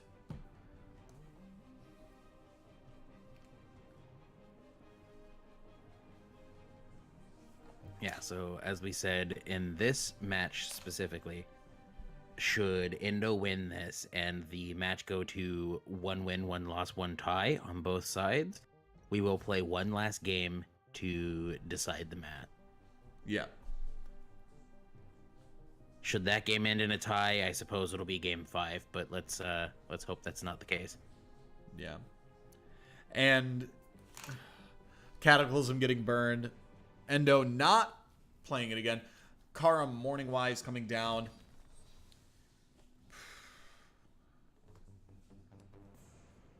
And it looks like Tune's match has concluded. Tune wins 2-1 and will move on to the semifinals. Oh, man. On this token list that we saw pop up this week. Mm-hmm. We had 2 people make the top 8 with said list. Oh. And one of them has moved on to the semifinal. Exciting stuff. This is very exciting. That means all eyes now on this last top 8 match.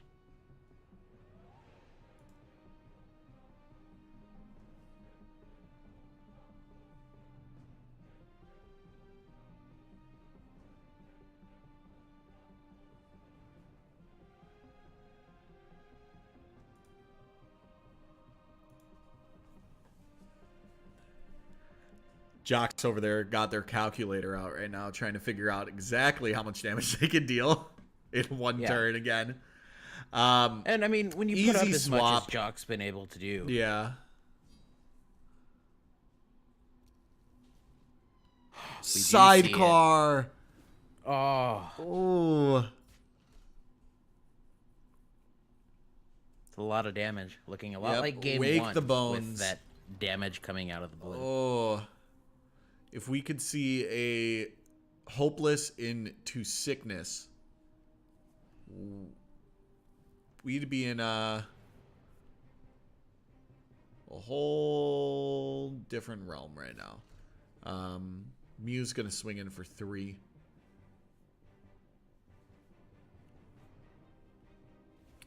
Ignition. Yeah, slows it down.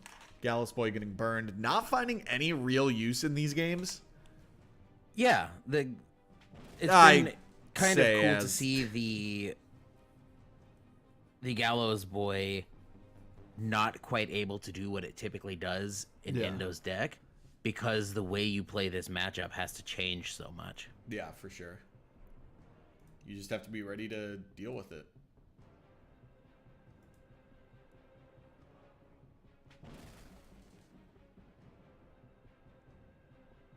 And we will see Dago tonight again. Hopeless coming down. Bolt. And again, this is kind of the idea by putting it next to the minion in the end lane, like we talked about a minute ago, pinning it. If you put it next to, like, in any of the lanes opposite the Gallows Boy, Yeah. Endo can move to avoid it unless you put it immediately opposing it in that middle lane. Yeah. So pinning these minions that get played on the side allows you to not let the opponent avoid dealing with this. Now, we do see the bolt bounce off of it. My guess is Endo wants to find Pact and get out of this that way. But we could see a good play just playing this down and then going ahead and attacking the 2-2. Yeah. Although Pact is still up. Okay, so Smite. So we could see... Yeah, so we'll pass now. And what Endo's looking to do is gain attack off of this minion coming in. Sidecar. Oh. Going down again, but still chipping out damage. Tons of damage.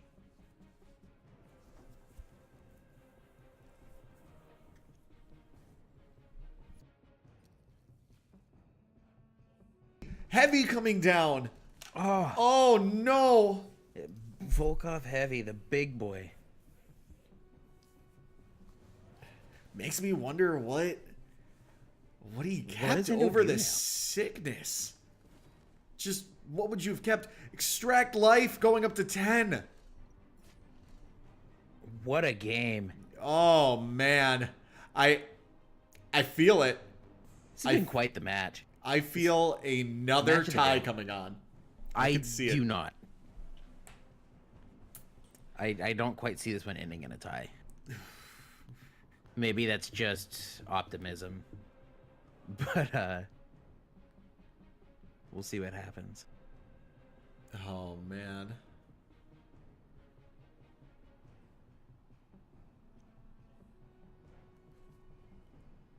Air healing going out.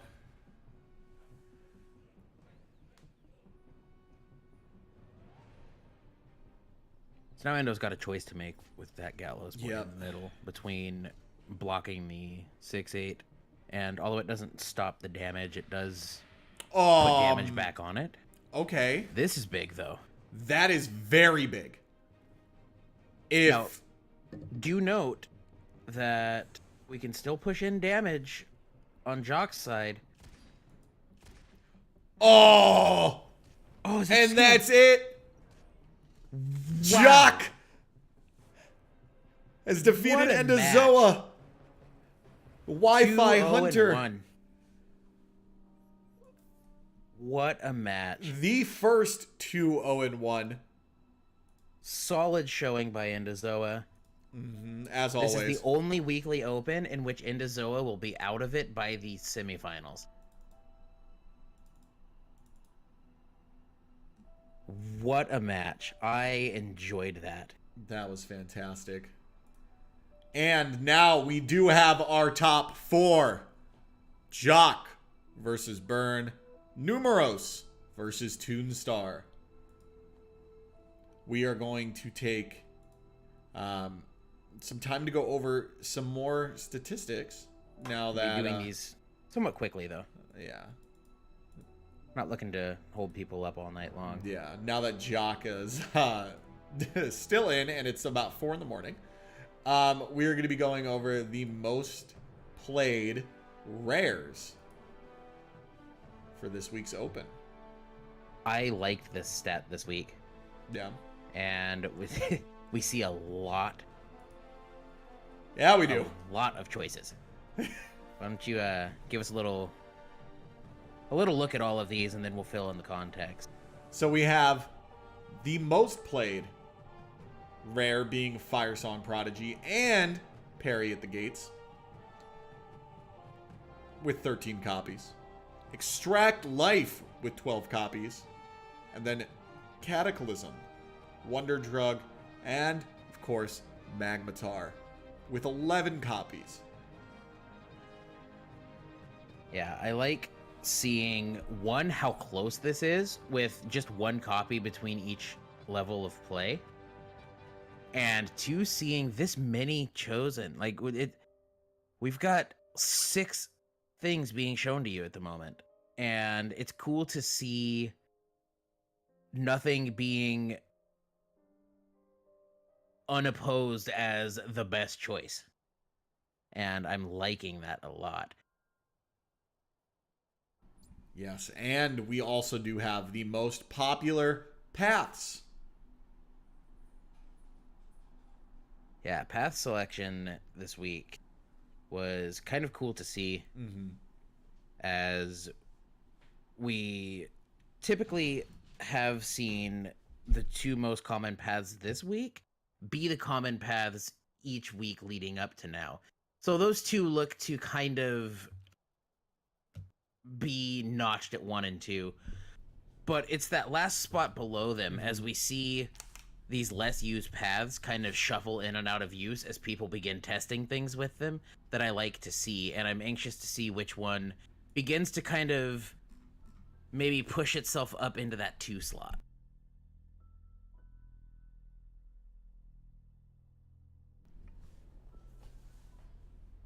Oh, man. All right. We're going to take a short 3 to 4 minute pause while we get our top 4 settled in. We will be right back. Remember, if you are interested in checking out MWO next week, go ahead and type !MWO or ! Sign up in the Twitch chat. That way you get a link to both of those, and you can sign up and hell, maybe even make top 8 next week. We will be right back.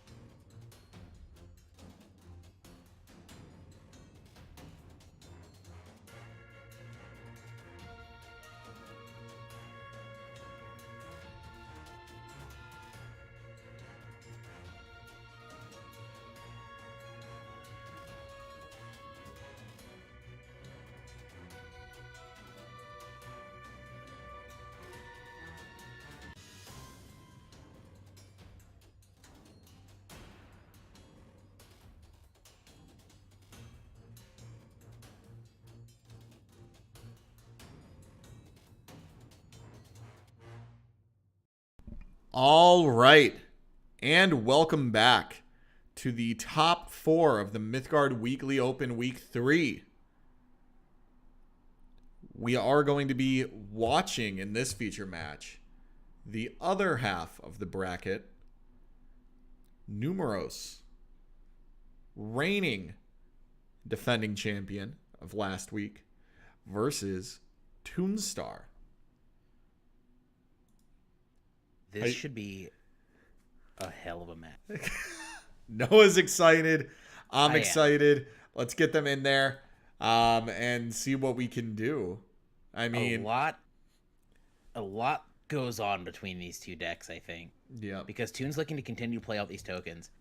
And if all of Toon's tokens come in stunned, even if Toon wins, the tilt is going to be so much that I'm anxious to see the finals. Yeah, right? And something else of note is, again, that last week Toon would have been in top 8 had time not become an issue, so Toon bowed out to give someone else the top 8 spot. So this is kind of Toon's chance to show not just that they belong consistently in the top cut, but potentially even the finals, as Toon looks to get to the finals by knocking off last week's champion. Yeah. Let's go ahead and get them started up. Waiting for them to get in a game right now. And then we are going to be watching some top 4 action. We will not be showing both semifinals matches in full. Yes. Just because of time. So the second semifinal match will be going on simultaneously, and we will keep you updated on that. Should it still be going when this match ends, we will obviously jump in and see the conclusion of that. Knowing Burn, though, I feel like it could still be going. He's been finishing his games out quickly this week. Keep in mind, he now has a win con. We're going to see a maze all the way on the right side. Pretty standard play. Turn 1 from Toon. And not just putting it on the end lane, but choosing not to put it on the left. So that should some kind of field wiping effect come down and multiple minions die at once, it's not the maze that Toon gets back, but instead potentially one of these minions with a good awaken ability, and something that's going to actually make minions, as opposed to getting back the maze off of the Soul's Path when multiple minions die simultaneously. Like this. If both of these minions died now, the maze would be on top. Yeah. Parsa regulars being played, obviously a really important part of this tokens deck. And this match has some added juiciness to it, if you will, as this was the opponent that Toon lost to in Swiss. It was Toon's only Swiss loss. Calliope is coming down as well. Yeah, and I mean, Toon looking to avenge that loss in Swiss, finishing X1.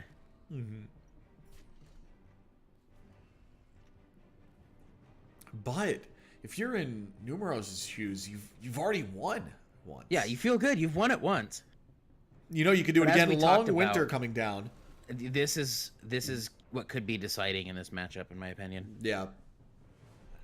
But as we talked about a little while ago, winning it in Swiss doesn't mean quite as much as winning in Top Cut. We saw it last week with EndoZoa and I believe Zhakov, maybe. Yeah.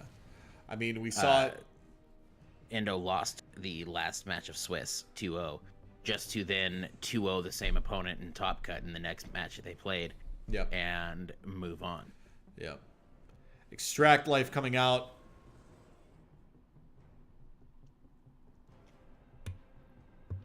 And this could be what puts Toon at the disadvantage. Yeah. That could cost them this game 1, is all of these stuns, all of these minions coming in stunned.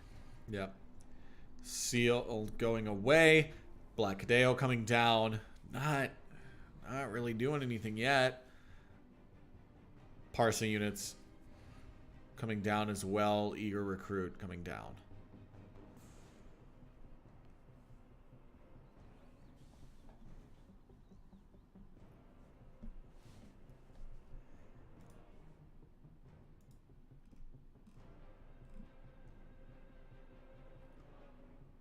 I have to wait a long time to use these in combat, though. That's gonna give the opponent some time to find outs. Yep, for sure. Which, between double Magnus, no, single Magnus, double Cataclysm, double Magnus is cheating. Between single Magnus, double Cataclysm, we've got one cow. So many sweeping effects to potentially get these minions off the field. And now Tunestar is going to be taking 2 damage a turn thanks to Stretcher.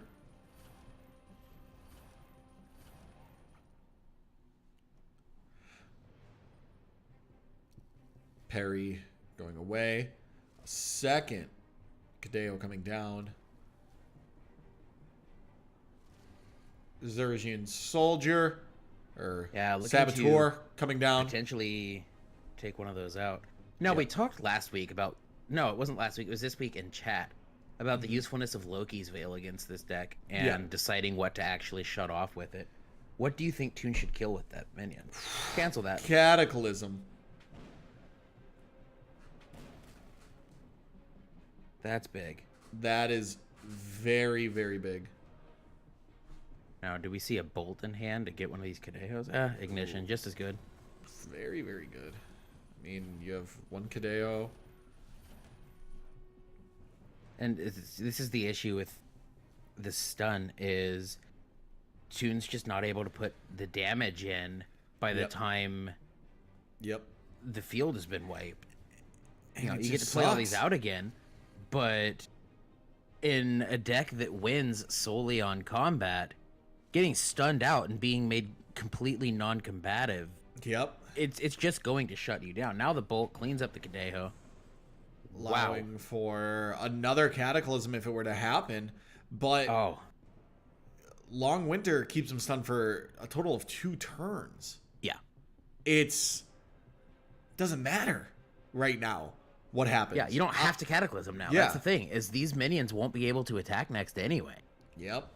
100%. So all of this damage Toon has open on the field. We've got, what, 16 damage on field? Yep. That just can't get in. Muse coming down.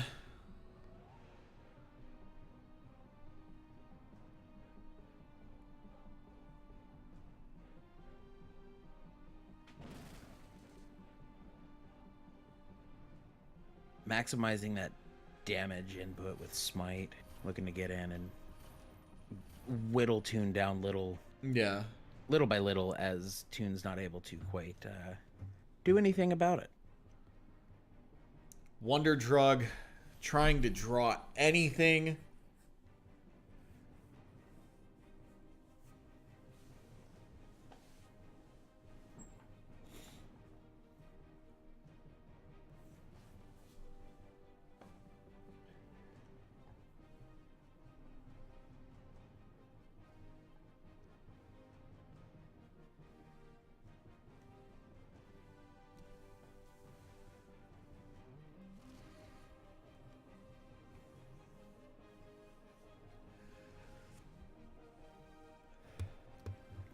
Okay. Maze.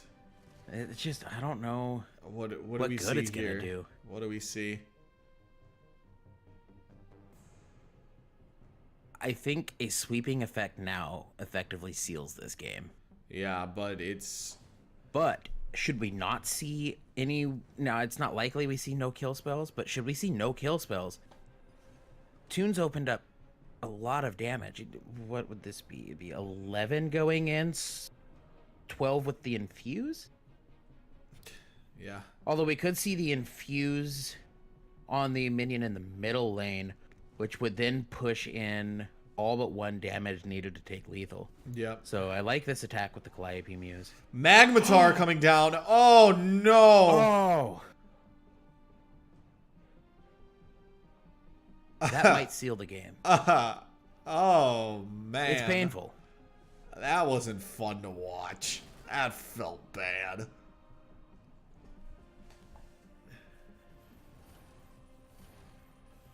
Oof. Being able to deal 7, effectively putting your opponent at a point where they can't really cataclysm. Moving that over, that's fine.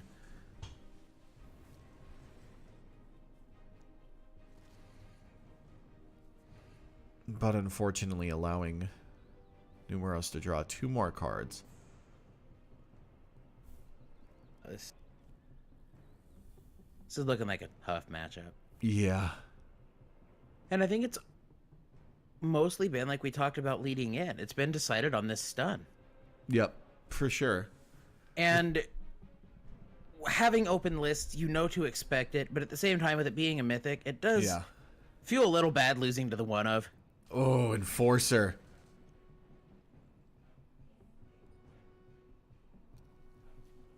Firesong Prodigy. Oh.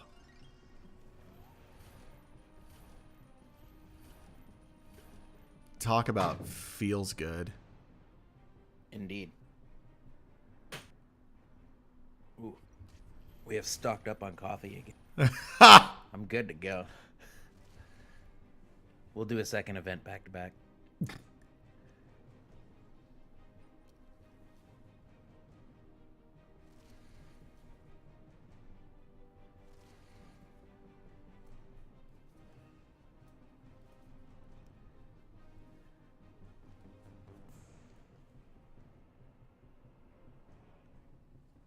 And I believe we have a dev in the chat talking about upcoming changes to this enchantment that has kind of locked this matchup out. Do you want to fill us in on that? Yeah. So, April patch. I believe this is what it's going to say soon. Needs to be occupied to work. Won't work on opposite end. End being lane. Yep. So the opposing lane will not be stunned out. Mm-hmm. And the enchantment will need to be occupied to be stunned. That's exciting. So getting some juicy details exclusive to the cast at the moment, if you will. It's in the Twitch chat, but unreleased. Oh no. Swagness coming down. Oh no. Ignition to face. Man. Not allowing Tune to really play any minions either. Tune. Yeah, that is going to be the game. Taking 1-0. the game 1 loss. We will check up on the second semifinal match going on as well and get you an update on that if we have one. Which we do not yet. It is still game 1, at least on Battlefy. So as they update Battlefy with info on games, we will pass that along. Yeah. And do note that although we will not be showing it, we will give you updates on the match between the two people who lose the semifinal matches as they play to decide who gets the most packs as we hand out packs based on placement. Yep. So Burn and Jock just finished their game, so we should have an update soon from them. Awesome. Burn is 1-0. Oh no. Here we go. Burn in the finals. It could happen. Yeah. Burn in the which finals. Case we will be showing you that losing in the semifinals match to avoid the spectate bug. No, we will definitely be mindful of staying on top of situations that could cause the bug, jumping out and then jumping back in ahead of time, so as to help to miss as little of this game as possible. But we will definitely be showing you the finals. I'm just happy we figured out what it was. Yes, it looks to have been identified, and if I'm not mistaken, it's been fixed within the company, but has not gone out to a live patch yet. Yeah, exactly. And Man saying it in chat right now, but we do really appreciate all of the players and all of the people hanging out in Twitch chat. Let us know what you want to see improved on, what you guys liked. Give us feedback. If you want to see Minotaur as a featured spotlight card, let us know. Ice Bite coming down. Gonna eliminate the parcel regulars. NUMAROS has to bank on getting Long Winter out. Yeah, I think that's essentially what this comes down to, actually. And to have the matchup be that swingy based on a one of, although it makes an excellent spectating game, it does feel bad being on the opposite end of that. So looking at this match in Toon's eyes, I can see how definitely some feels bad moments. And there's the feels bad moment. Spoke it into existence. Now, luckily, Toon does have a little bit of damage on field available now, so it doesn't also stun all the minions in play when it does come into play. But it looks like, based on when that next big patch comes out, we may have just seen the last of this day. Whoa. Potentially. Crimson Pack closes out.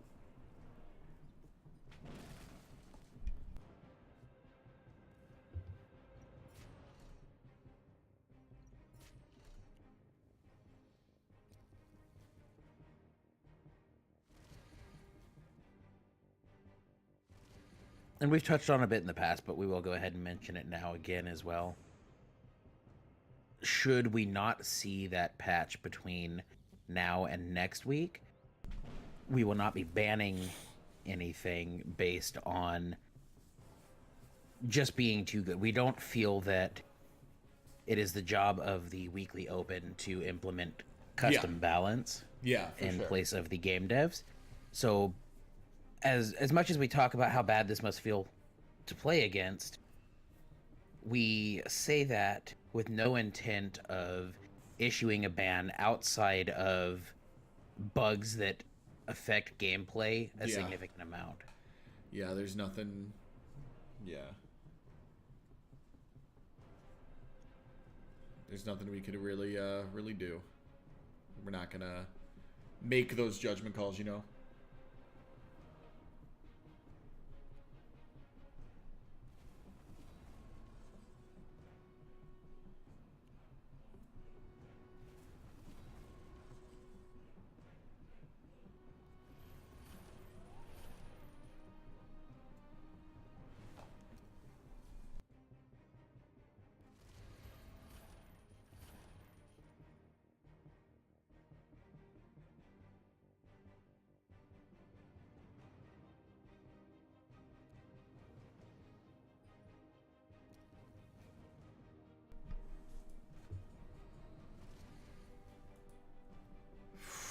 It's just such a steep climb with Long Winter out. Yes, it is. It's a big uphill battle. And it kind of shows us the antithesis to how we had been casting this deck. Because anytime we've seen this token deck today, we've been able to talk about how exciting it was watching so much combative gameplay. Yeah. And it looks like the way to beat this deck is to not allow that combative playstyle, to slow the deck down and pick it off piece by piece. Yeah. So as well as this deck has done today, even just within today's event, we do see effective ways to combat it. And that leads some to the evolution of this deck we talked about a little while ago, and seeing how both the token deck and the folks expecting to play against token decks evolve the lists they play week to week. Yeah. So it is kind of cool to see how this deck loses and begin to speculate and maybe do some building, both as the people playing tokens to not lose to this, and as people expecting to play against tokens, knowing what to do to beat it. Ice Spike coming down. Muse coming out as well.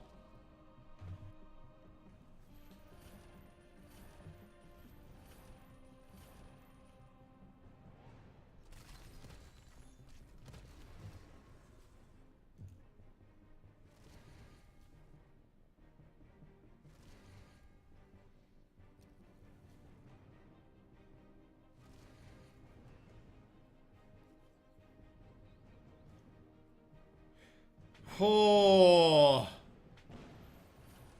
Cataclysm. Wow.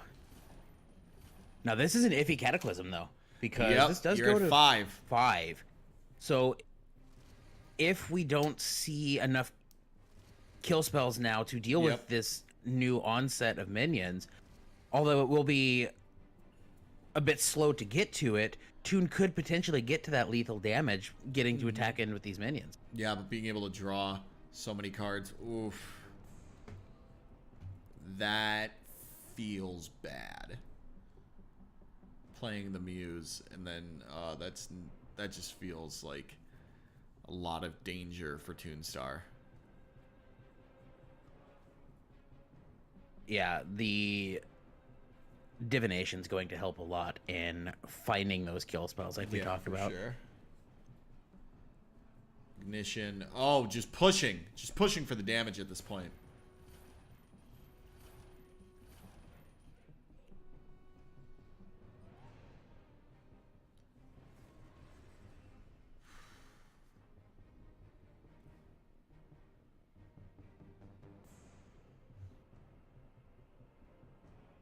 But can Numaros do it?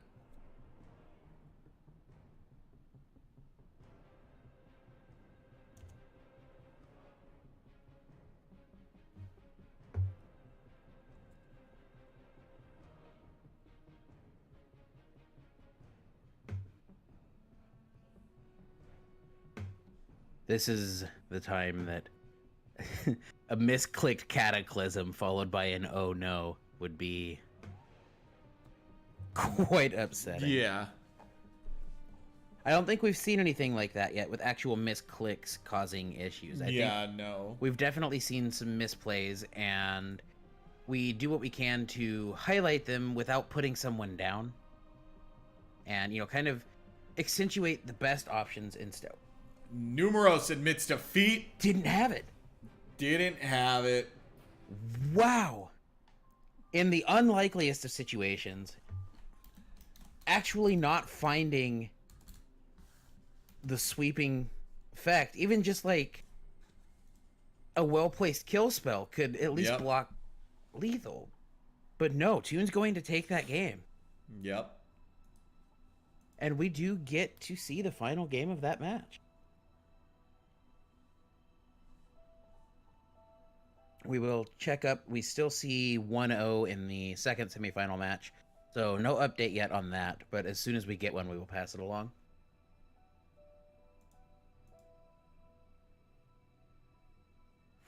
Wow.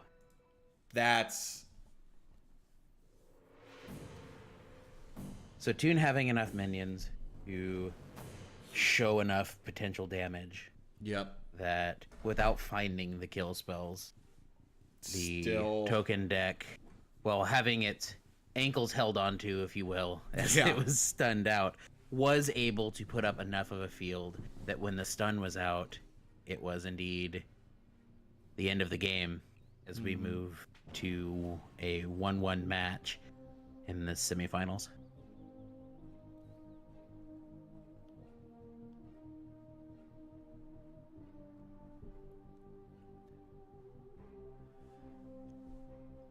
Xerxes Saboteur is out. Gonna really slow down whatever Numaros does.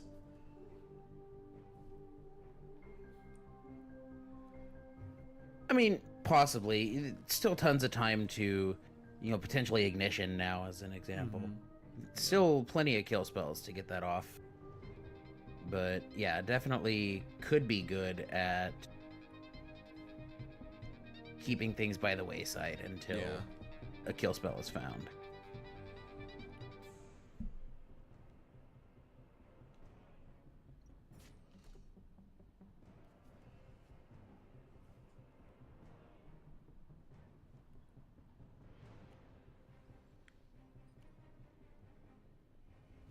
Oh boy.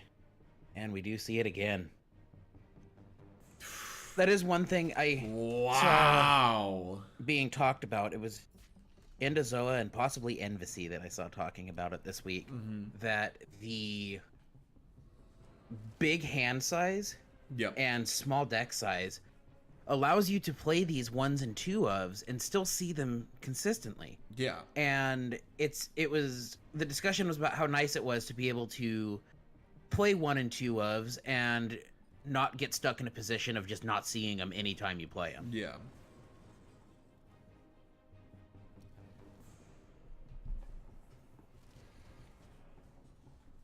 White Cadeo coming down.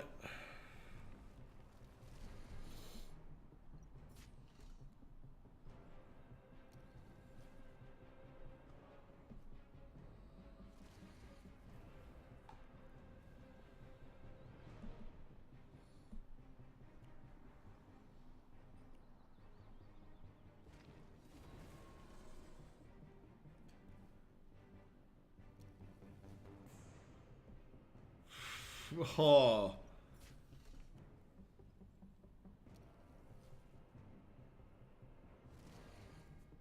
Tune kind of challenging at this point, saying Cataclysm me if you have it. Yeah. And if not, Tune's going to be in a solid position. But the Cataclysm does see it. But it's also we see a lot of damage though off of the Black Cadejo. Yeah, that's gonna bring NUMAROS to 8. Luckily, the Extract Life on the White Cadeo earlier did some real help there.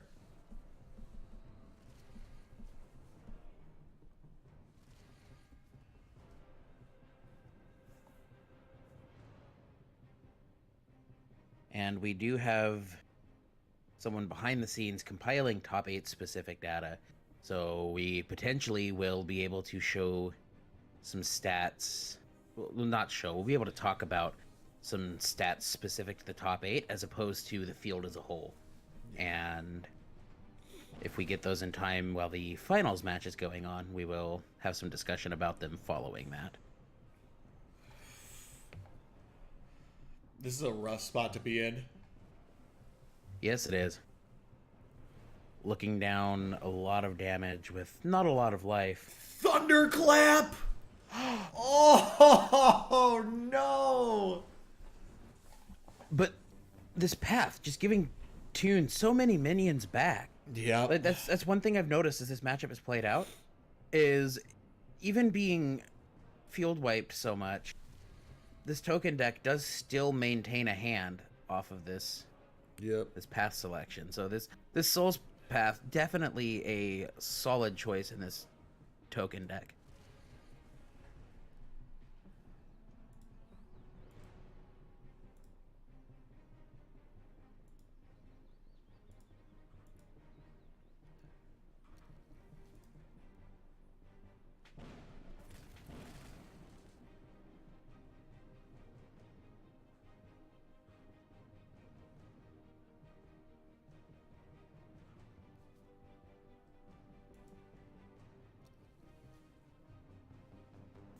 We do see the Black Cadejo again. This is what caused issues last time. That is going to cause a lot of issues if it can't be removed. Now, I believe Tune only plays 2 Black Cadejo. Let me double check that. Yeah. So, although not likely to be the play, you could pact that Cadejo if you absolutely had to. It's going to look like an Ice Spike, Ignition, Then a follow-up ignition. Yeah. Big plays there. Yes. But the Kadeho's still got a lot of value, actually, eating up so many of those kill spells. Yeah, for sure. Infuse is going to allow the punch past the 2/2 without losing the minion. Yep. And Tune's going to look to kind of close out the game in much the same way the last game played out. Unless a Cataclysm comes out. Oh, This is gonna be no. Oh, the Kadeho getting brought back is real big.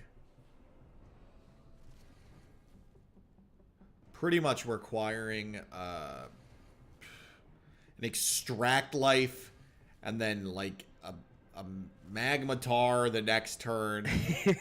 Yes. This is a sticky situation to navigate. Yeah, for sure. And good on Tune, even in the bad matchup, finding ways to really seal it. Close the game and win out. Although, wait, that is a white Kadeho, not a black Kadeho. That is a white Kadeho. We both missed that. That is not going to be dealing damage. It's just going to be gaining health.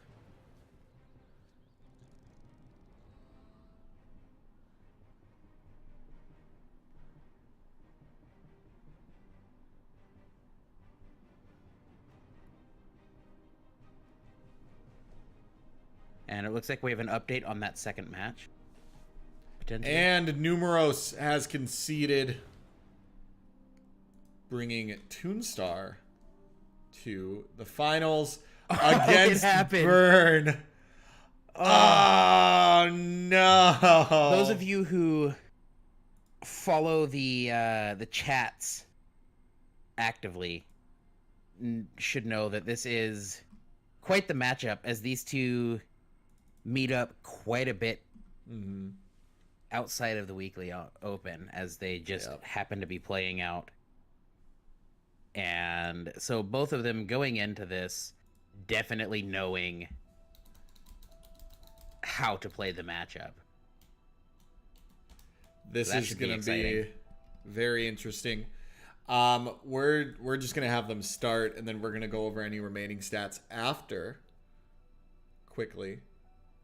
So let's go ahead and get that's good. Tunestar and Burn to start off. And the two people who lost semifinals matchups will be playing to settle out the last of that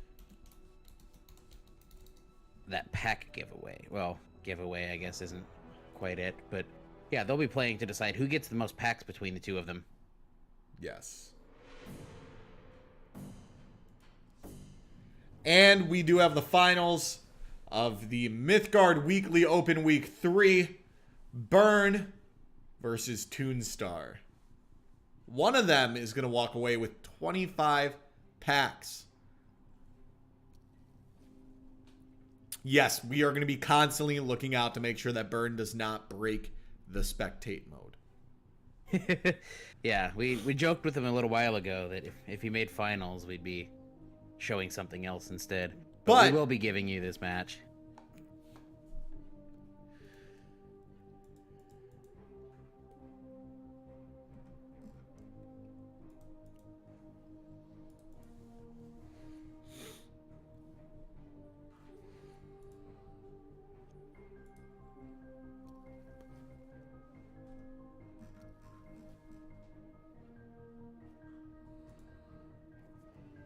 I like this setup by Tune. You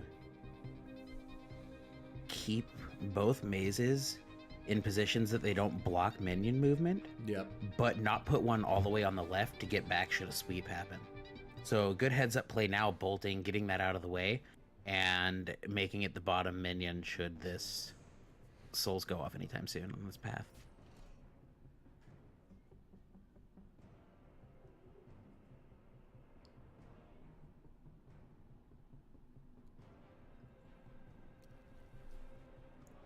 Twinfire coming down. Parsa Recruit coming down as well. Now, a bit of context. Tune began playing this token deck like 2 weeks ago. But chose not to play it in each of the last 2 weekly opens because of the deck he's now facing in the finals this week. Toon finally decided to play the deck this week, and as a last-minute sign-up, we had the deck that he had been dodging with this token list. So this should be a lot of fun. Yep. This is really exciting. Seeing 2 players that also know, that have played each other enough to kind of know what's very predictable, especially in such a, I would say, high stakes match. Yeah, absolutely. No, this we talked about way back at the beginning today. This infuse on the Zealot being able to push in 6 damage. With the infuse basically saying +2/+2 at that point as you make the second attack.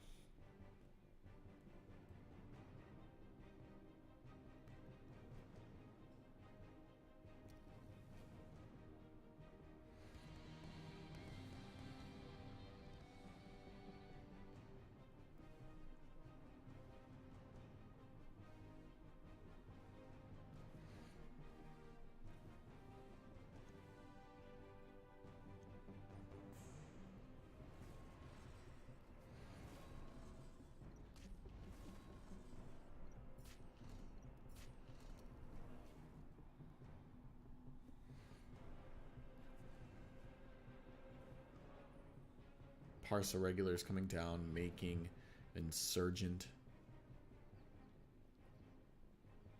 Yeah, this is still anybody's game.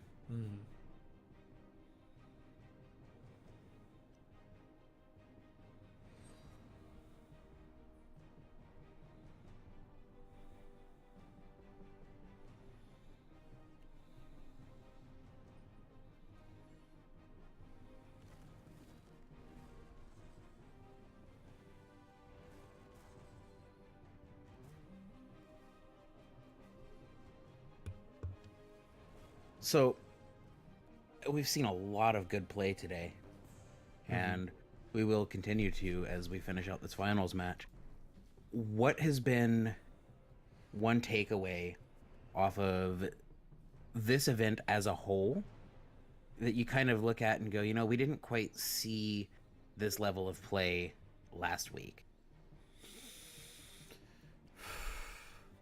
I would say the most, I don't want to say growth, but I think the more skill-intensive plays I saw actually came from Jock this week. I was really excited pretty much during that entire top 8 match. Yeah, that was fantastic. Seeing how I don't want to call it a combo, but seeing how all of those plays worked out, I think that was the highest level of skill that we've seen in that deck type. Obviously, I think tokens. We haven't seen tokens before. Jock played that deck about as well as you can hope to play it. Yes. Yes, a combination of cards, you could say. Thunderclap coming down, going to wipe out the board.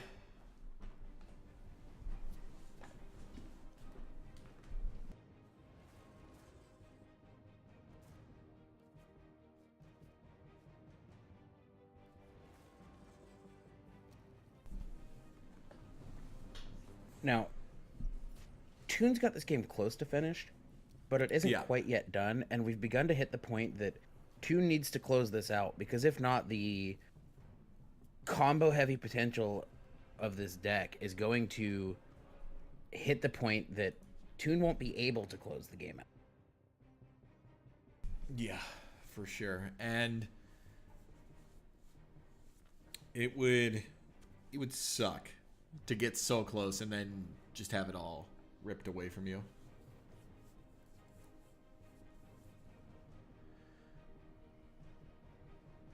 Bald Mountain coming down.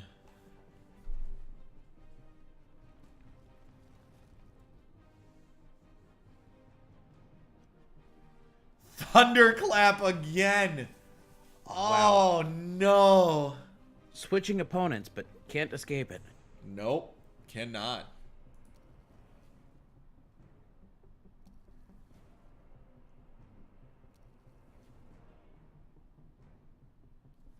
playing out his whole hand now. Tune's looking to kind of put it all out on the table and say, beat me. And, oh, wow.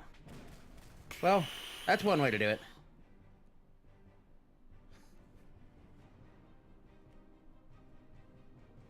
But yeah, we've kind of hit that inevitability point, I think. Yeah, I think we hit a point where it just...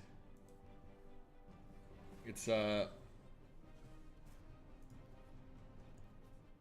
Now we just get to sit back and watch all of this cycling. Mm-hmm.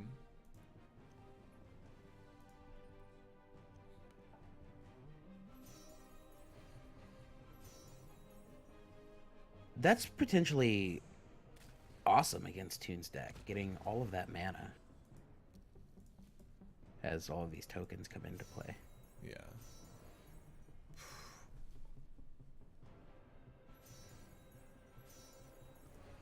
Gonna have 11 mana, potentially 12 to spend. And Tune's gonna scoop it up. That is game one. That is game one. Chat, stop it. He's already dead. Let the combos commence. Tune not quite able to close that one out quick enough as the combo deck hit the inevitability point and where it just ended the game. It took over at that point. Yeah, and I think both of them know kind of how to feel out that point, that you can kind of tell it's begun to shift. Yeah. They've played this matchup quite a bit, and so I think it was no shock to Tune that the game ended the way it did, simply because of how long it went.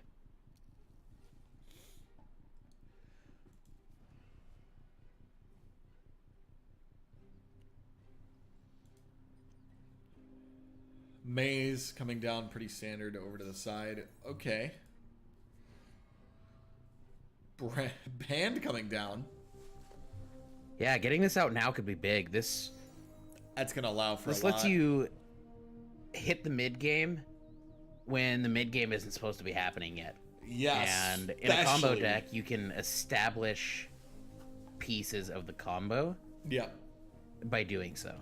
Especially against the tokens deck. I mean, being able to cheat out Bragi an extra turn earlier. Yeah, this is... That's... Oh, man.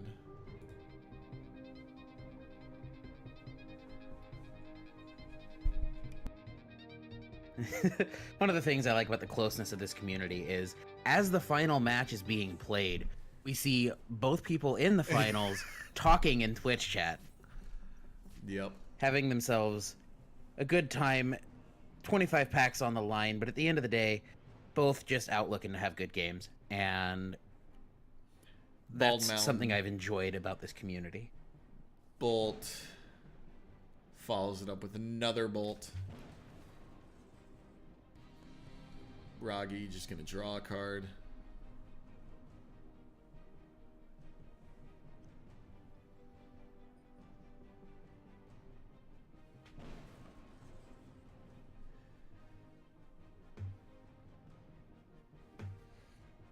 The bolt there gonna really make Tunestar choose.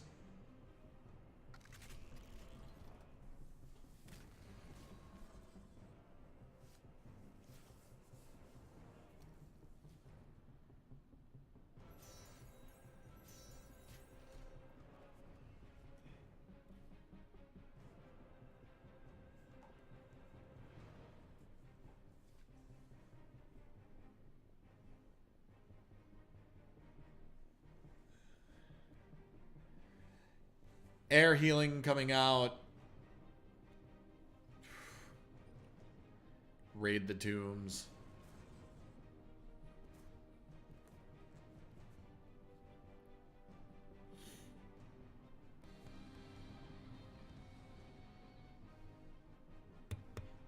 And following some discussion in the staff chat of the Weekly Open, we do have some top 8 specific stats to get into following the conclusion of this final match. So those of you who just want to see this match play out, will be able to do so, and then those who want to hang out while we discuss the last few stats we have to talk about will be able to do so. Mm-hmm.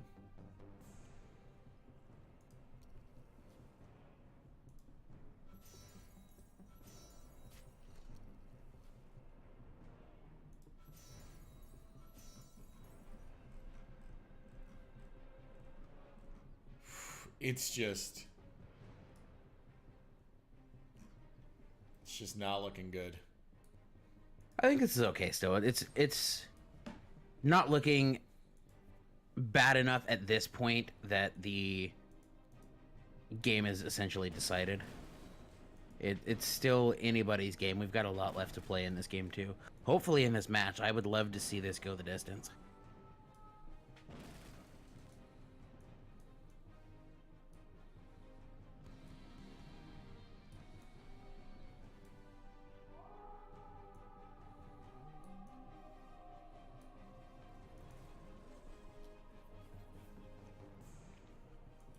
Seal coming down, gonna get rid of the Bragi. So Toon finally does out it, but the advantage it's given at this point, the damage has been done, so to say. Definitely still nice to get it off the field, though.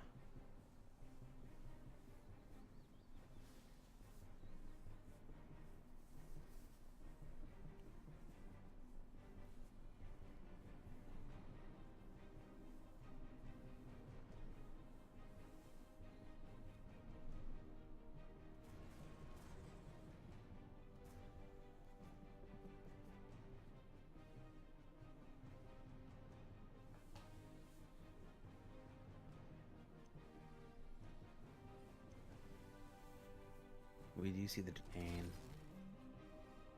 Mm-hmm. That's gonna be big. Yes.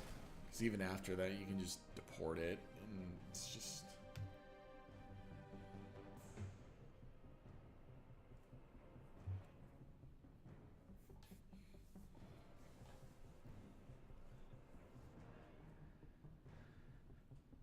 One thing that's neat to note is both of these decks look nothing like the decks we've seen in the finals leading up to this event. Not at all. Yeah, we saw a lot of change.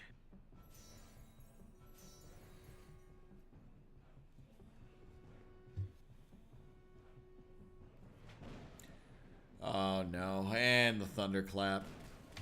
Yeah. Rolling in. Wonder Drug. Overkill burn. Raid the tombs.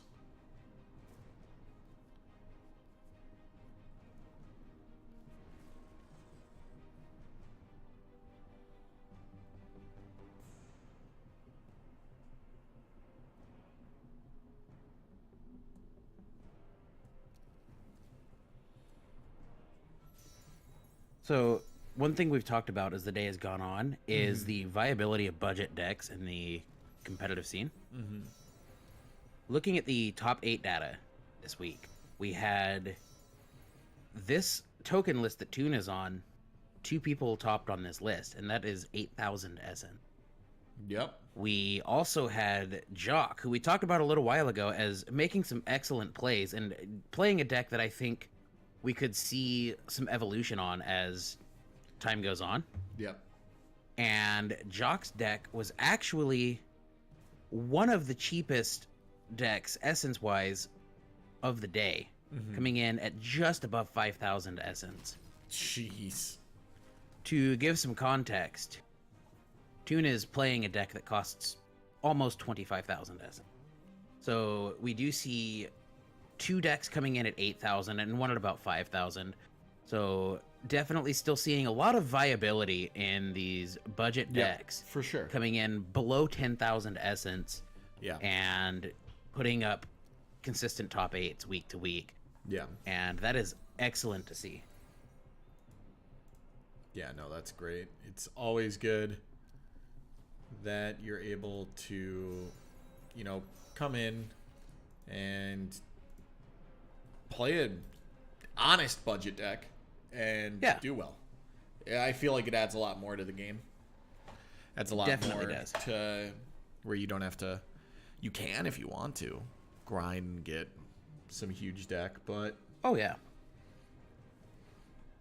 And it also opens up this competitive scene to people who may want to get involved, but feel like, I don't think my deck's quite good enough. You don't know till you play. And even if it doesn't go well, you come out with packs. So the next week you'll be able to play and have expanded on the deck that you have. And so that's something that I've loved about watching these budget decks do well on a weekly basis. oh, here we go. Burns doing his thing. Yeah, and we do see in Twitch chat, Toon has essentially accepted that he's not likely to win this game.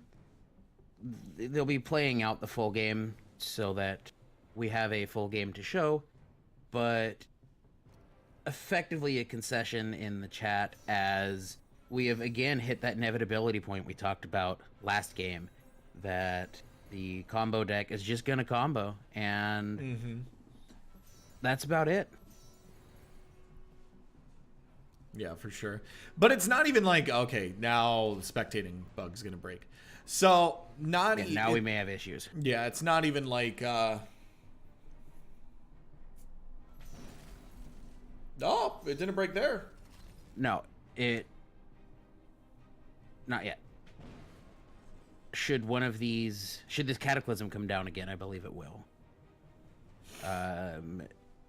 If we see one of Toon's minions put back in hand, this may do it.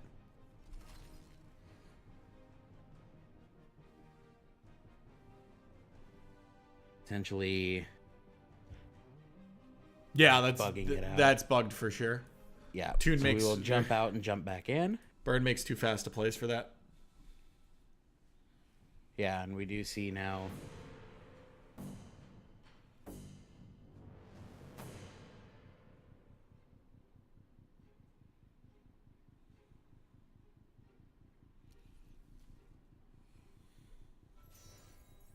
And as this game closes out, I would like to see the game go to Toon so that the match goes the distance. But it is nice to see that this combo deck has kind of been built on week to week. The idea was in place a few weeks ago, and the deck has been optimized as playtesting has happened. And I believe it's basically been miss top cut, make top 8 and lose out, and now make finals. So seeing the deck be optimized and then seeing that show in how well the deck is doing has been cool to see. Yeah, for sure.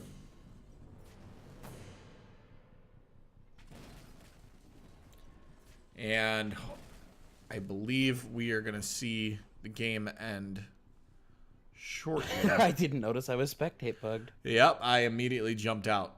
Yep, jumping back in now. Oh, man. That's spicy.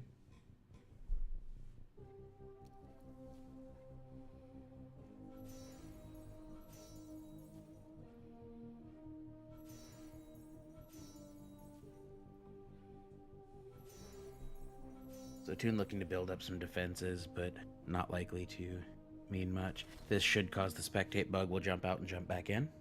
Oh, I mean...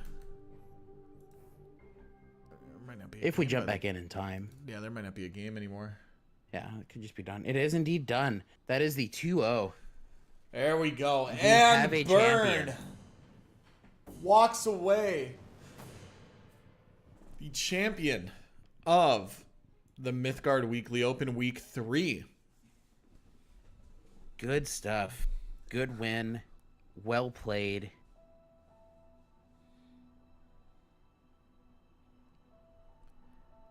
That was... Hold on, do we still got the other game going? If we do, we could jump in and show that. I believe we do. To decide who will get the most packs following those semifinal matches. as we look to play out the last little bit of placement. It looks like it is 1-0 to Jock, so we can jump in and spectate that as well. Mm-hmm.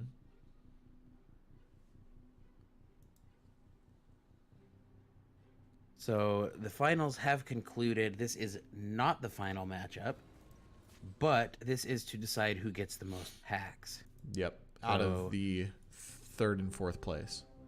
We can kind of talk a bit about how this matchup in the finals has played out as we kind of watch this match and wind down the Open this week. We can take a look back. What would you say the highlight of this event was? Oh, man, I don't know. Honestly, I think I had the most fun commentating Jock's game. I like Jock's game. I think the single moment I would pick as the moment of this event would be EndoZoa cataclysming to tie the game in top 8. Yeah, for sure. Honestly, that was really sweet to see too. It was intelligent play, knowing that Endo couldn't win the match, couldn't win the game. Yeah. But if Endo lost the game, the match was done. Yeah. Pushing the tie to get into the next game and have a chance to win out the match was good play. Yeah. Oh man. I think I'm gonna build this green blue deck. I take back what I said about doing a side-by-side cast with you. I don't think I can be seen in public with you now. Yeah. I don't know. I mean, we got a bunch of stats to go over and everything. I'm really excited to go over those. There's some really interesting stuff in there. Yes. Yeah. We can talk a bit about that. We won't show them yet so as to not mess with the game too much and let you guys have something to watch while we discuss all these stats. But let's talk about top 8 stats specifically. So, one of the things I liked seeing in this top 8 was we've talked about the cost of the decks and the fact that we still consistently see these budget decks doing well. Yeah. But as we look back at the mythics that saw the most play this week, and we didn't actually pull this stat up this time. We'll show it at the end of this match just to have it up. But we did see one change in the most played mythics between the event as a whole and Top Cut. Yeah. And when we pull that up, I'll talk a bit about it. But even within the Top Cut, things changed as some of these optimized decks made it into the top 8, and some of the decks that maybe need a little bit of adjustment to get to this high-level competitive play kind of fizzled out, and we saw some of that shown in the choices made in deck building as we got up to the top 8. Yeah. Jock in a bad way here.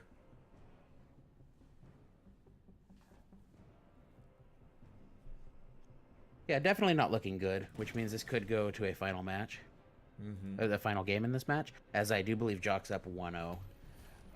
Yes. Yes. Yeah, this is game 2. Jock's up 1-0.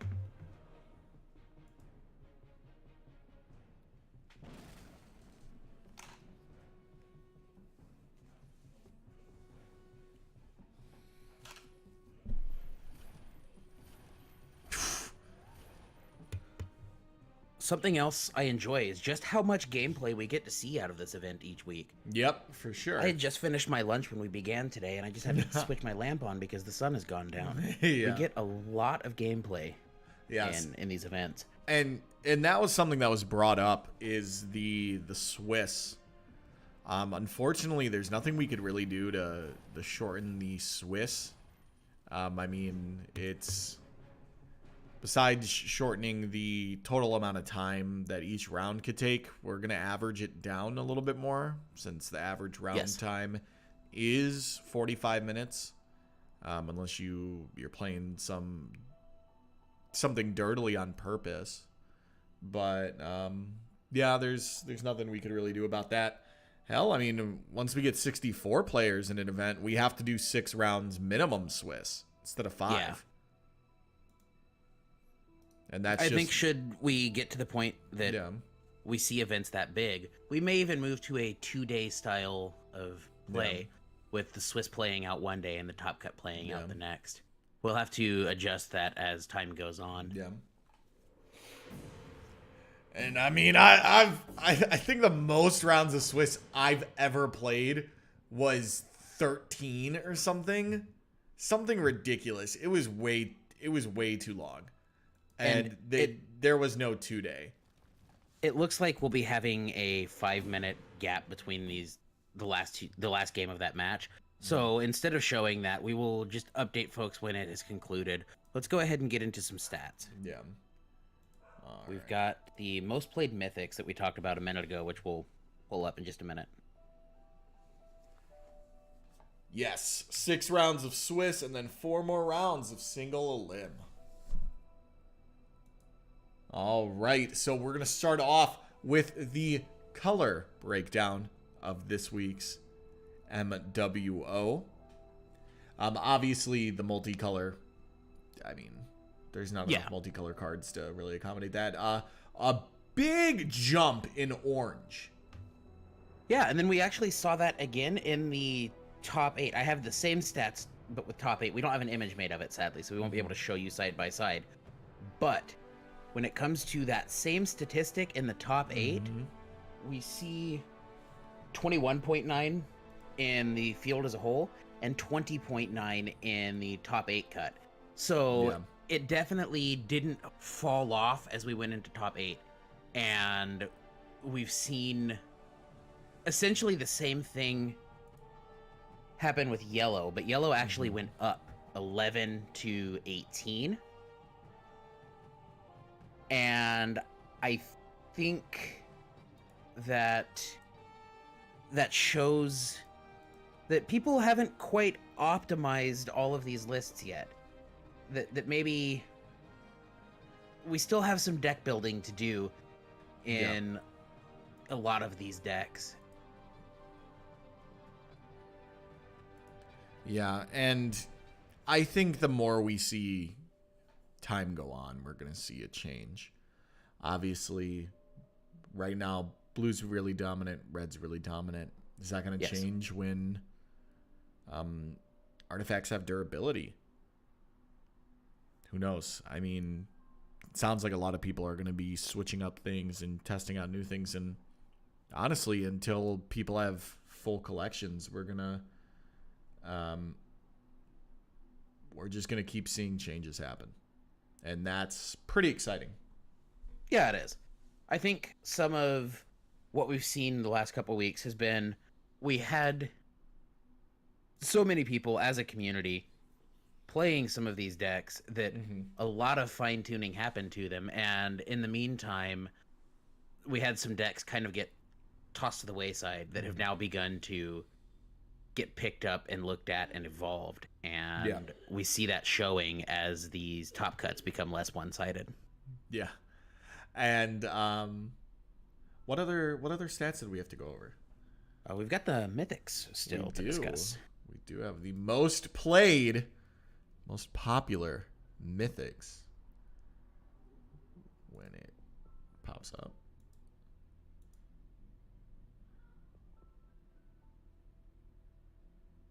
There we go. So what stands out to you about these? That Kara has gone up.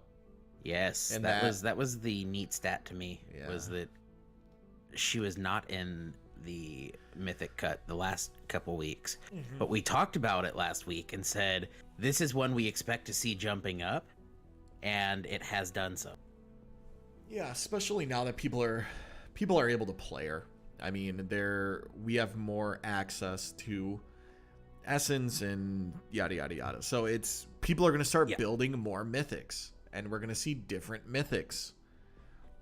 I mean, there's a bunch of mythics that people probably aren't even building just because they haven't been either represented here or they're not even being played just because they're not on people's watch list. But yeah, definitely. Yeah.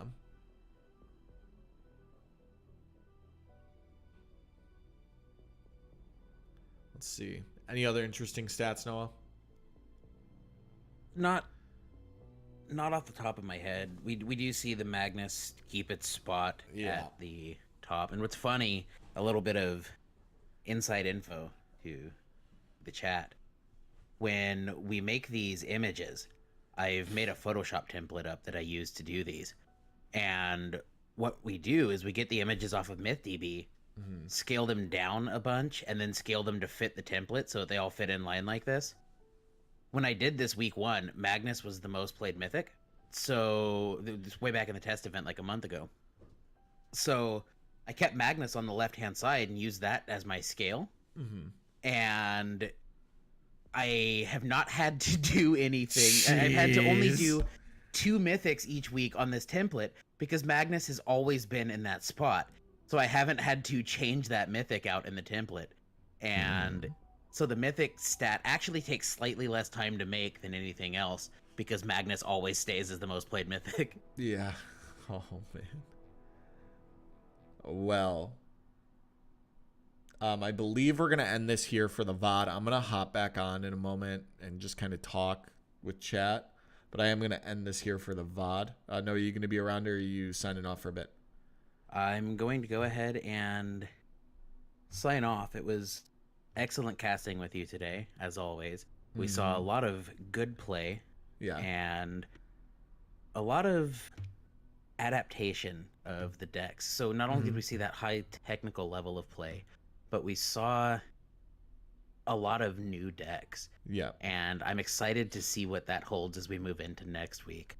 Yeah. And I hope to not only see all of you back in Twitch chat, but at least as many, if not maybe twice as many people playing next week as we had this week. Yeah.